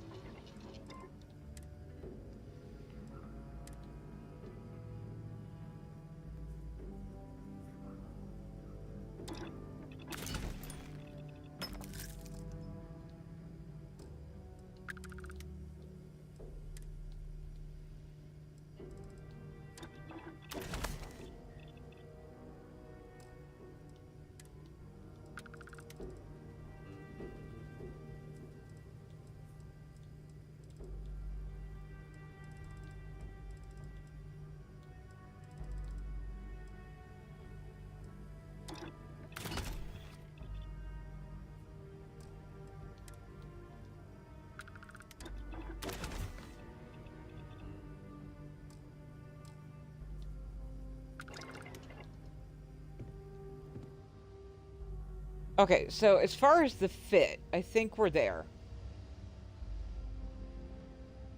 Out of suit, we have this. Back. Just not much different from where we were last NG, just the only thing that changed was the hair color.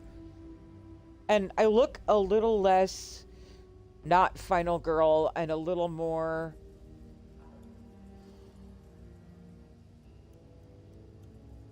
nerdy, but still not final girl.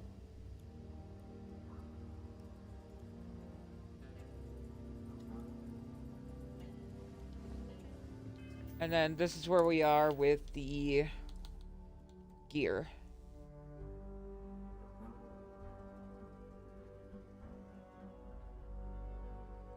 We've got the KZ suit, the Audrey scarf, a Dark Star, something helmet, and then a Tank Girl hood.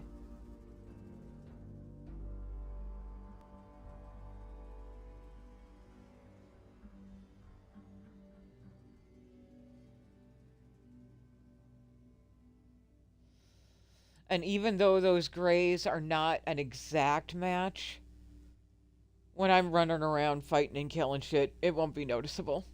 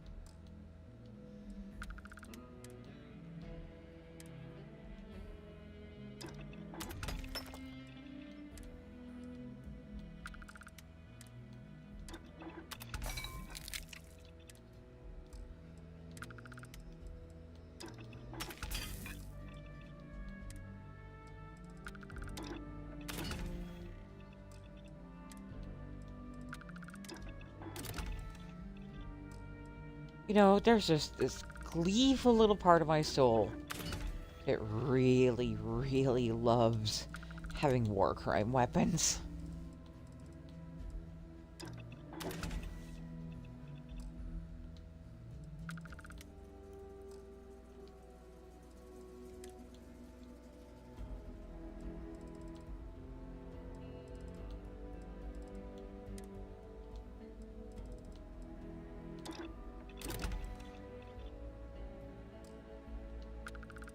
Well, also, just look at the damage on the weapons.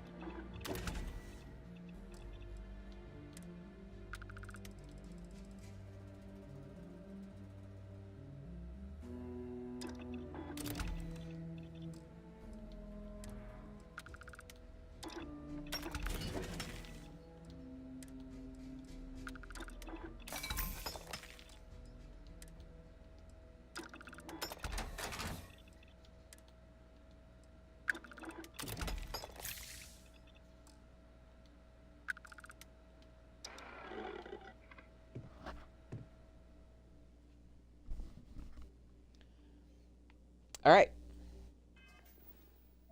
I do believe we are ready to go.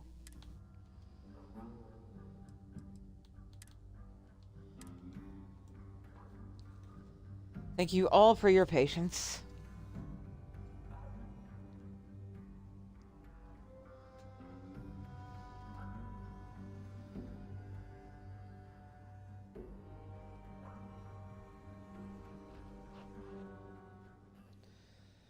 Yeah, so my battle plan is, after continuing, we will gradually add in quest mods without taking anything away.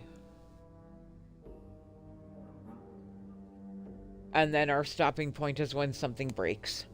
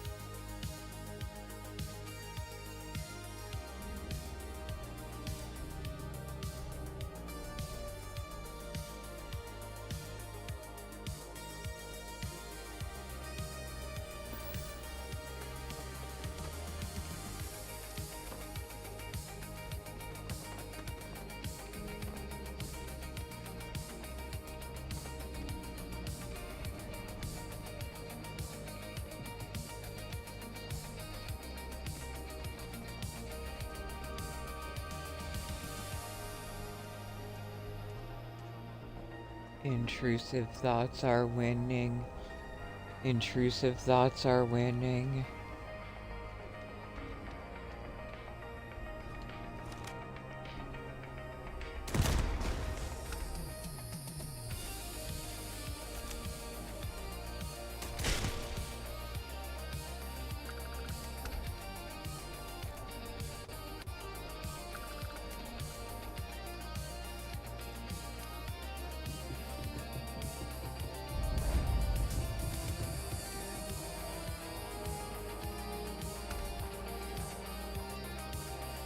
Hey. Been looking for you. Let's talk. I will deal with you when I get back to Neon. So I can just throw your body in the water because, my god, that's fun. That reminds me.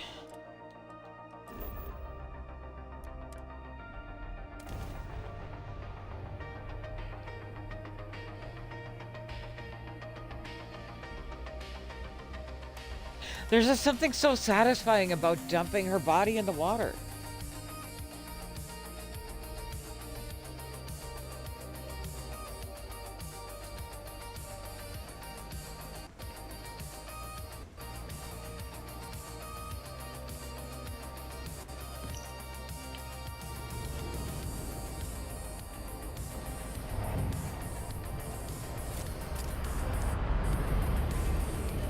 Still here. Still finding you. Let's talk and we can all go our separate ways if that's what you want.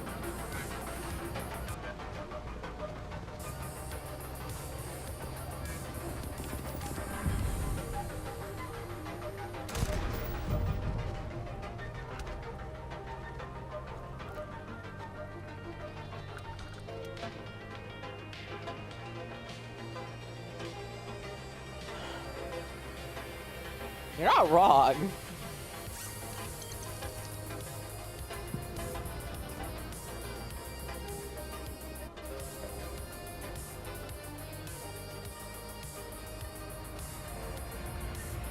Starfield's most aggressive introvert right here.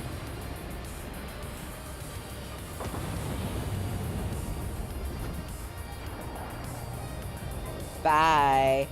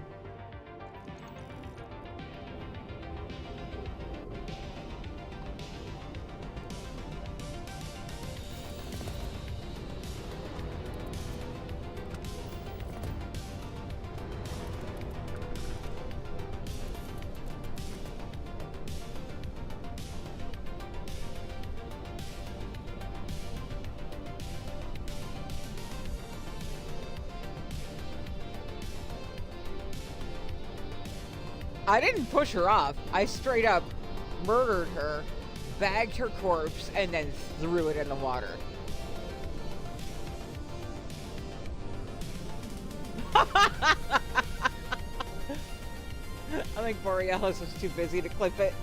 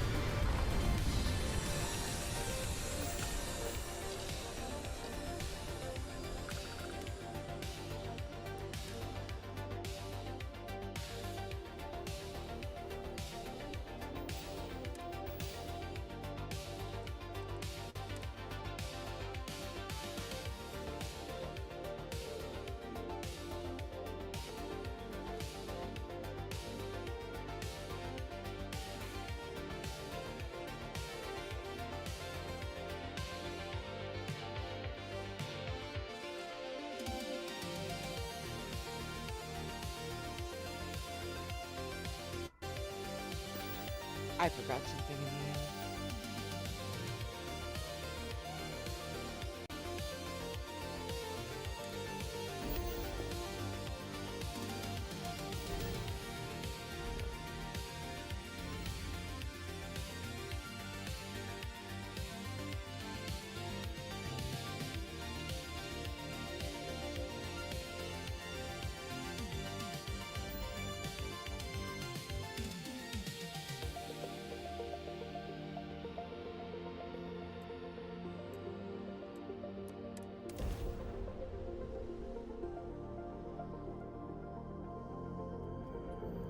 This is Freestar Collective Space.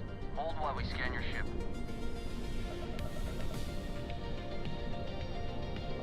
Alright, you're good.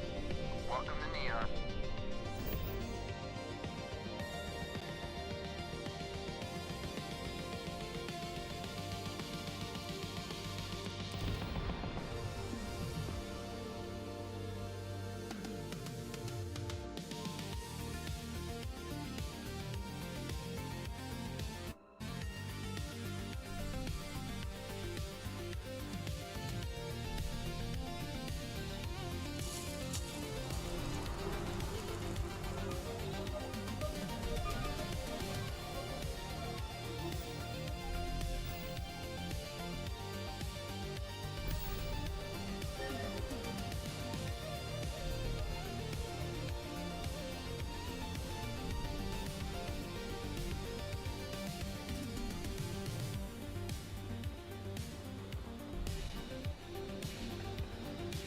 Don't move, Nesha!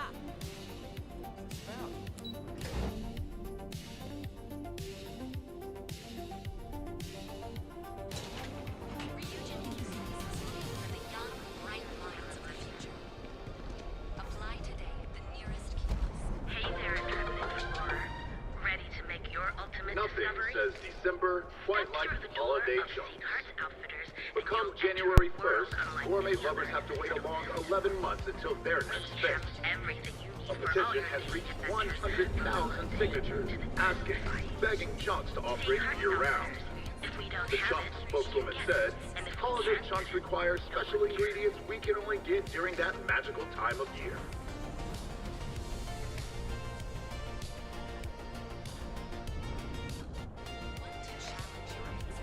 Hey there, intrepid explorer. Ready to make your ultimate discovery? Step through the door of Sweetheart's Few institutions have endured as well or as long as the Galactic Banking Consortium, or GalBank. for all your Again, the customer satisfaction survey of New Atlantis businesses ranked GalBank in the top 3. A spokeswoman said, "We are obviously delighted.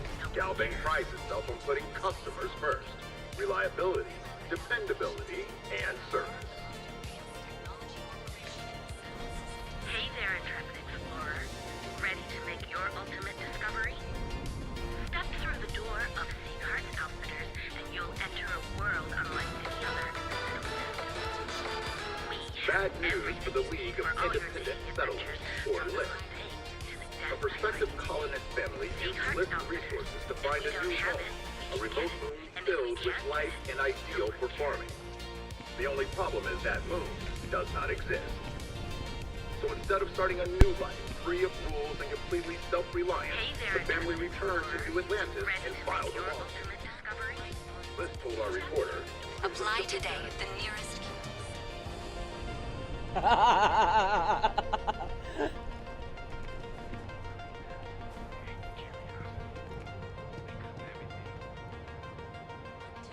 This box shits war crimes.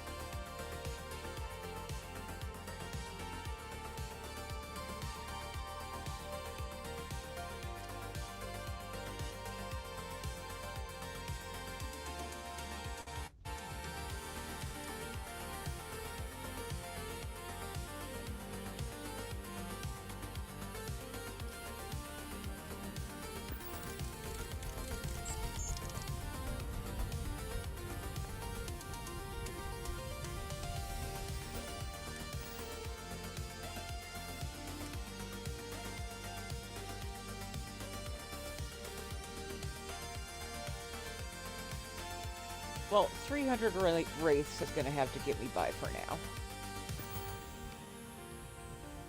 Until I can loot some bodies and get money for more.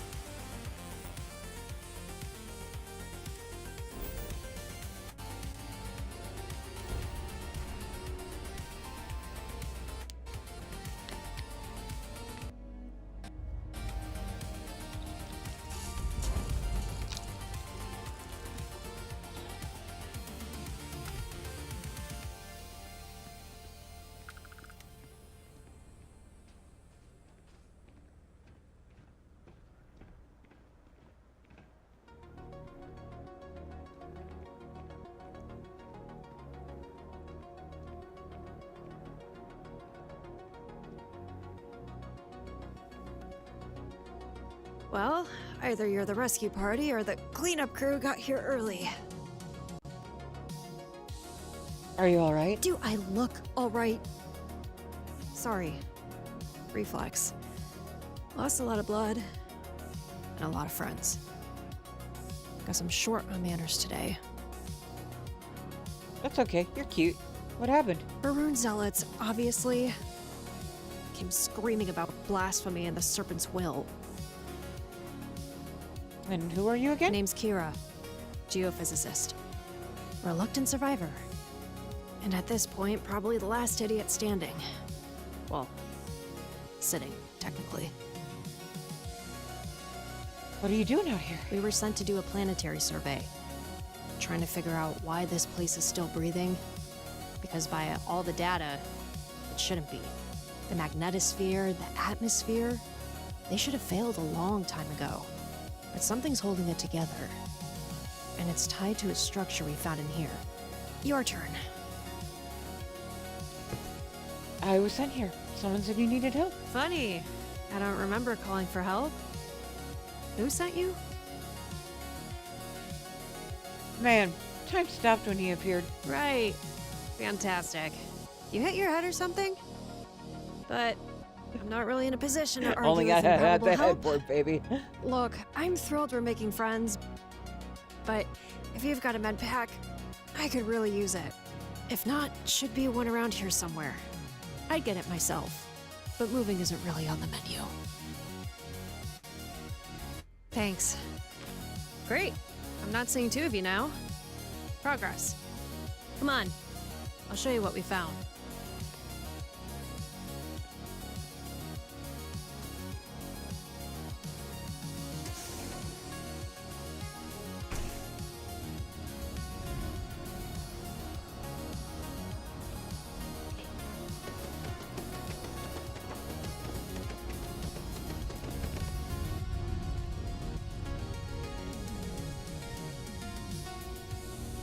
We think this is an entrance.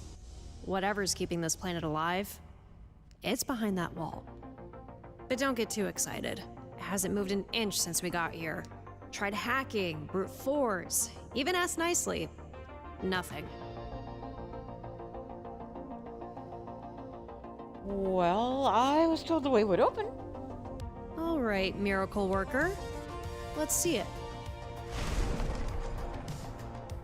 Okay. You win.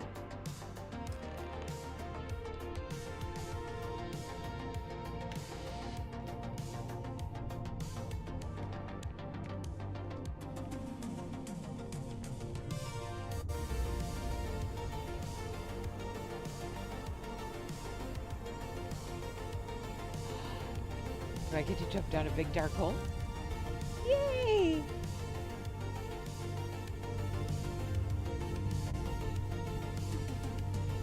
Well, float.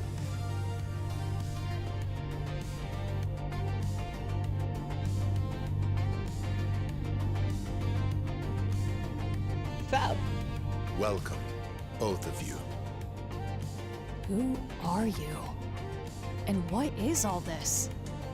I've never seen anything like this. Who I am isn't important right now, but you can call me Julian. You were right, Kira. Everything keeping this planet stable flows through here. But the real work happens elsewhere. The continuum engines keep it alive. As for their origin, that secret was lost long before any of us were here. I've kept the system running as best I can, but it's failing. And it's failing fast. And I need your help to hold it together. There's more to all of this, but it has to wait. Water chip? A geck? Continuum engines. Sounds important. They are. Without them, the planet's magnetic field will fail. And this world will share the same fate that claimed Earth. What exactly is failing? The continuum engines have stopped spinning. The northern engine was breached by Varun zealots. When it shut down, the second engine followed. This strike was targeted, almost as if someone was guiding them. It's concerning. So if one fails, the other shuts down in sympathy? That's efficient design, if you like extinction events. I kept the second one running as long as I could, but I can only hold so much together on my own. There is a solution to this, but we need the engines running first. Tell me what to do. I need you to clear the northern engine site and initiate the start sequence. Once it's stable, do the same at the second site. Hold on. I think you've got the wrong person for a field job. I'm a scientist, not a soldier. You'll be staying here, Kira. I need your help preparing for what comes next. Once the engines are online, we'll begin the next phase. But more on that later. For now, we need the engines running. Here. On it. You'll need this. It's a keystone. Think of it as a master key. If it's in your hands, the doors will open for you. When you reach the control rooms, it will also help display the correct activation sequence. Watch for the symbols on the wall. They'll guide you. Right. I stay here and try not to panic. Go. I'll manage. Probably.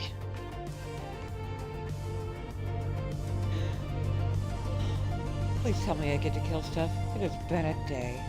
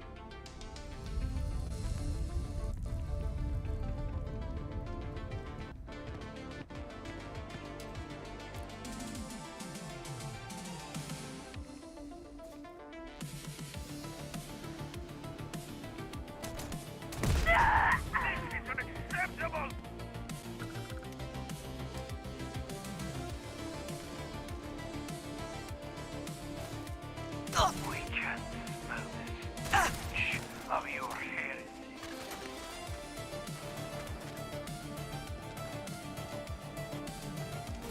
Oh, they're not responding to the race.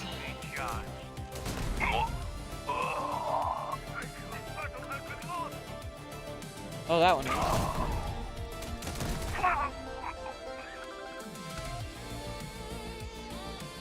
I don't know.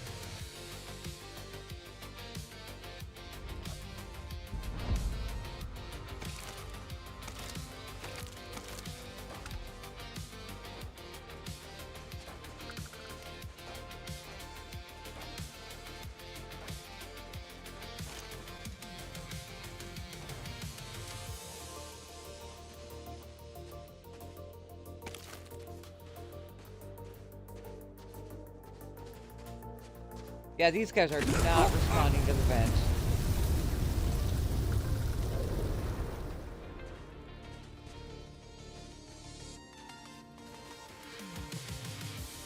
Will not escape judgment.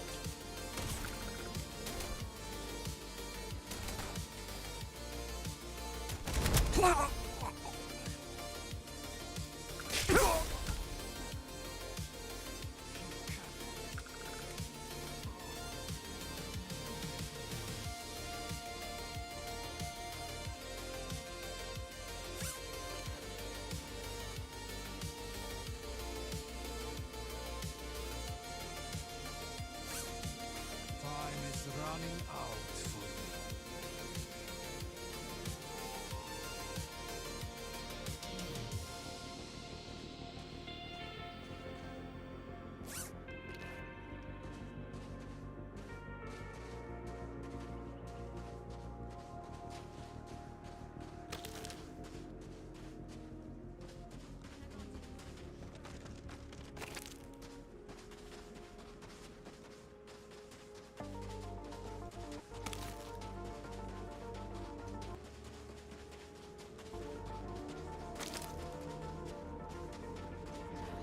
Lost them. But they shall feed the great serpent in time.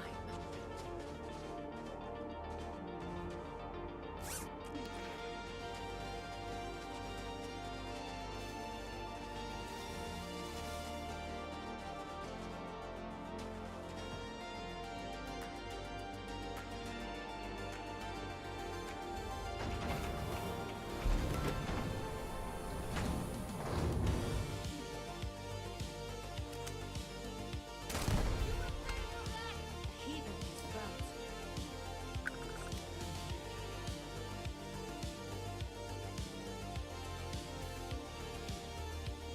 Yeah, they're not responding to the wraith. Where have you gone, coward?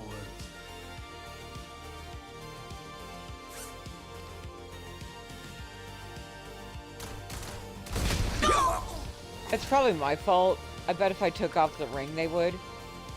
I can smell.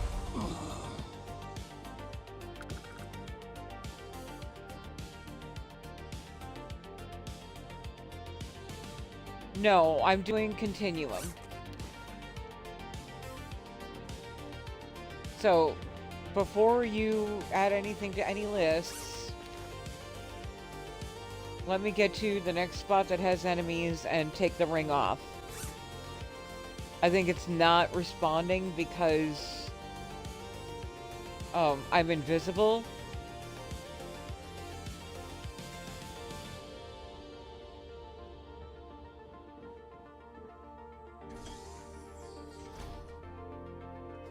So here, let's try it now.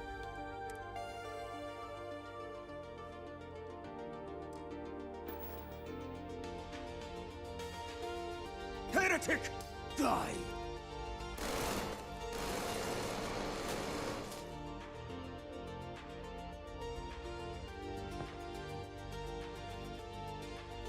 Nope.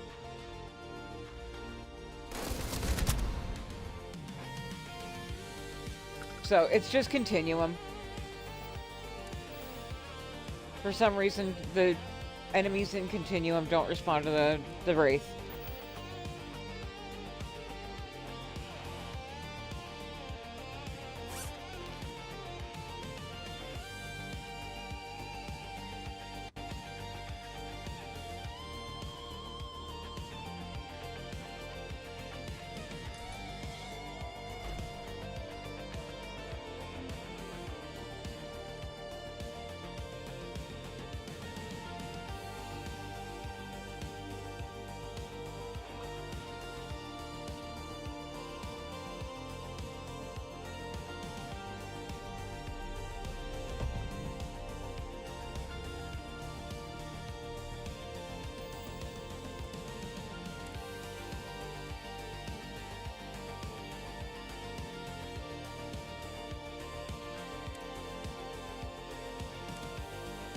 I mean, yeah, you could do that.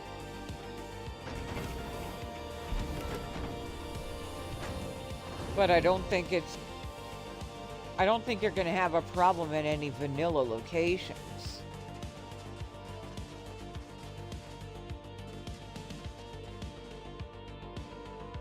Okay, yeah, this suit with the scarf really works.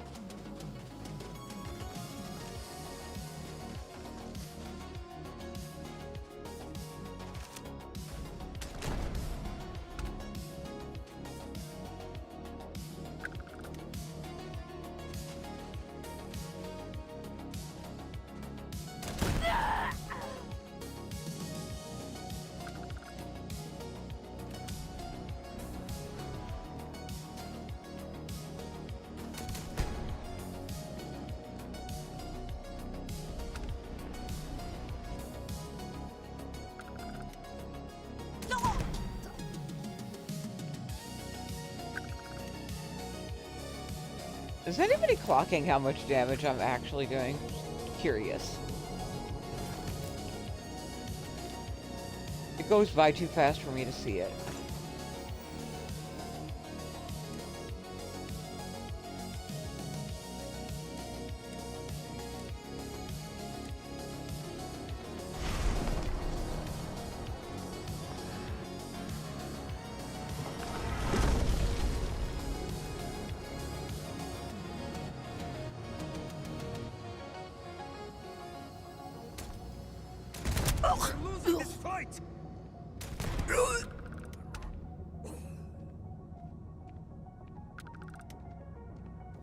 Set design is gorgeous.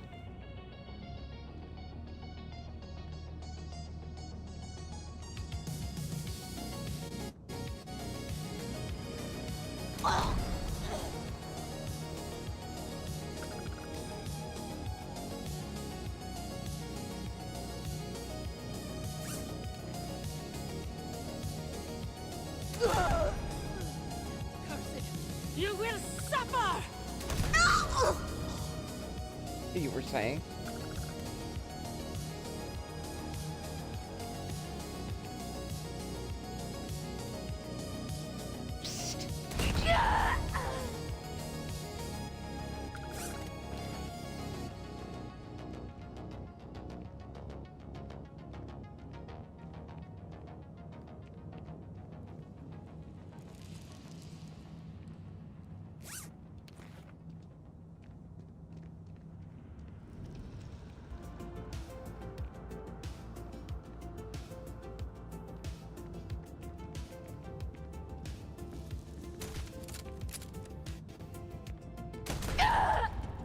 Your sins against the great.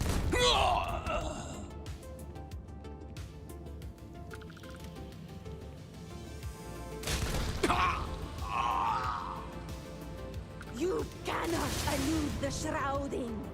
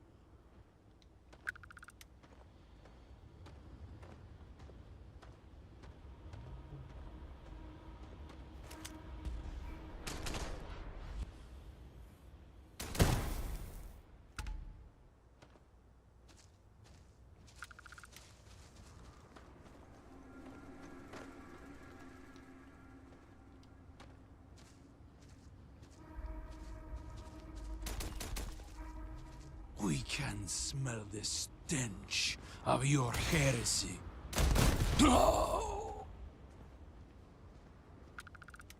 I think you smell the stench of your hairy butthole.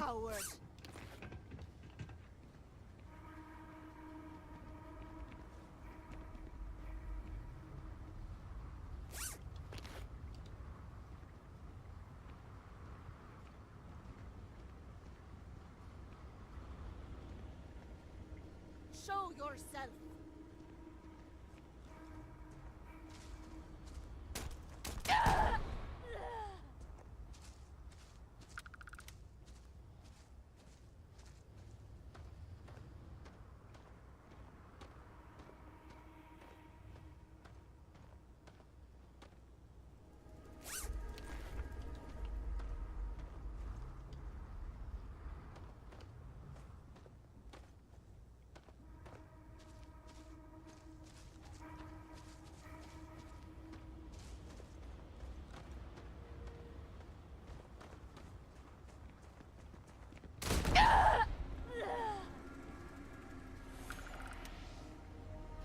Time is running out for you.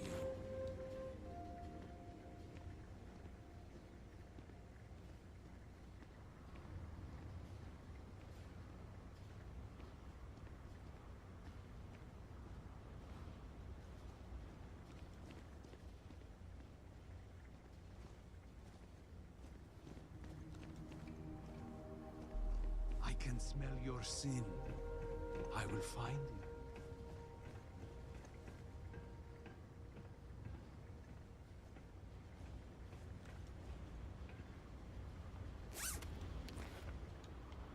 You cannot escape judgment.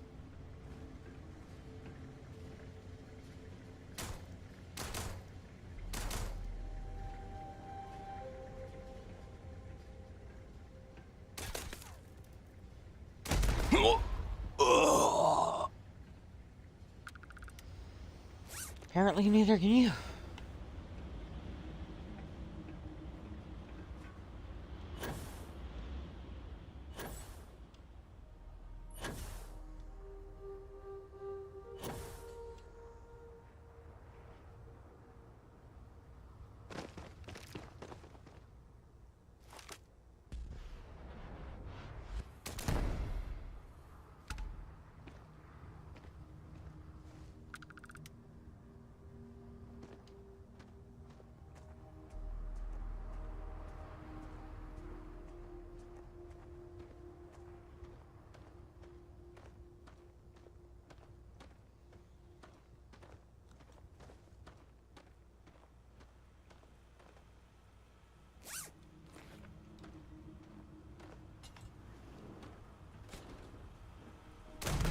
This is unacceptable.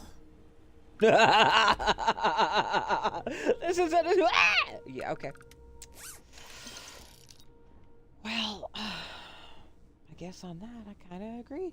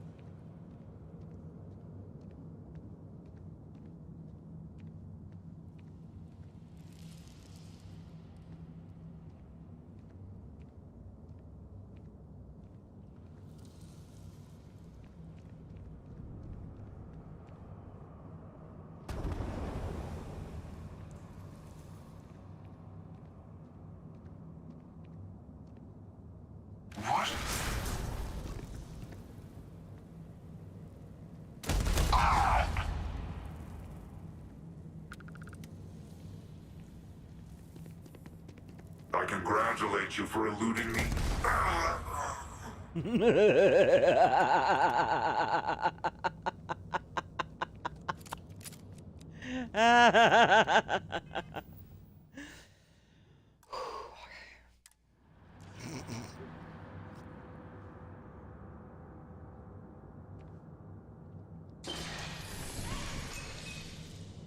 All right, what do we got? We've got...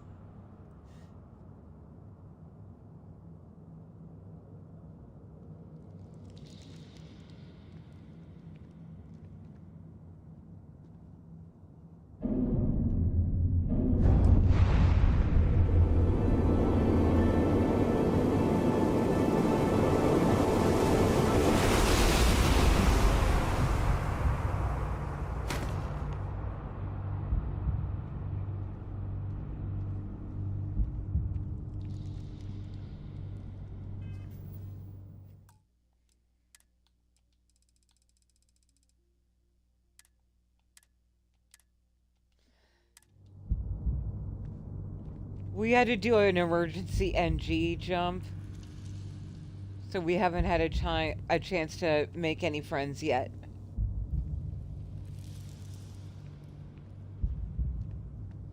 That too.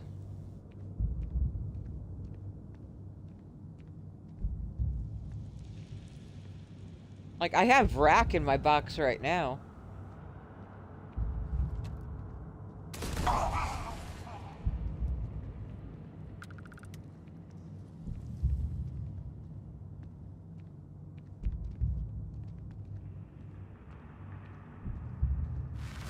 Witness the infinite.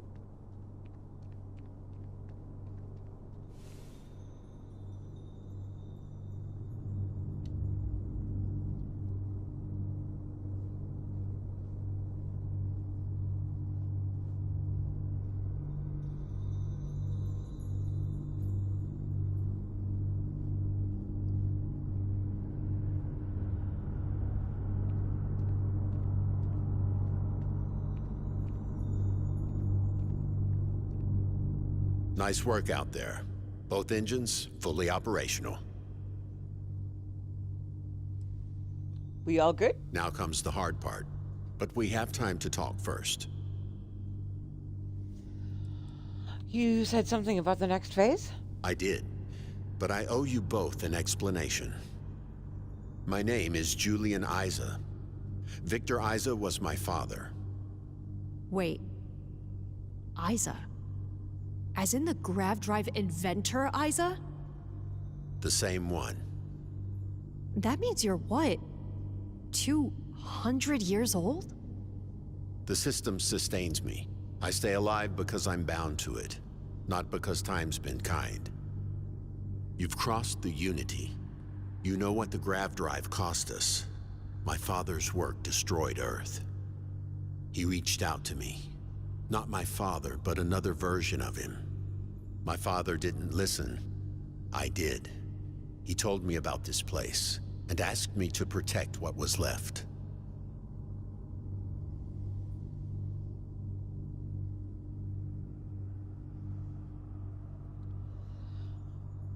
You're not responsible for what your father did. No, but I can learn from his mistakes.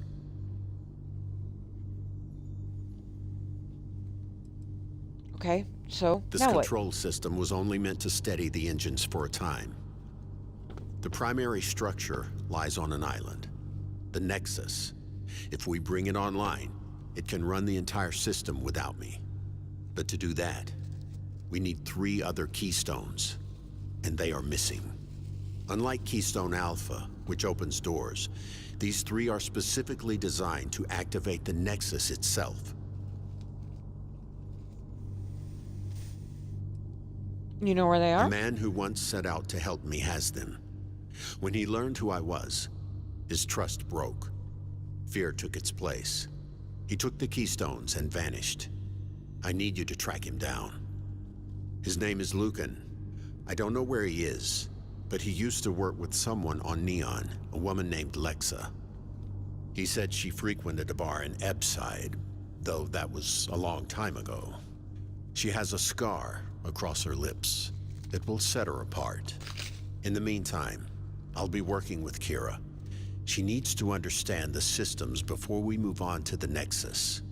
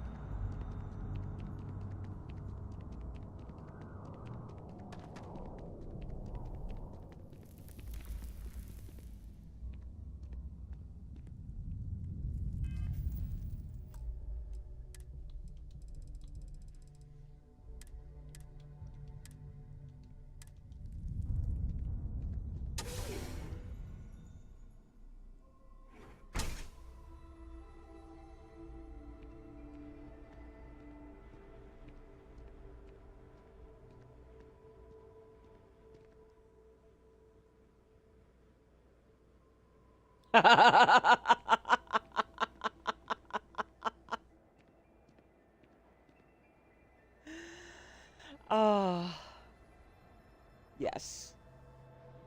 Drove my Lexus to the Nexus, but the Nexus was drive. That's fucking, I love it. Thank you. That was awesome.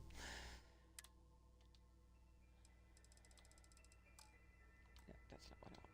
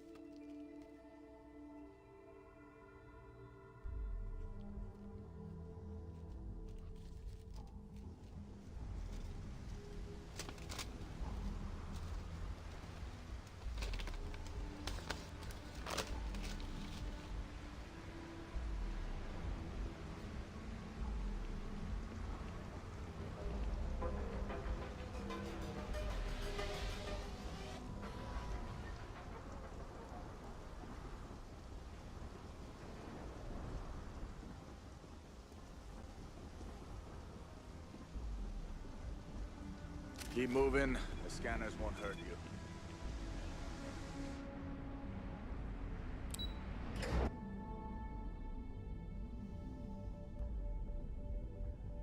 I mean, those pants with that shirt, it's a tragedy as far as... Challenge your instincts and hone those motor skills.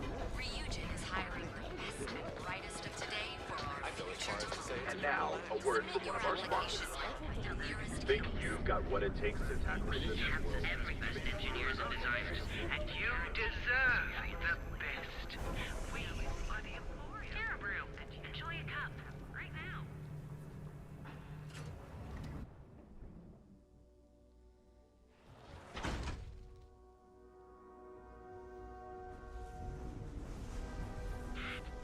You.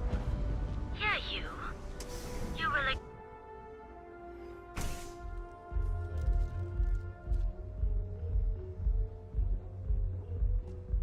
Okay, let's settle this once and for all. Velocity or Chimera? You kidding? Chimera, all day. If you're looking for trouble, pick another corner. I'm not in the mood. Chimera's nice, but Velocity? Lexa? Good for you. You know my name. State your business or move on. Down your third velocity and you're out cold. By the third Chimera, I need to know about a man named No. Lucan. That's my answer. Try someone else. Yeah, I guess you're right. Where the hell did Micah learn to mix a drink like that anyway? You can help me out now, or we can drag this out. Fine. Yes, we worked together once, but that was a long time ago. He changed. Started obsessing over Earth and alien artifacts and all sorts of nonsense. Whatever he is mixed up in, I'm not part of it. And no, I don't know where he is. Anything he left behind that I can follow? Since you asked nicely, he had a place on the upper levels. No idea if he still uses it. Now, please leave me alone.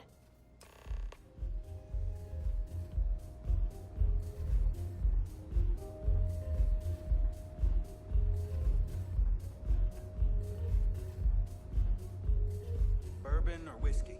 Please, if you got it.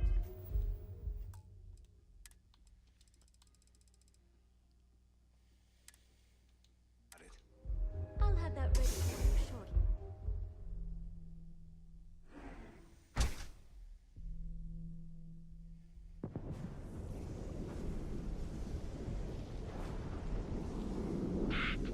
You. Yeah, you. You really going to walk on by?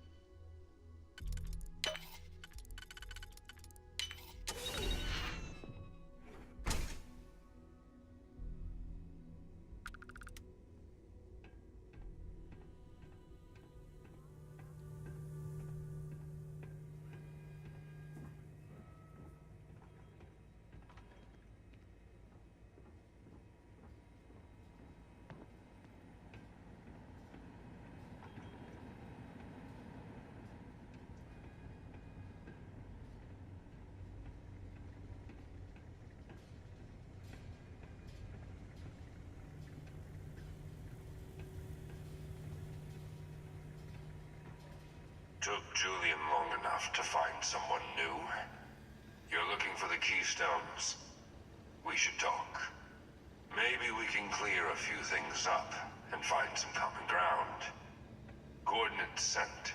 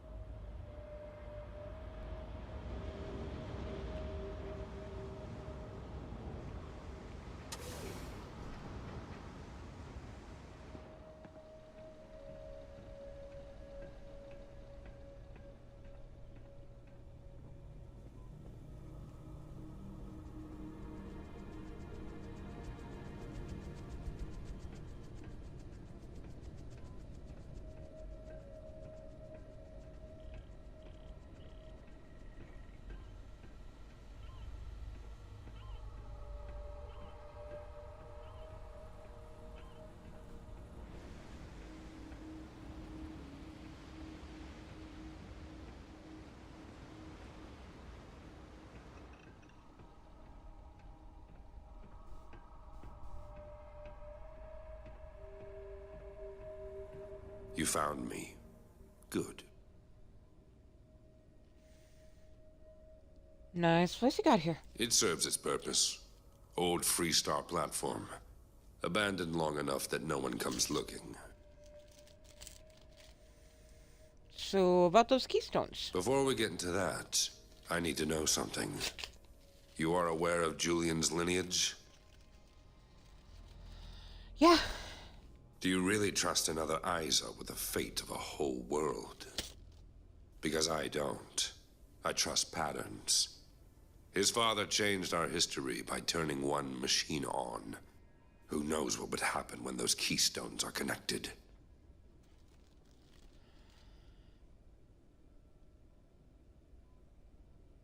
Julian can't be blamed for what his father did. Blame isn't the point. The risk is. I'm not letting another Isa flip a switch that could decide the fate of a world. Not again. You know, it wasn't easy to convince the Varun zealots. They're stubborn, fanatical, impossible to steer unless you know which words light the fire. I learned fast. But they did what I needed. They pushed hard enough to force Julian's hand. And now here you are, carrying the Alpha Keystone I need to reach him. All that work finally paid off. So, here are your choices. Hand it over and walk away, or I take it off your body. What's it going to be?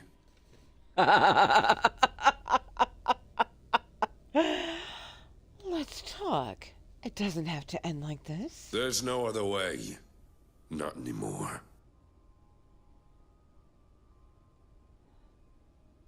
You're not looking for answers. You just want to punish Julian. You say punishment. I say containment.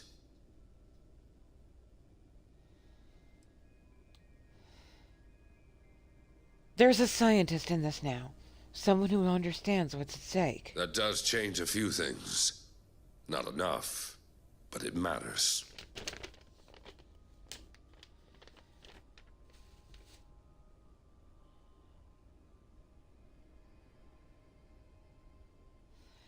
Let me finish this without killing you. Help me by not making it worse. You're exhausting to argue with. That's but fine. I pushed this harder than I meant to. I gave the keystones to the zealots for safekeeping. If you want them, you have to get them yourself. I'll give you the location. What happens after is on you, not me.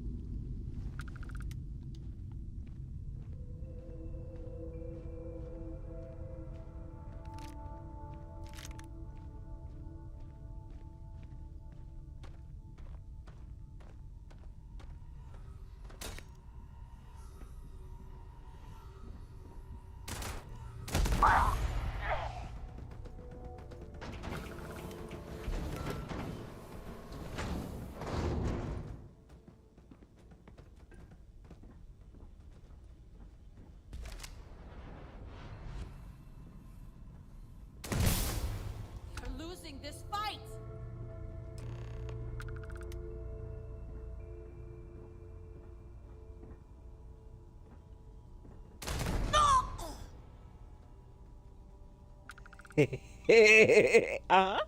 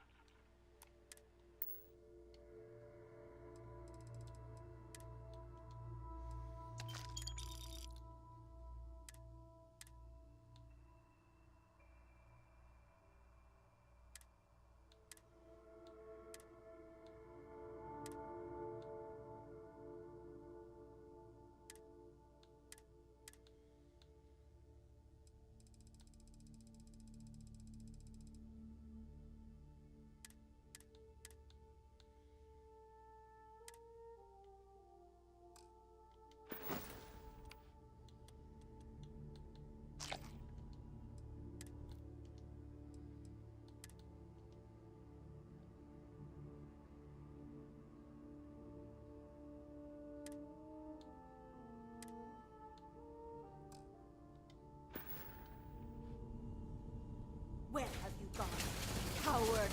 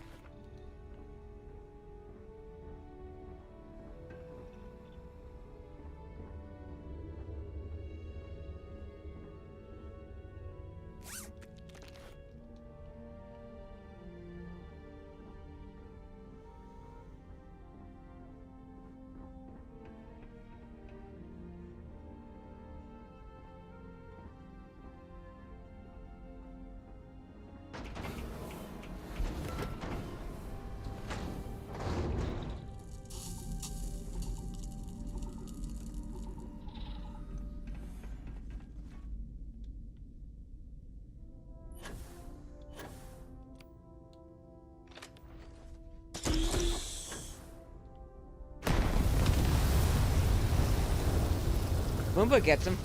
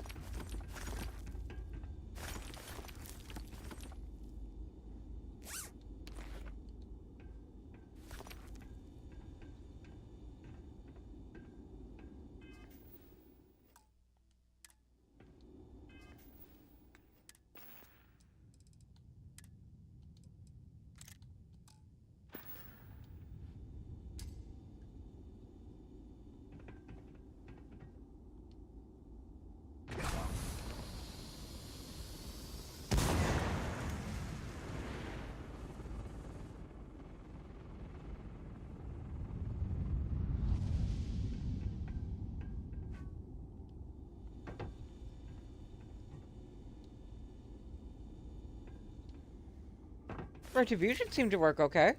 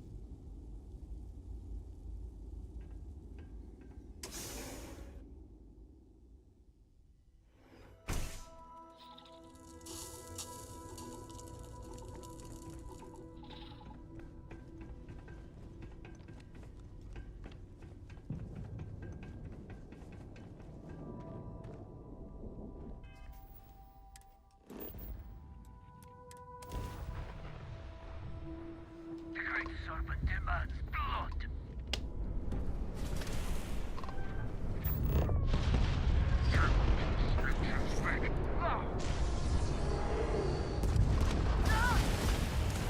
We've lost the engines.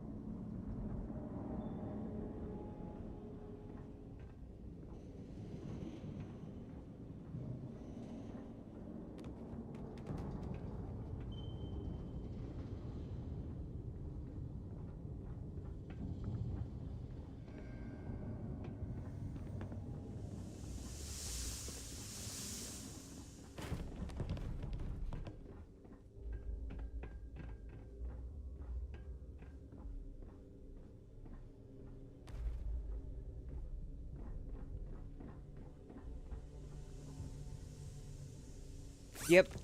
That one got most of the people, if not all. Yeah, I see a few alive off in the distance.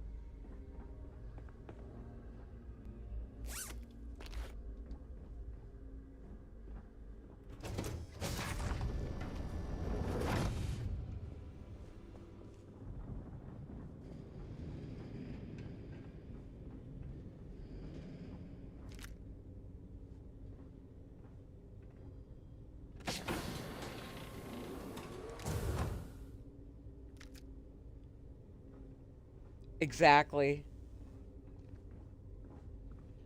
Yeah, you're probably not going to catch me using an eviction, like, ever. Unless I'm, like, throwing it into a deep canyon or something.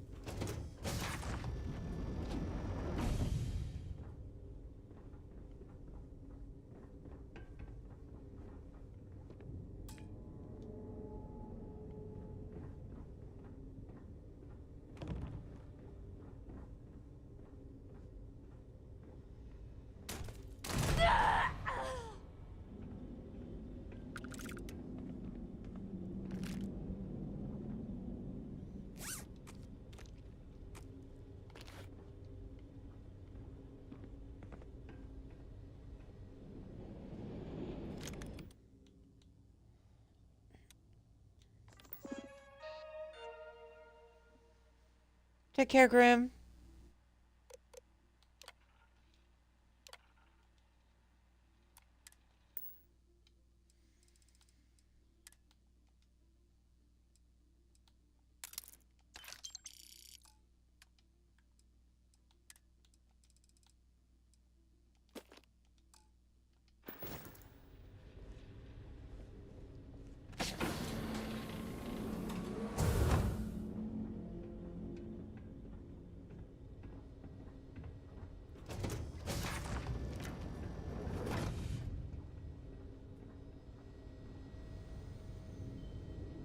Why am I not surprised?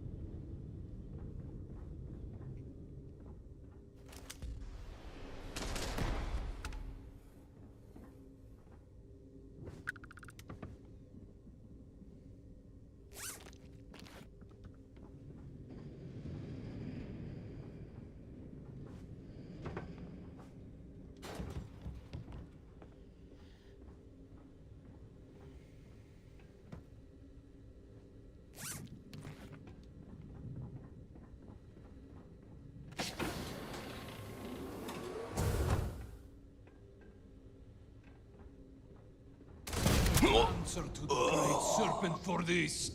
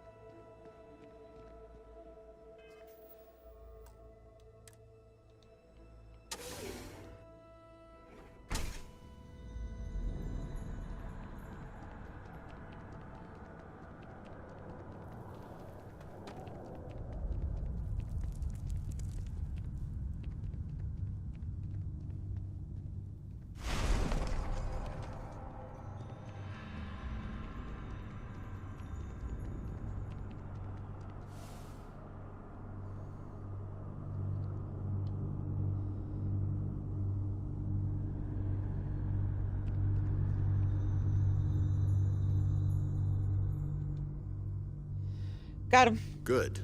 Tell me what happened. How was Lucan?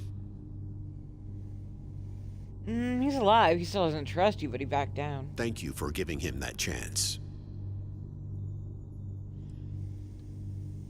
He was behind the Varun attacks. I thought he just walked away. I didn't see the rest. Should have.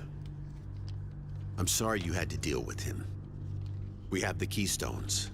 That's what matters now. The Nexus can finally be activated. Where's I Kira? walked her through the core systems while you were out. What she will need to know at the Nexus. She learned fast. Faster than I expected. But it took a toll. You can only absorb so much before your mind pushes back. She's resting in her bunk. But she's ready for what comes next. Before you go, there's one more thing you should know. Once the Nexus is online, it won't just maintain the Continuum engines. It'll be capable of something else. Something built into its design.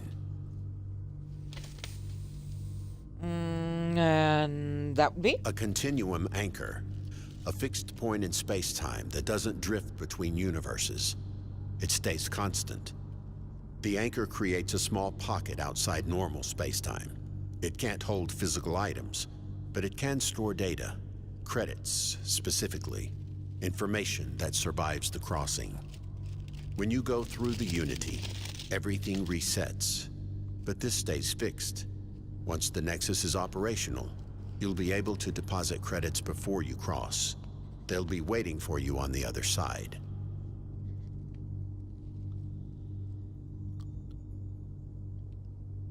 This'll come in handy. Thanks. It's the least I can do. Consider it a thank you. You'll pass where the anchor will appear on your way to Kira.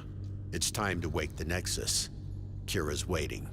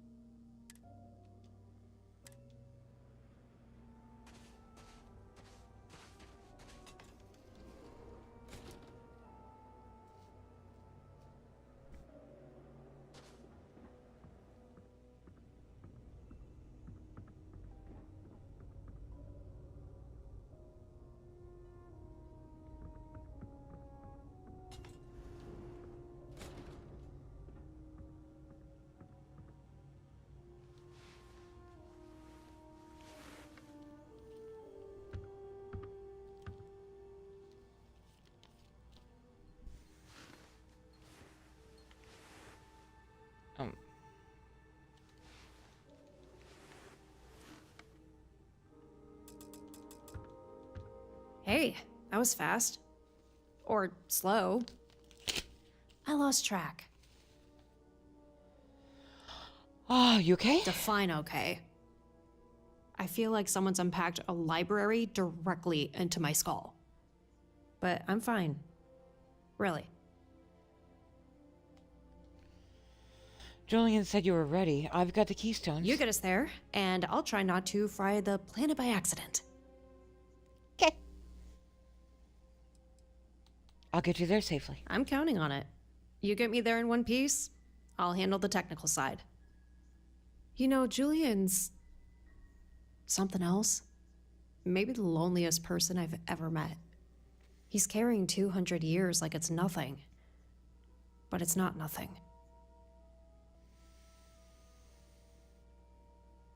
You think he's telling us everything? I think he's telling us what we need to know. The rest, I don't know. He's not hiding anything dangerous, just... I feel like there's something about leaving this place that he's not saying out loud. Sounds like you two have gotten close. I understand him, I think. What it's like to dedicate everything to something bigger than yourself. He's been doing it longer than anyone should have to. All right, I'm good. Let's do this before I overthink what I just downloaded into my brain. You lead. I'll follow. Let's move. Right behind you.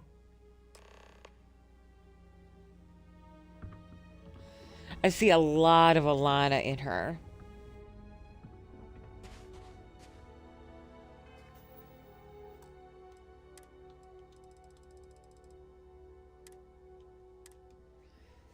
Possibly even same voice actress.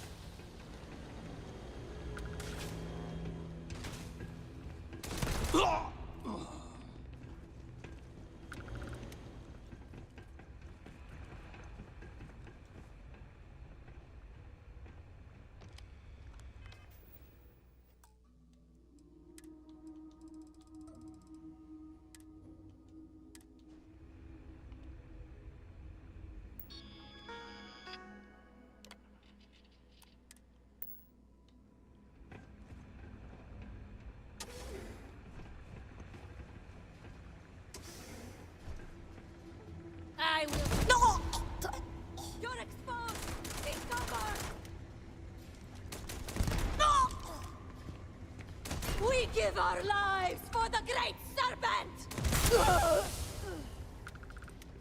And he accepts.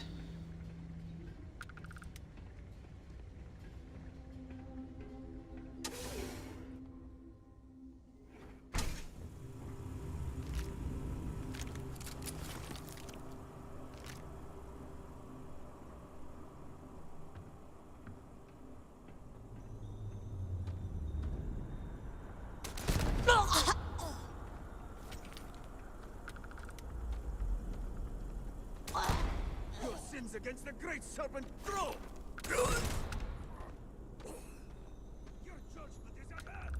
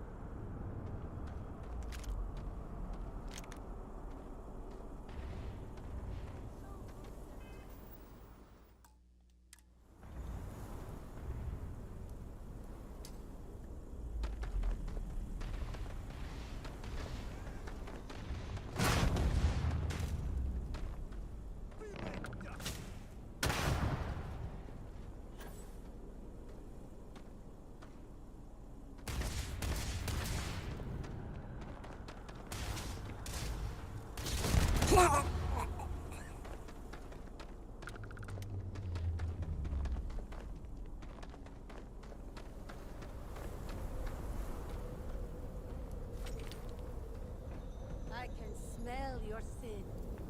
I will find you.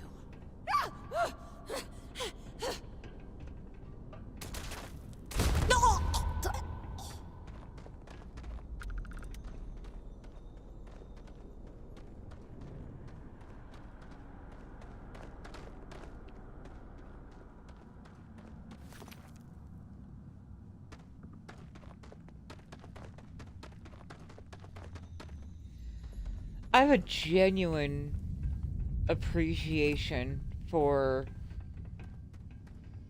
Almighty's use of existing interior cells and just piecing them together in a way they feel new, but also familiar at the same time.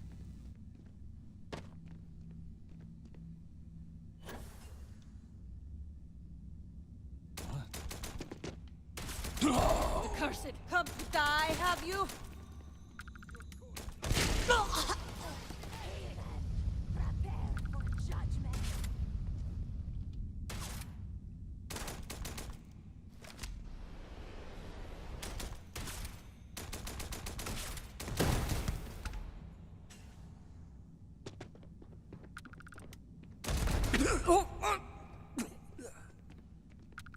Ooh, lucky son of a bitch. Run from me, will you?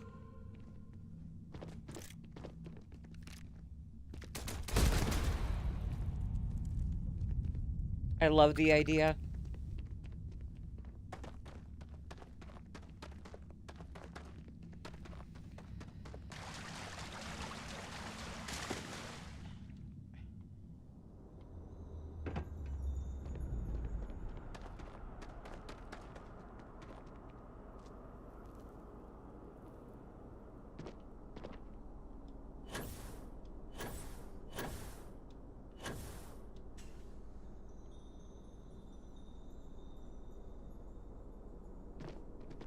Yeah, exactly.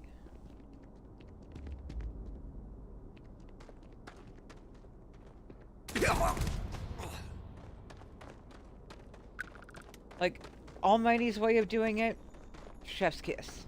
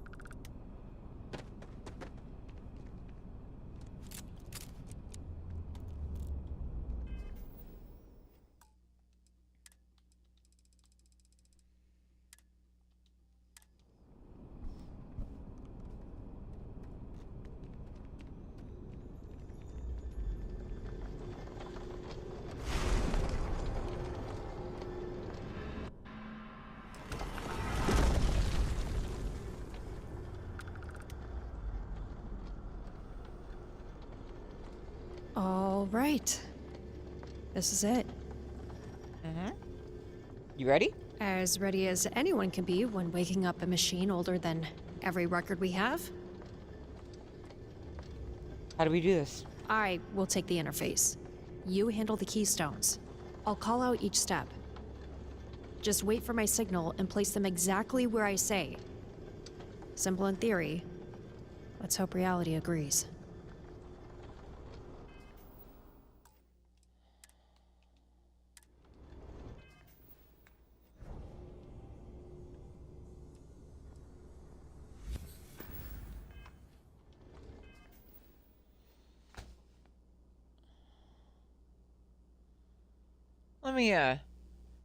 Let me go pee first before I try this.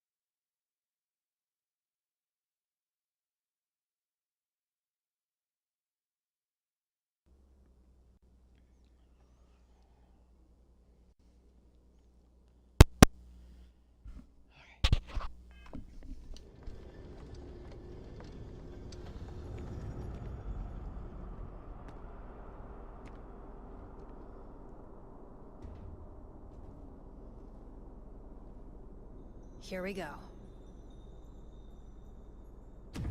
I'm in. This interface is unbelievable. Give me a second. All right. First keystone, left receptor. Go ahead.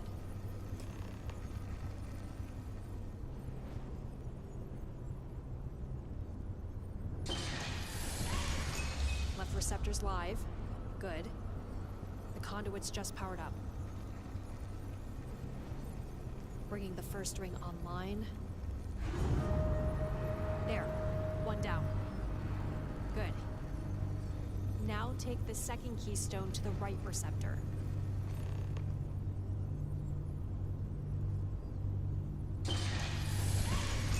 Conduits are humming. Always a good sign. Starting the second ring.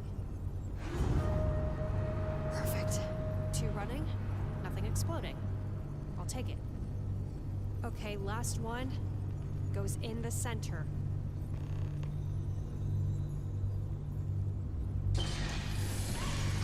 Center receptor locked in.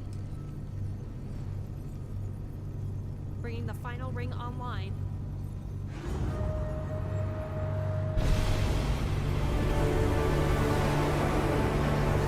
And that's full sync. Nexus is officially awake. Look at that. You did it. This world will take care of itself now, without my help. There is something I held back until the work was done. The system kept me alive, but it can't release me. When I break the connection, I'll die. That's the truth I hid, and the choice I made. After 200 years, this is where it ends. By the time you come back here, I'll be gone.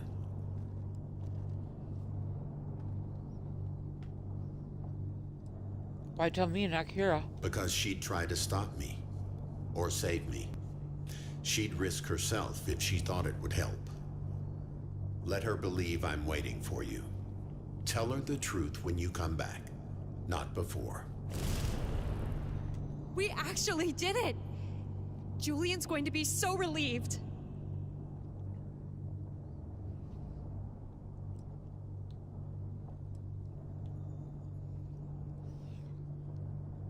Yeah, let's get back to him. No time to celebrate. Come on!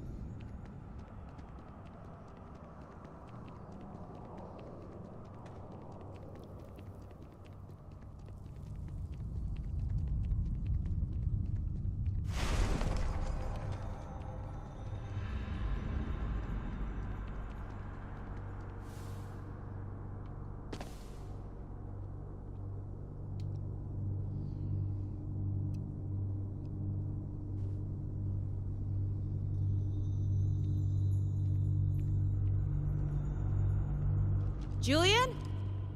Oh, wow. Sorry about that, Julian. Yikes. No. He's gone. What happened? The system's stable, everything worked.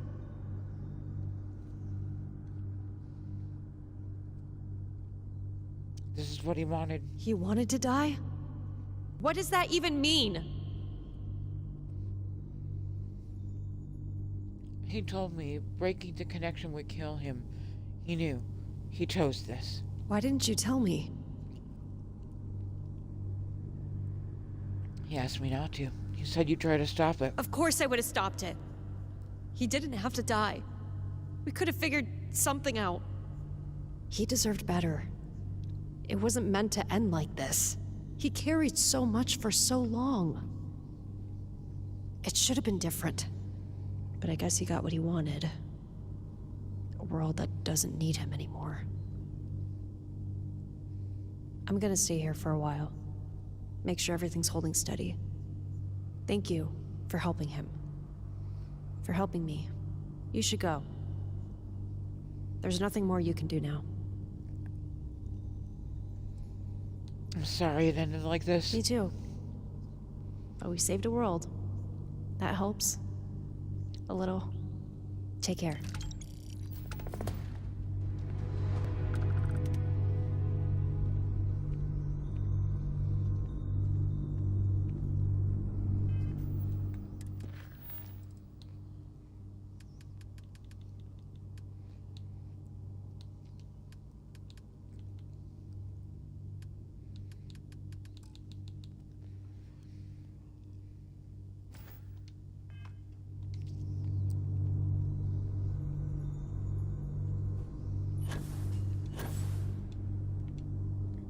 Alright. I promised Knightley.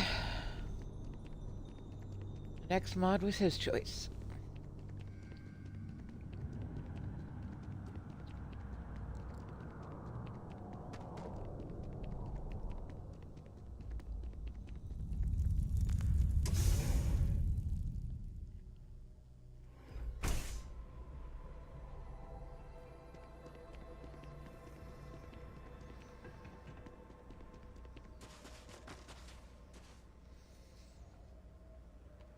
Let's just get somewhere familiar first.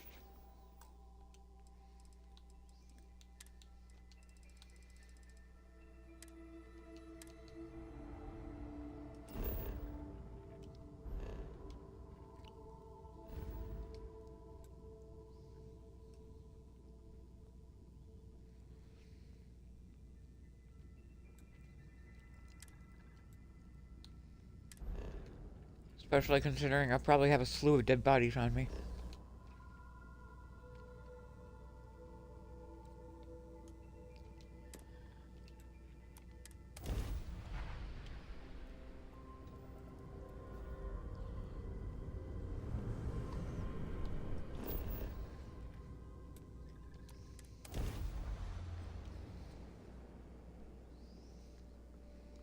That's a really good picture.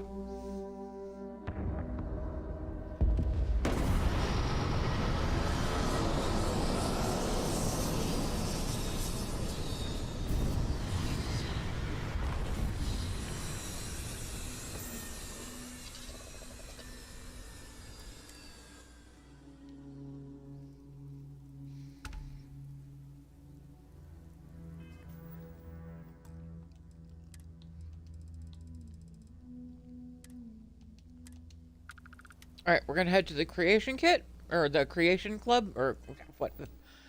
We're gonna go download a mod.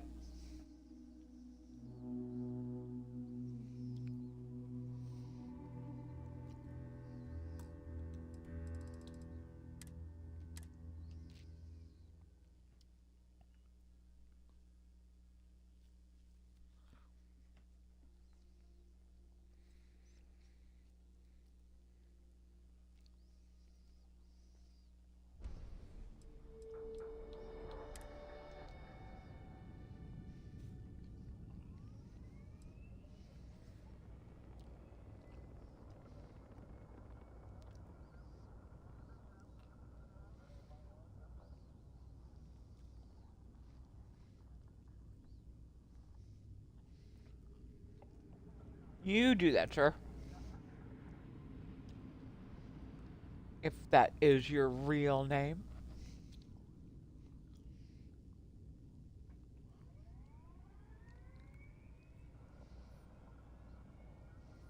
Oh, who, me? Fuck. I just did.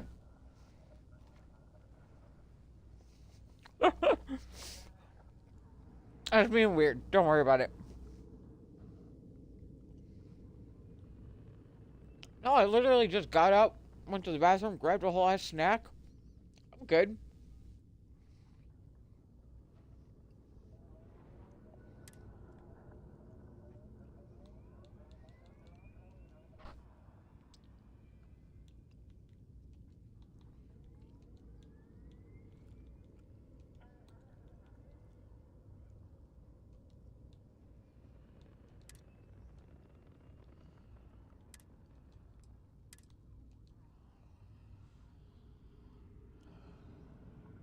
Murfreed 4. Got it.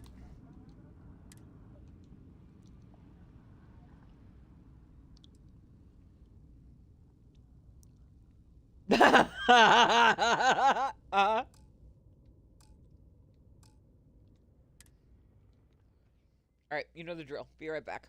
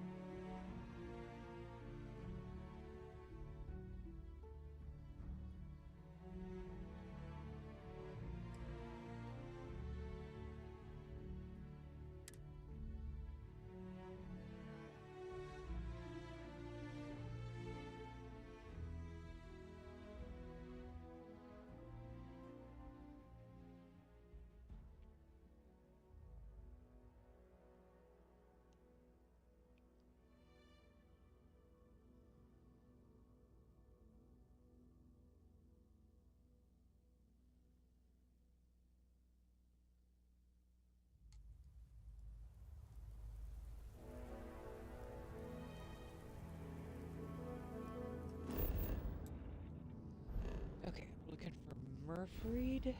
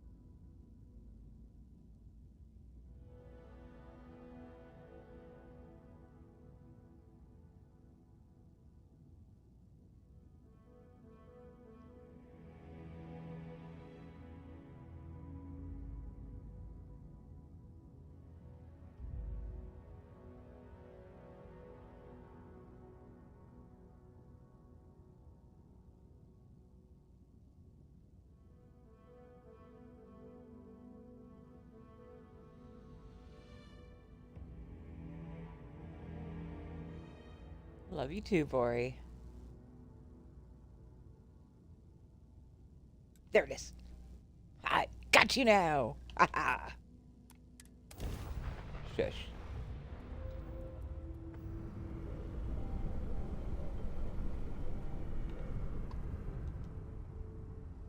Ah.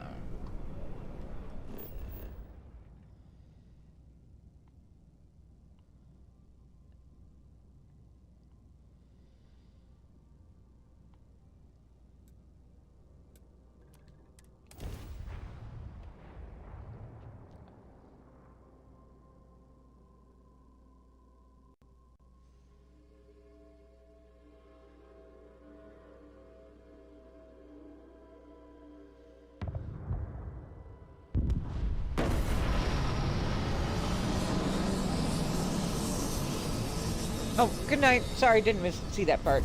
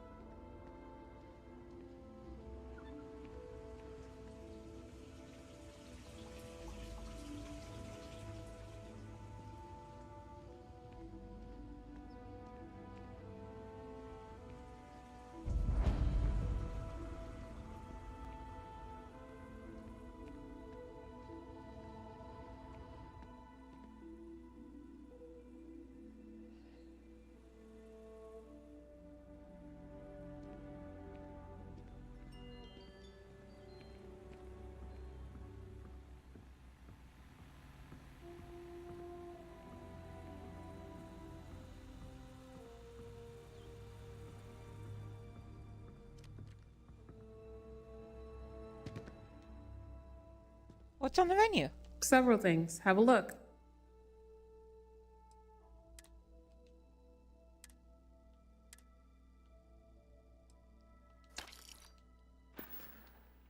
Thanks.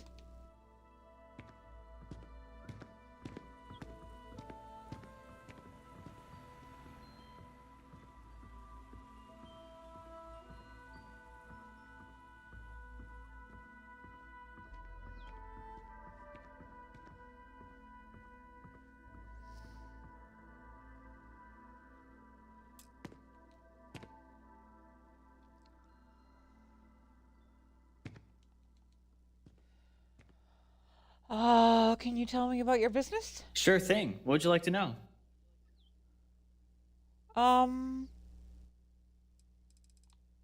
Whoa, my goodness, there's a lot here. Okay. Tell me about the ship business. Well, we find decommissioned ships, often damaged or lost, and refurbish them from the inside out. We bring all their equipment and instrumentals up to modern standards. Then we find them a new home. Can you tell me about the ships you have for sale? Yes, of course. Each ship comes with mobile storage service. Which one do you want to know more about? Let's look at the Akatosh. Oh, Akatosh was my first ship. We sailed all over the settled systems together when I was a mercenary. She got me through some pretty close calls. Custom built, A-class, Hope Tech parts. She's a good home and a reliable fighter.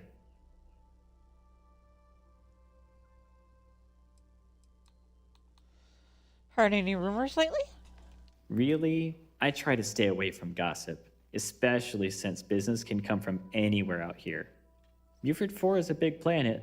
I'm sure there's a few unfriendly points of interest worth exploring.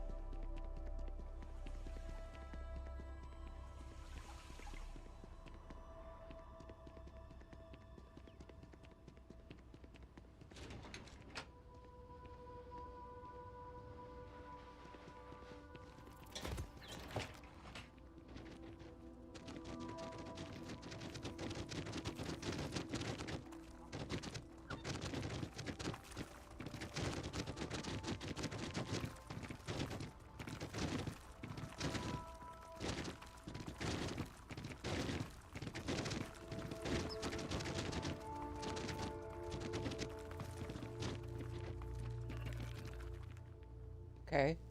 That wasn't weird at all.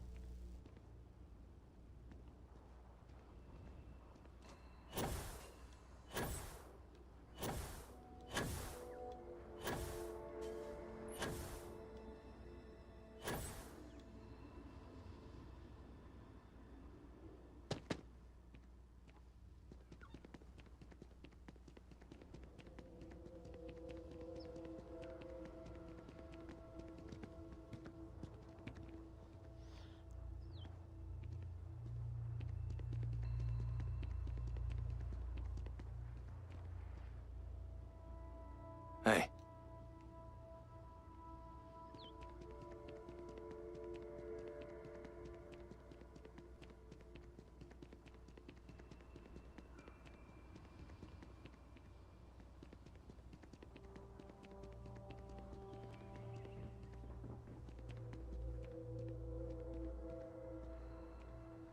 By the broken landing pad. Okay. The broken landing pad is...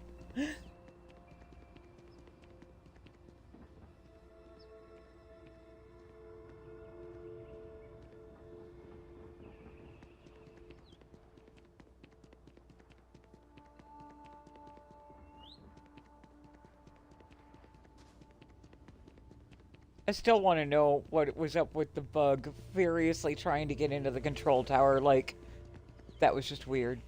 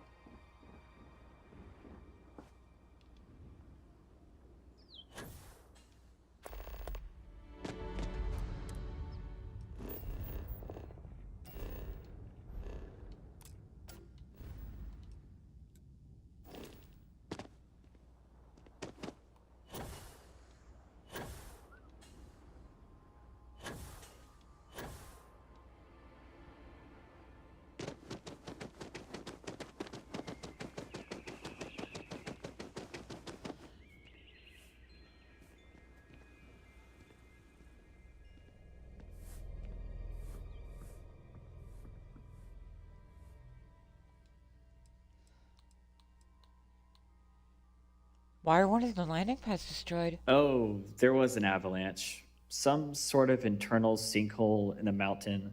It pretty much devoured the pad, destroyed the ship that was on it, and is going to cost me hundreds of thousands in credits to Hope Tech in the process. Is the area safe? Geological experts from Hope Tech ran tests and assured us everything is safe. To be honest, I'm not sure I believe them. Our control team picked up odd vibrations before the accident.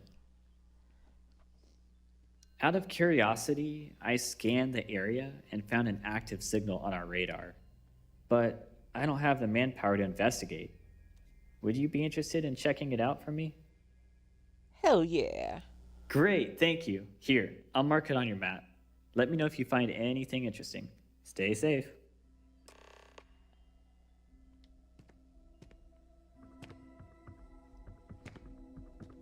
Bonk. Right into the window. Okay.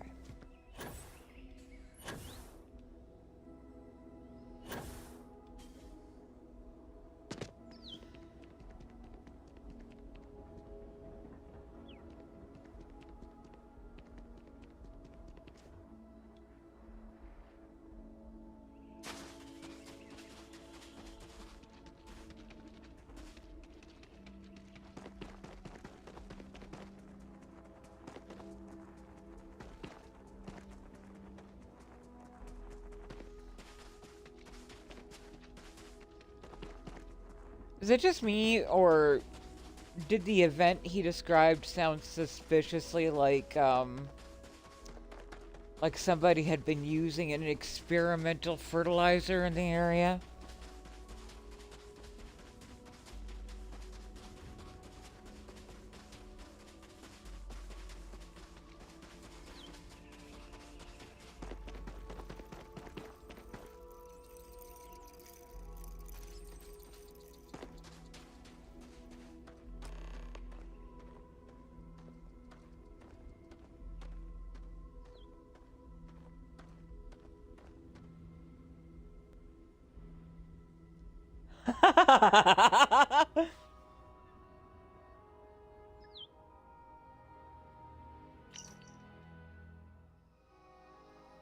Hey, Lily, I've been accepted another assignment. We could really use the extra income. I'm sorry, I know you're probably worried, but I promise I'll be safe. I'll be back to work on your garden soon. I submitted dozens of applications to other local jobs. Hopefully this will be my last assignment. Love, Roland. Whew. Eden 6, log 1. Oh, that's a lot of reading.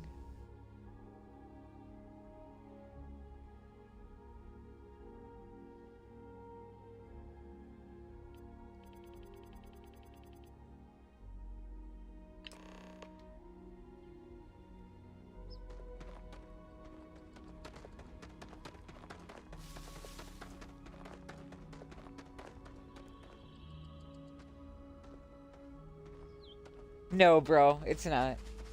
I'm on Xbox. I really need to change my tags to say that I'm on Xbox. Keep forgetting to do that.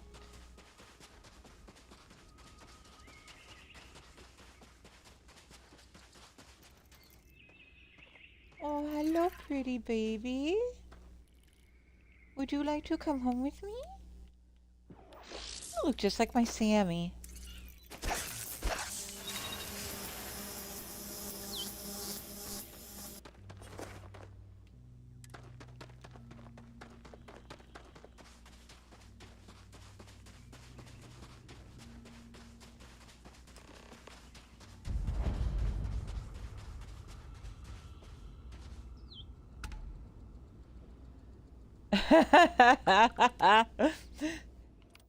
It's perfectly safe. Let me show you.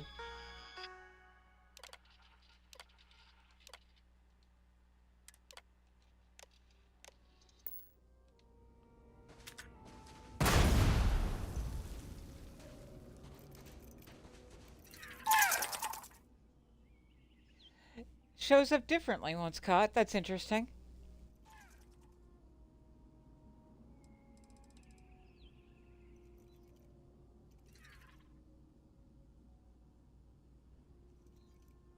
That's so cool.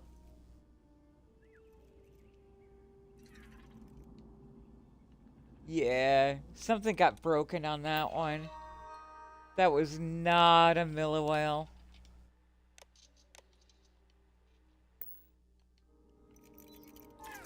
Alright, buddy. You're gonna go back in the box, okay?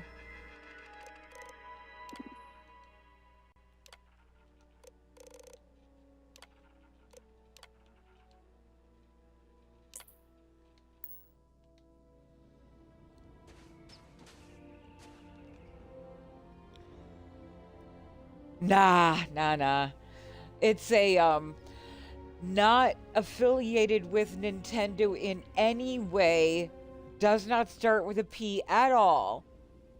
Mod called Xenomaster, where you are able to tame aliens and keep them as pets. Sometimes even ship crew.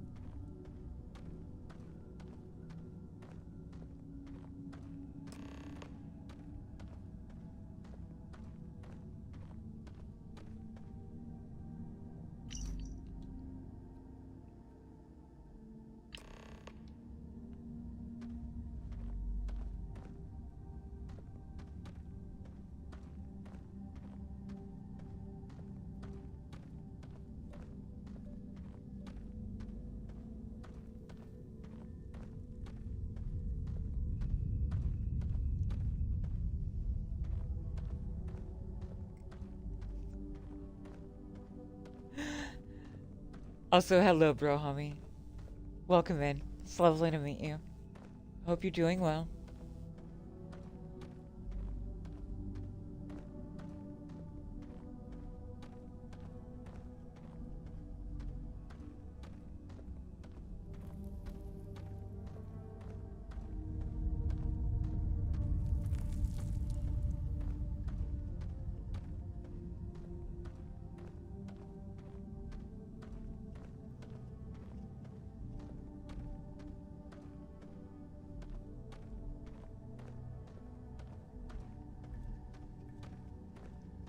These guys, we're not gonna worry about. We're just gonna move right past the cave spiders. Nothing to see here, babies. All good.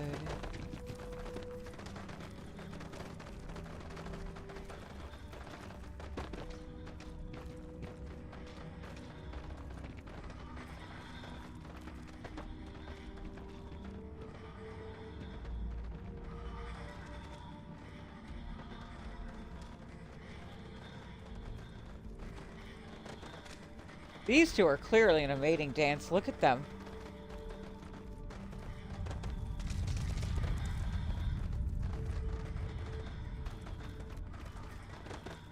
Yeah. Get it on. Bang a gong.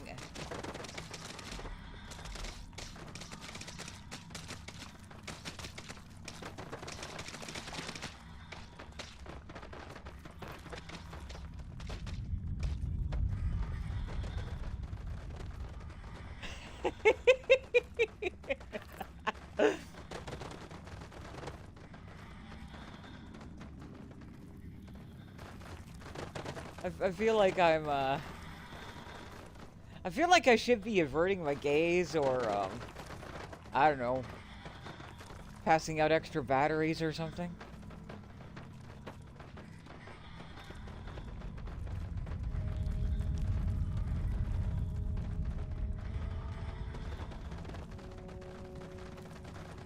Oh, but look at the pretty flowers.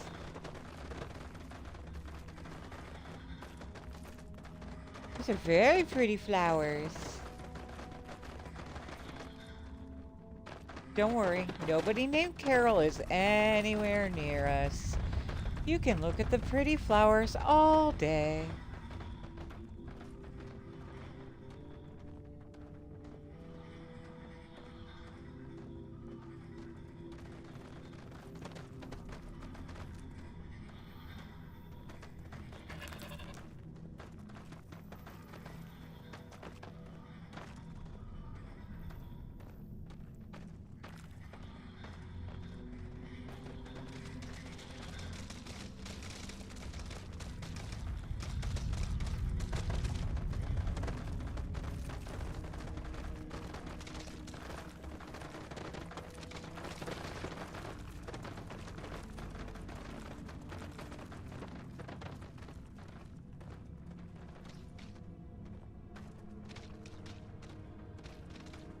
This is obviously meant to be far more treacherous.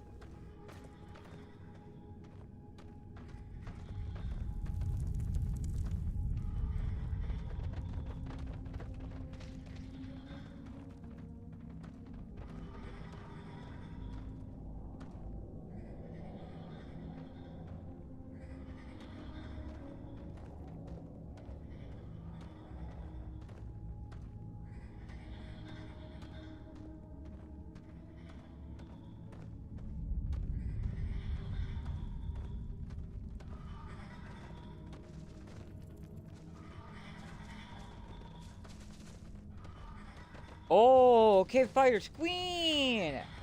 Cave Fighter's Queen! Well, Your Majesty, do not wish to disturb your kingdom. All is well. I mean your little's no harm. I also think they're ugly as fuck and I don't want to take any home with me.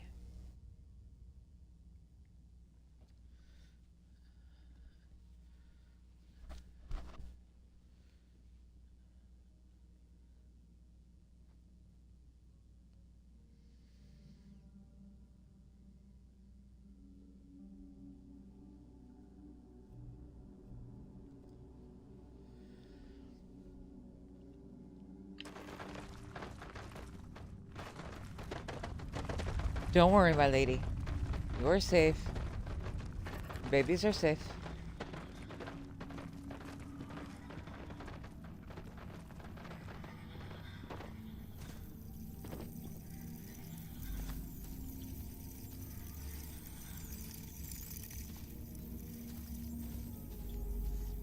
Wow, this is gorgeous.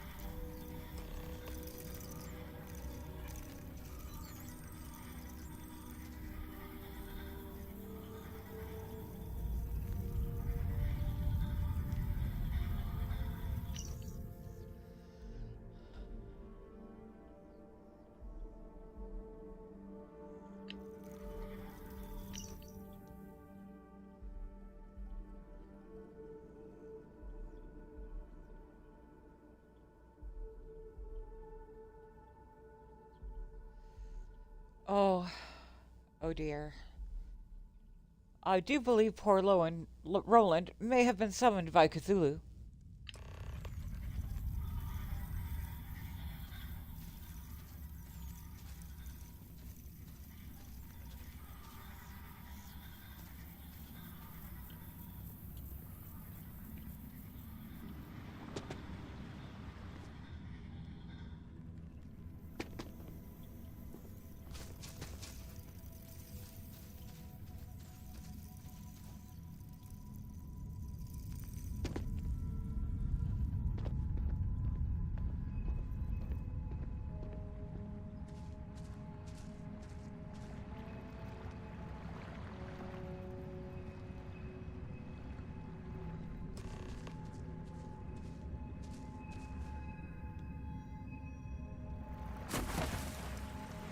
Really?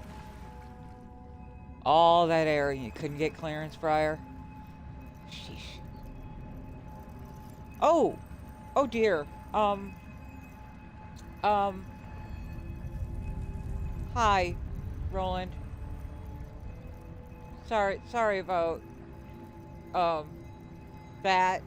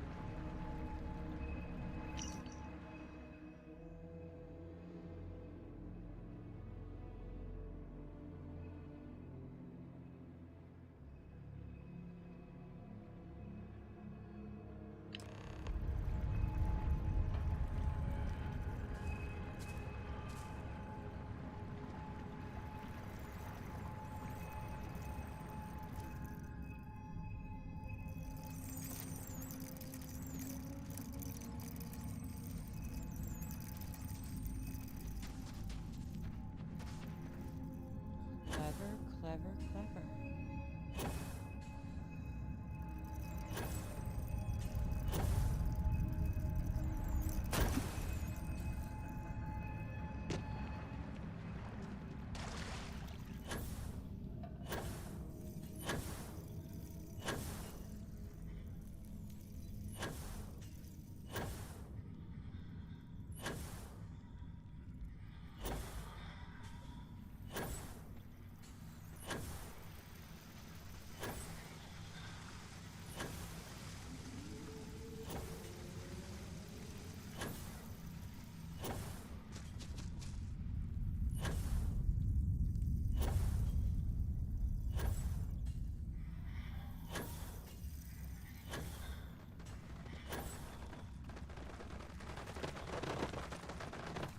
Majesty.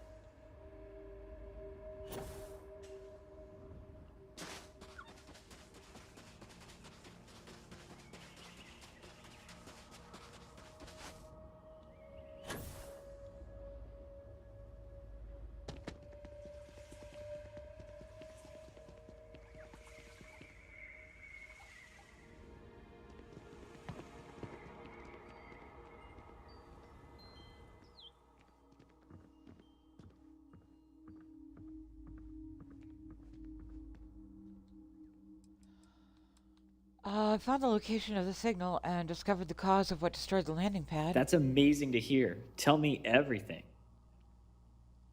On a scale of 1 to 10, my friend, you're fucked. Interesting. So, Hope Tech hired Roland to destroy my entire aerospace. It's no coincidence this happened weeks after I turned down a bad deal from Hope Tech to buy out my business. This could have really been deadly. We're lucky no one got hurt. I mean, except for Roland. I'll be notifying Aquila as soon as I feel it's safe. But you saved me a fortune. Hope Tech has been after me for hundreds of thousands in damages after they lost their ship when the landing pad was destroyed. You know what? The control tower. It's all yours, for free. I'll be happy to see it go to someone I can depend on. And it might be nice having you around in case that Garrett person ever shows up. Thank you, friend. Show me what you got for sale. Everything's for sale, friend.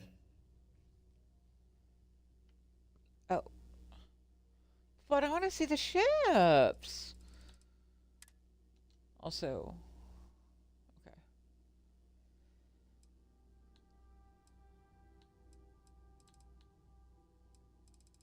Biohazard box, that's amazing. Ooh, I need that.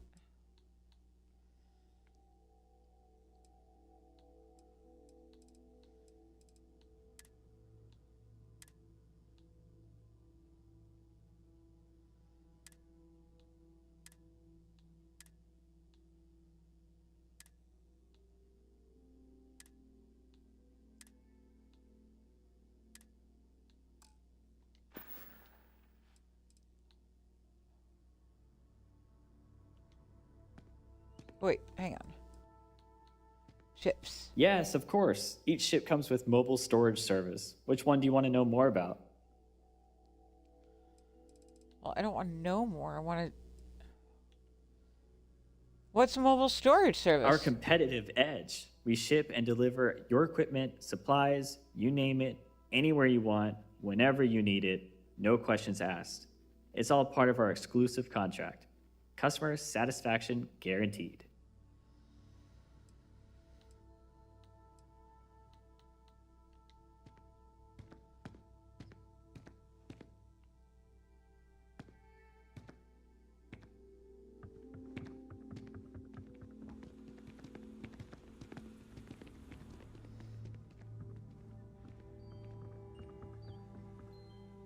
Derp. Oh. Hello, pretty baby.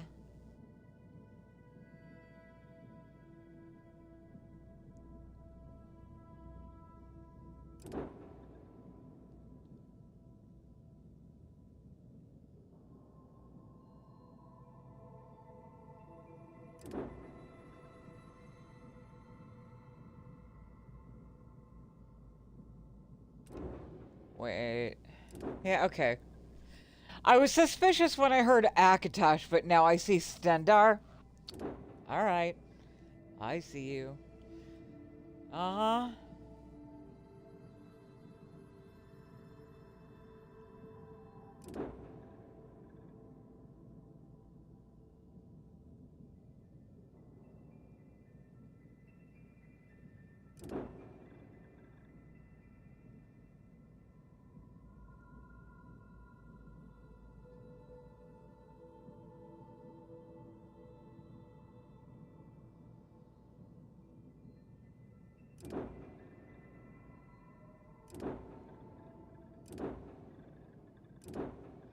Okay.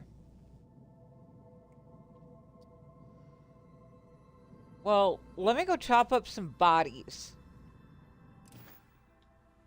And then we'll buy all of them and look inside. Is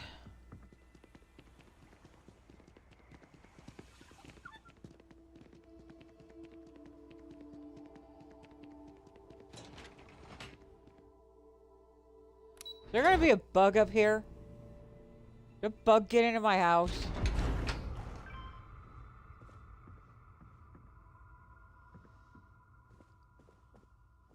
Alright, now. Is that elevator gonna constantly open and close every time I walk past it? Oh, nice. Nice. Someone learned from Tank Girl.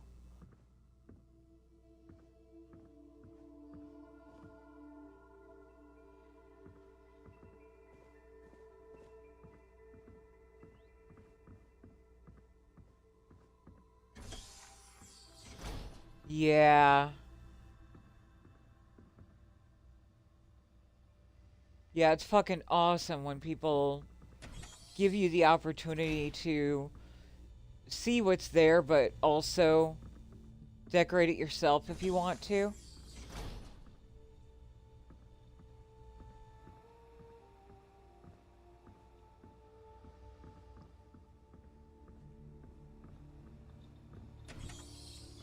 Yeah, I'm definitely impressed.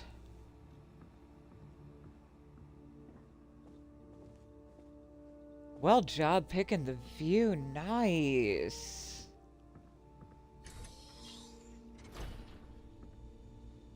Oh yeah, I definitely dig the way this is put together. I swear to God, if there's only male mannequins, I swear to God, if there's only male mannequins.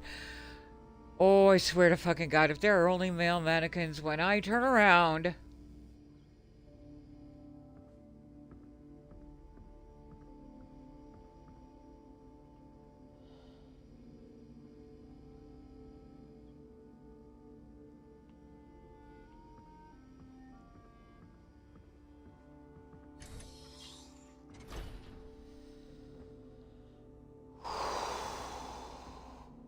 Deep breath. Disable the furnishings. Take care of it yourself.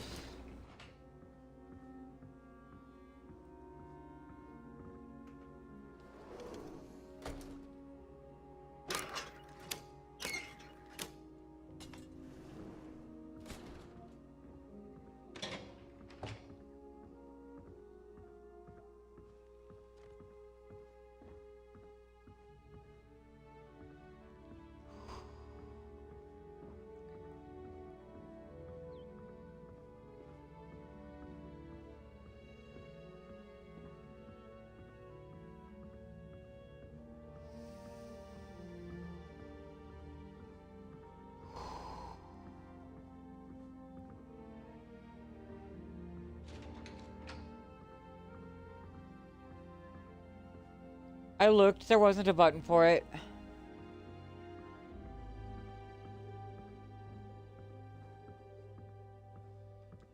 Besides, Nemi is the only one who's figured out how to do that.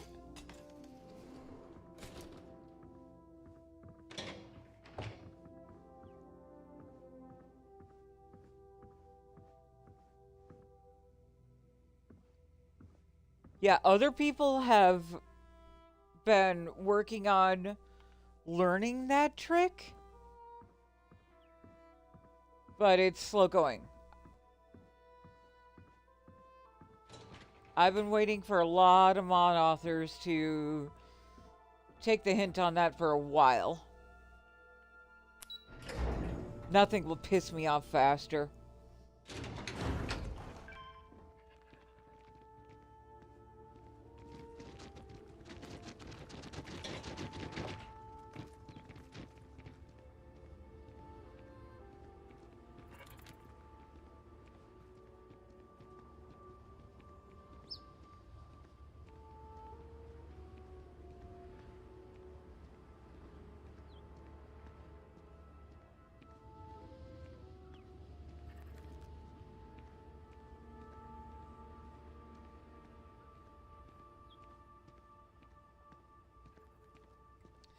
And when I hit disable furnishings, it really only disabled the mannequins, so I don't know what the hell's going on there.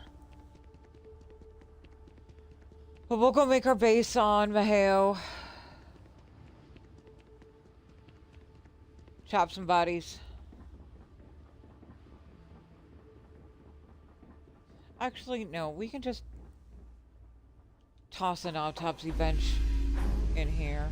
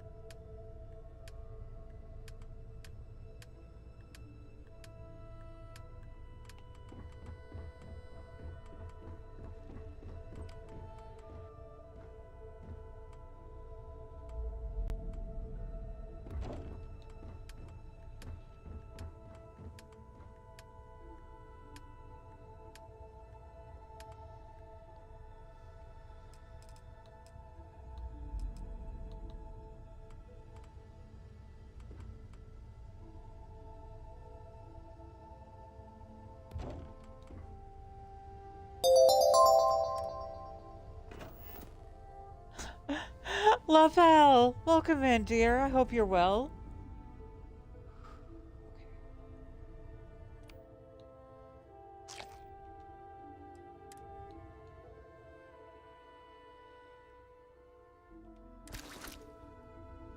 So we're going to have to do some inventory maintenance here.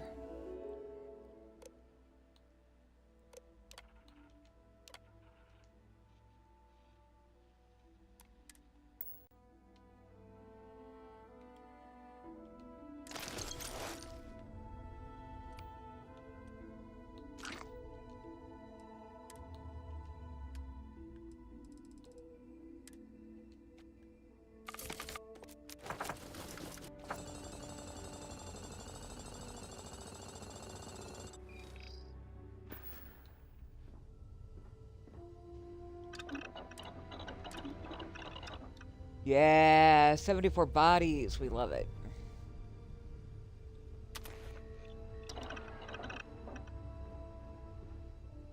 Let's get the money going.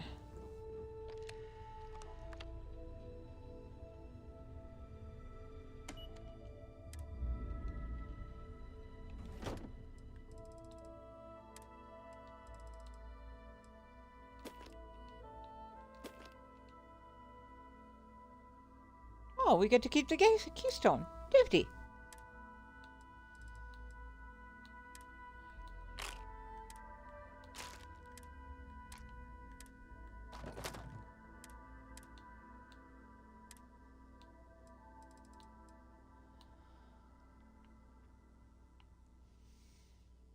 Although that hat's actually kind of cute with this outfit. I think I'm going to keep it.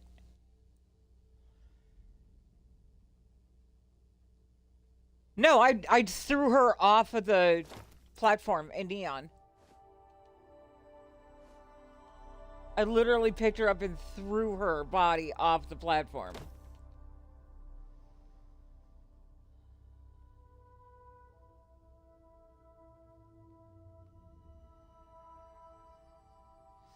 Actually, there's a mod called Changeling that does that, Grimner.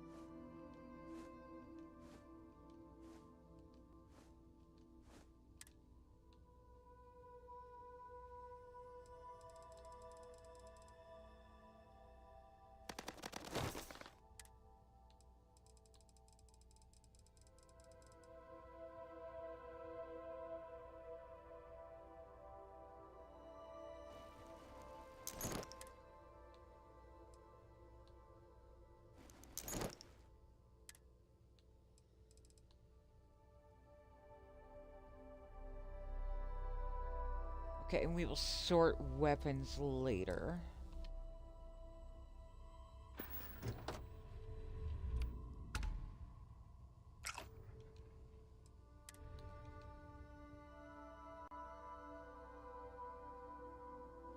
Oh, why'd you have to say that? Niley, why'd you have to say it?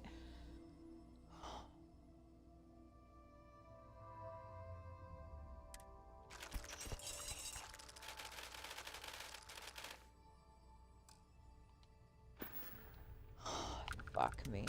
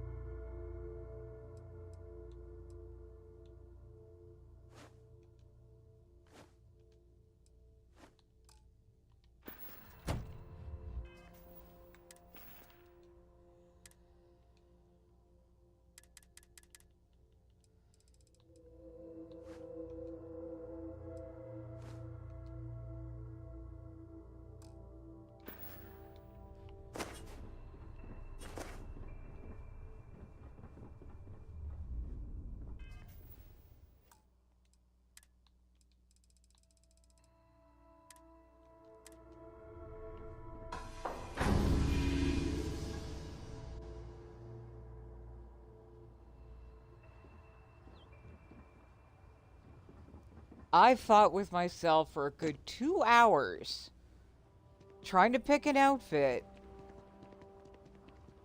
that gave me the chest I wanted, despite the fact that it did not give me the lower body that I wanted. Finally resolved that it wasn't that bad. But no. Alright.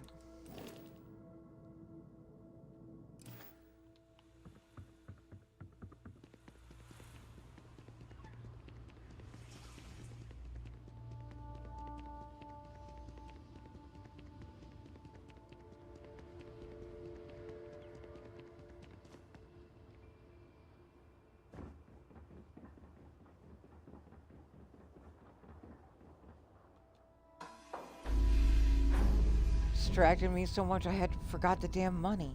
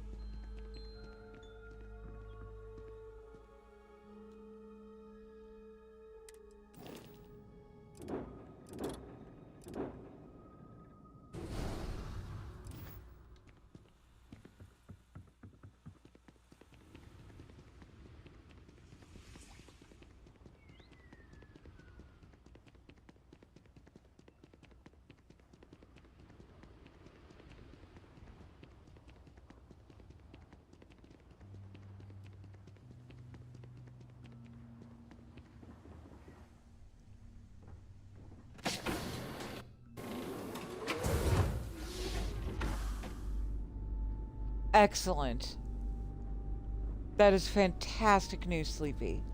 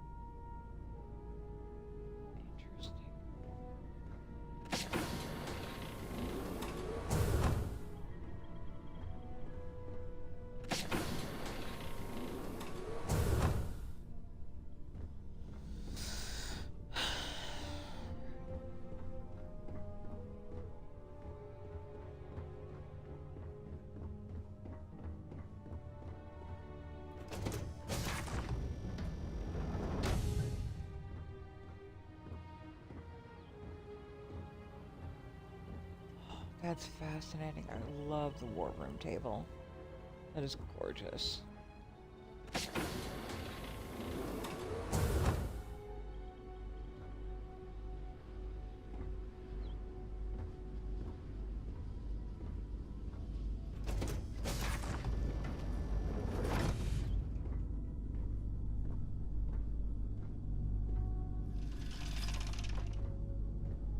Oh, nice.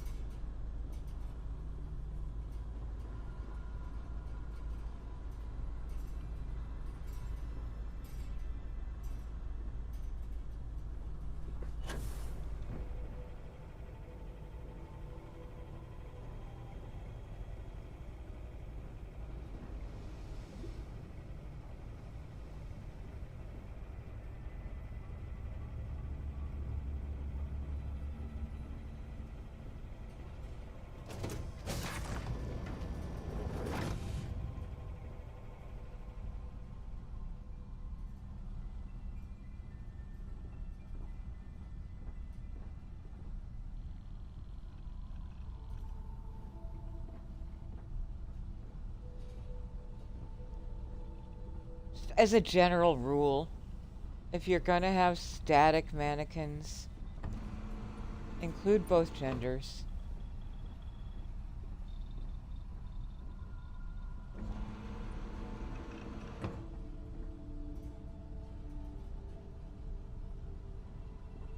Making changeable mannequins is really tough work.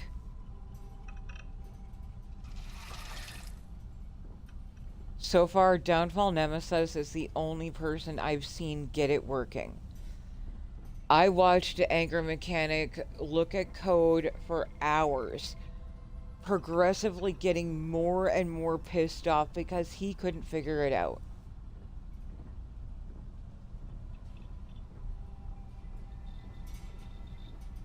For most mod authors, the easiest thing is to just do static mannequins.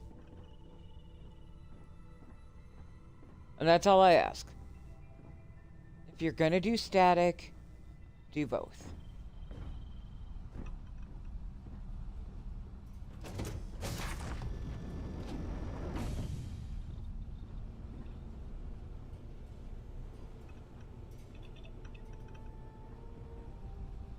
This is fucking gorgeous.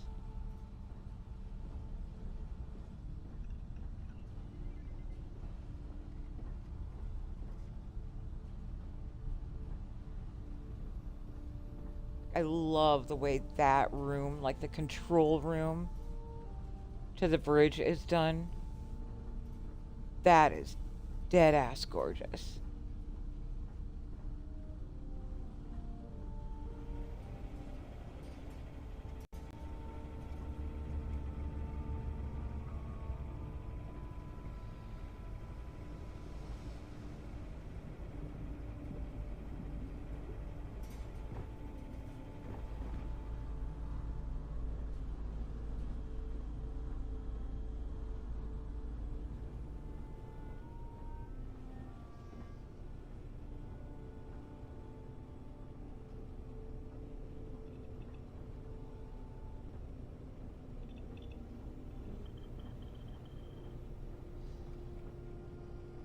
And what I love the most about this is that it's very true.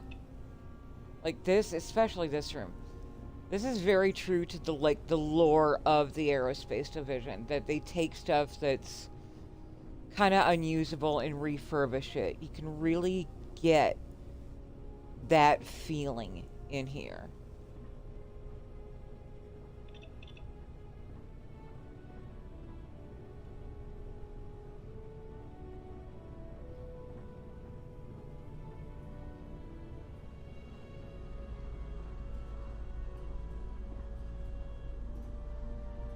No, and it's a similar concept to what Lambent did.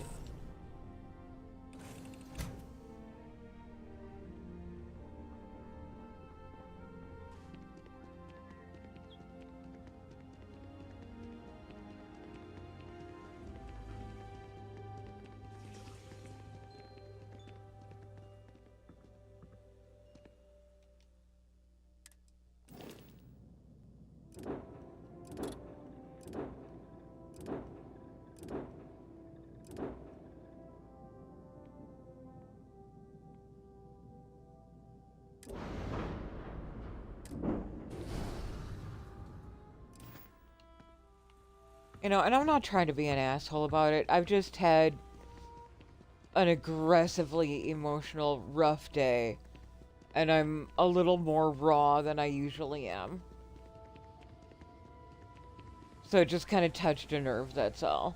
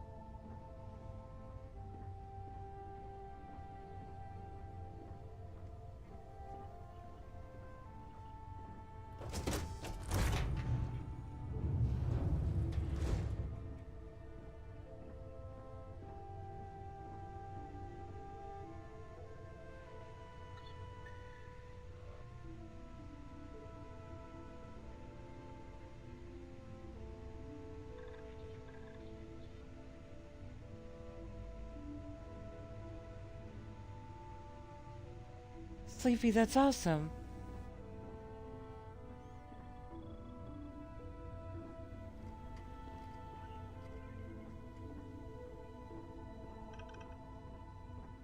Absolutely fucking love the naming convention for the ships.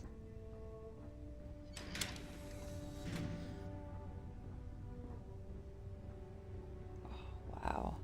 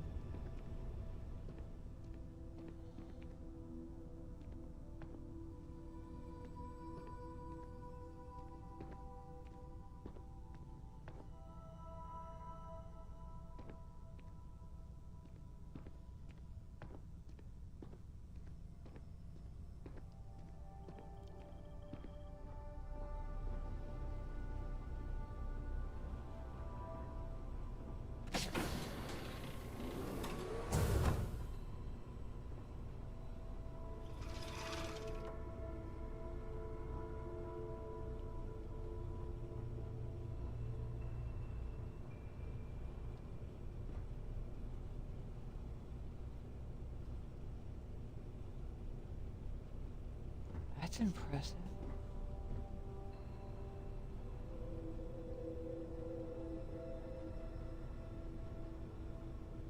I knew I would like the Azure the most.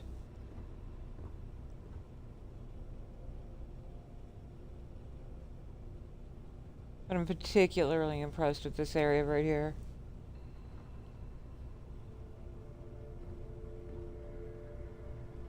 Like, even though there's still that air of the whole route, this just feels cohesive.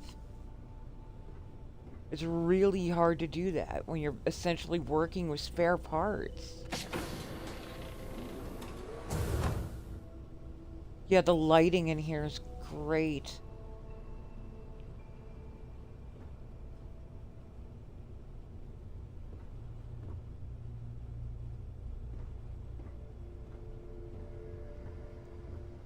Need to put a little TV on this wall.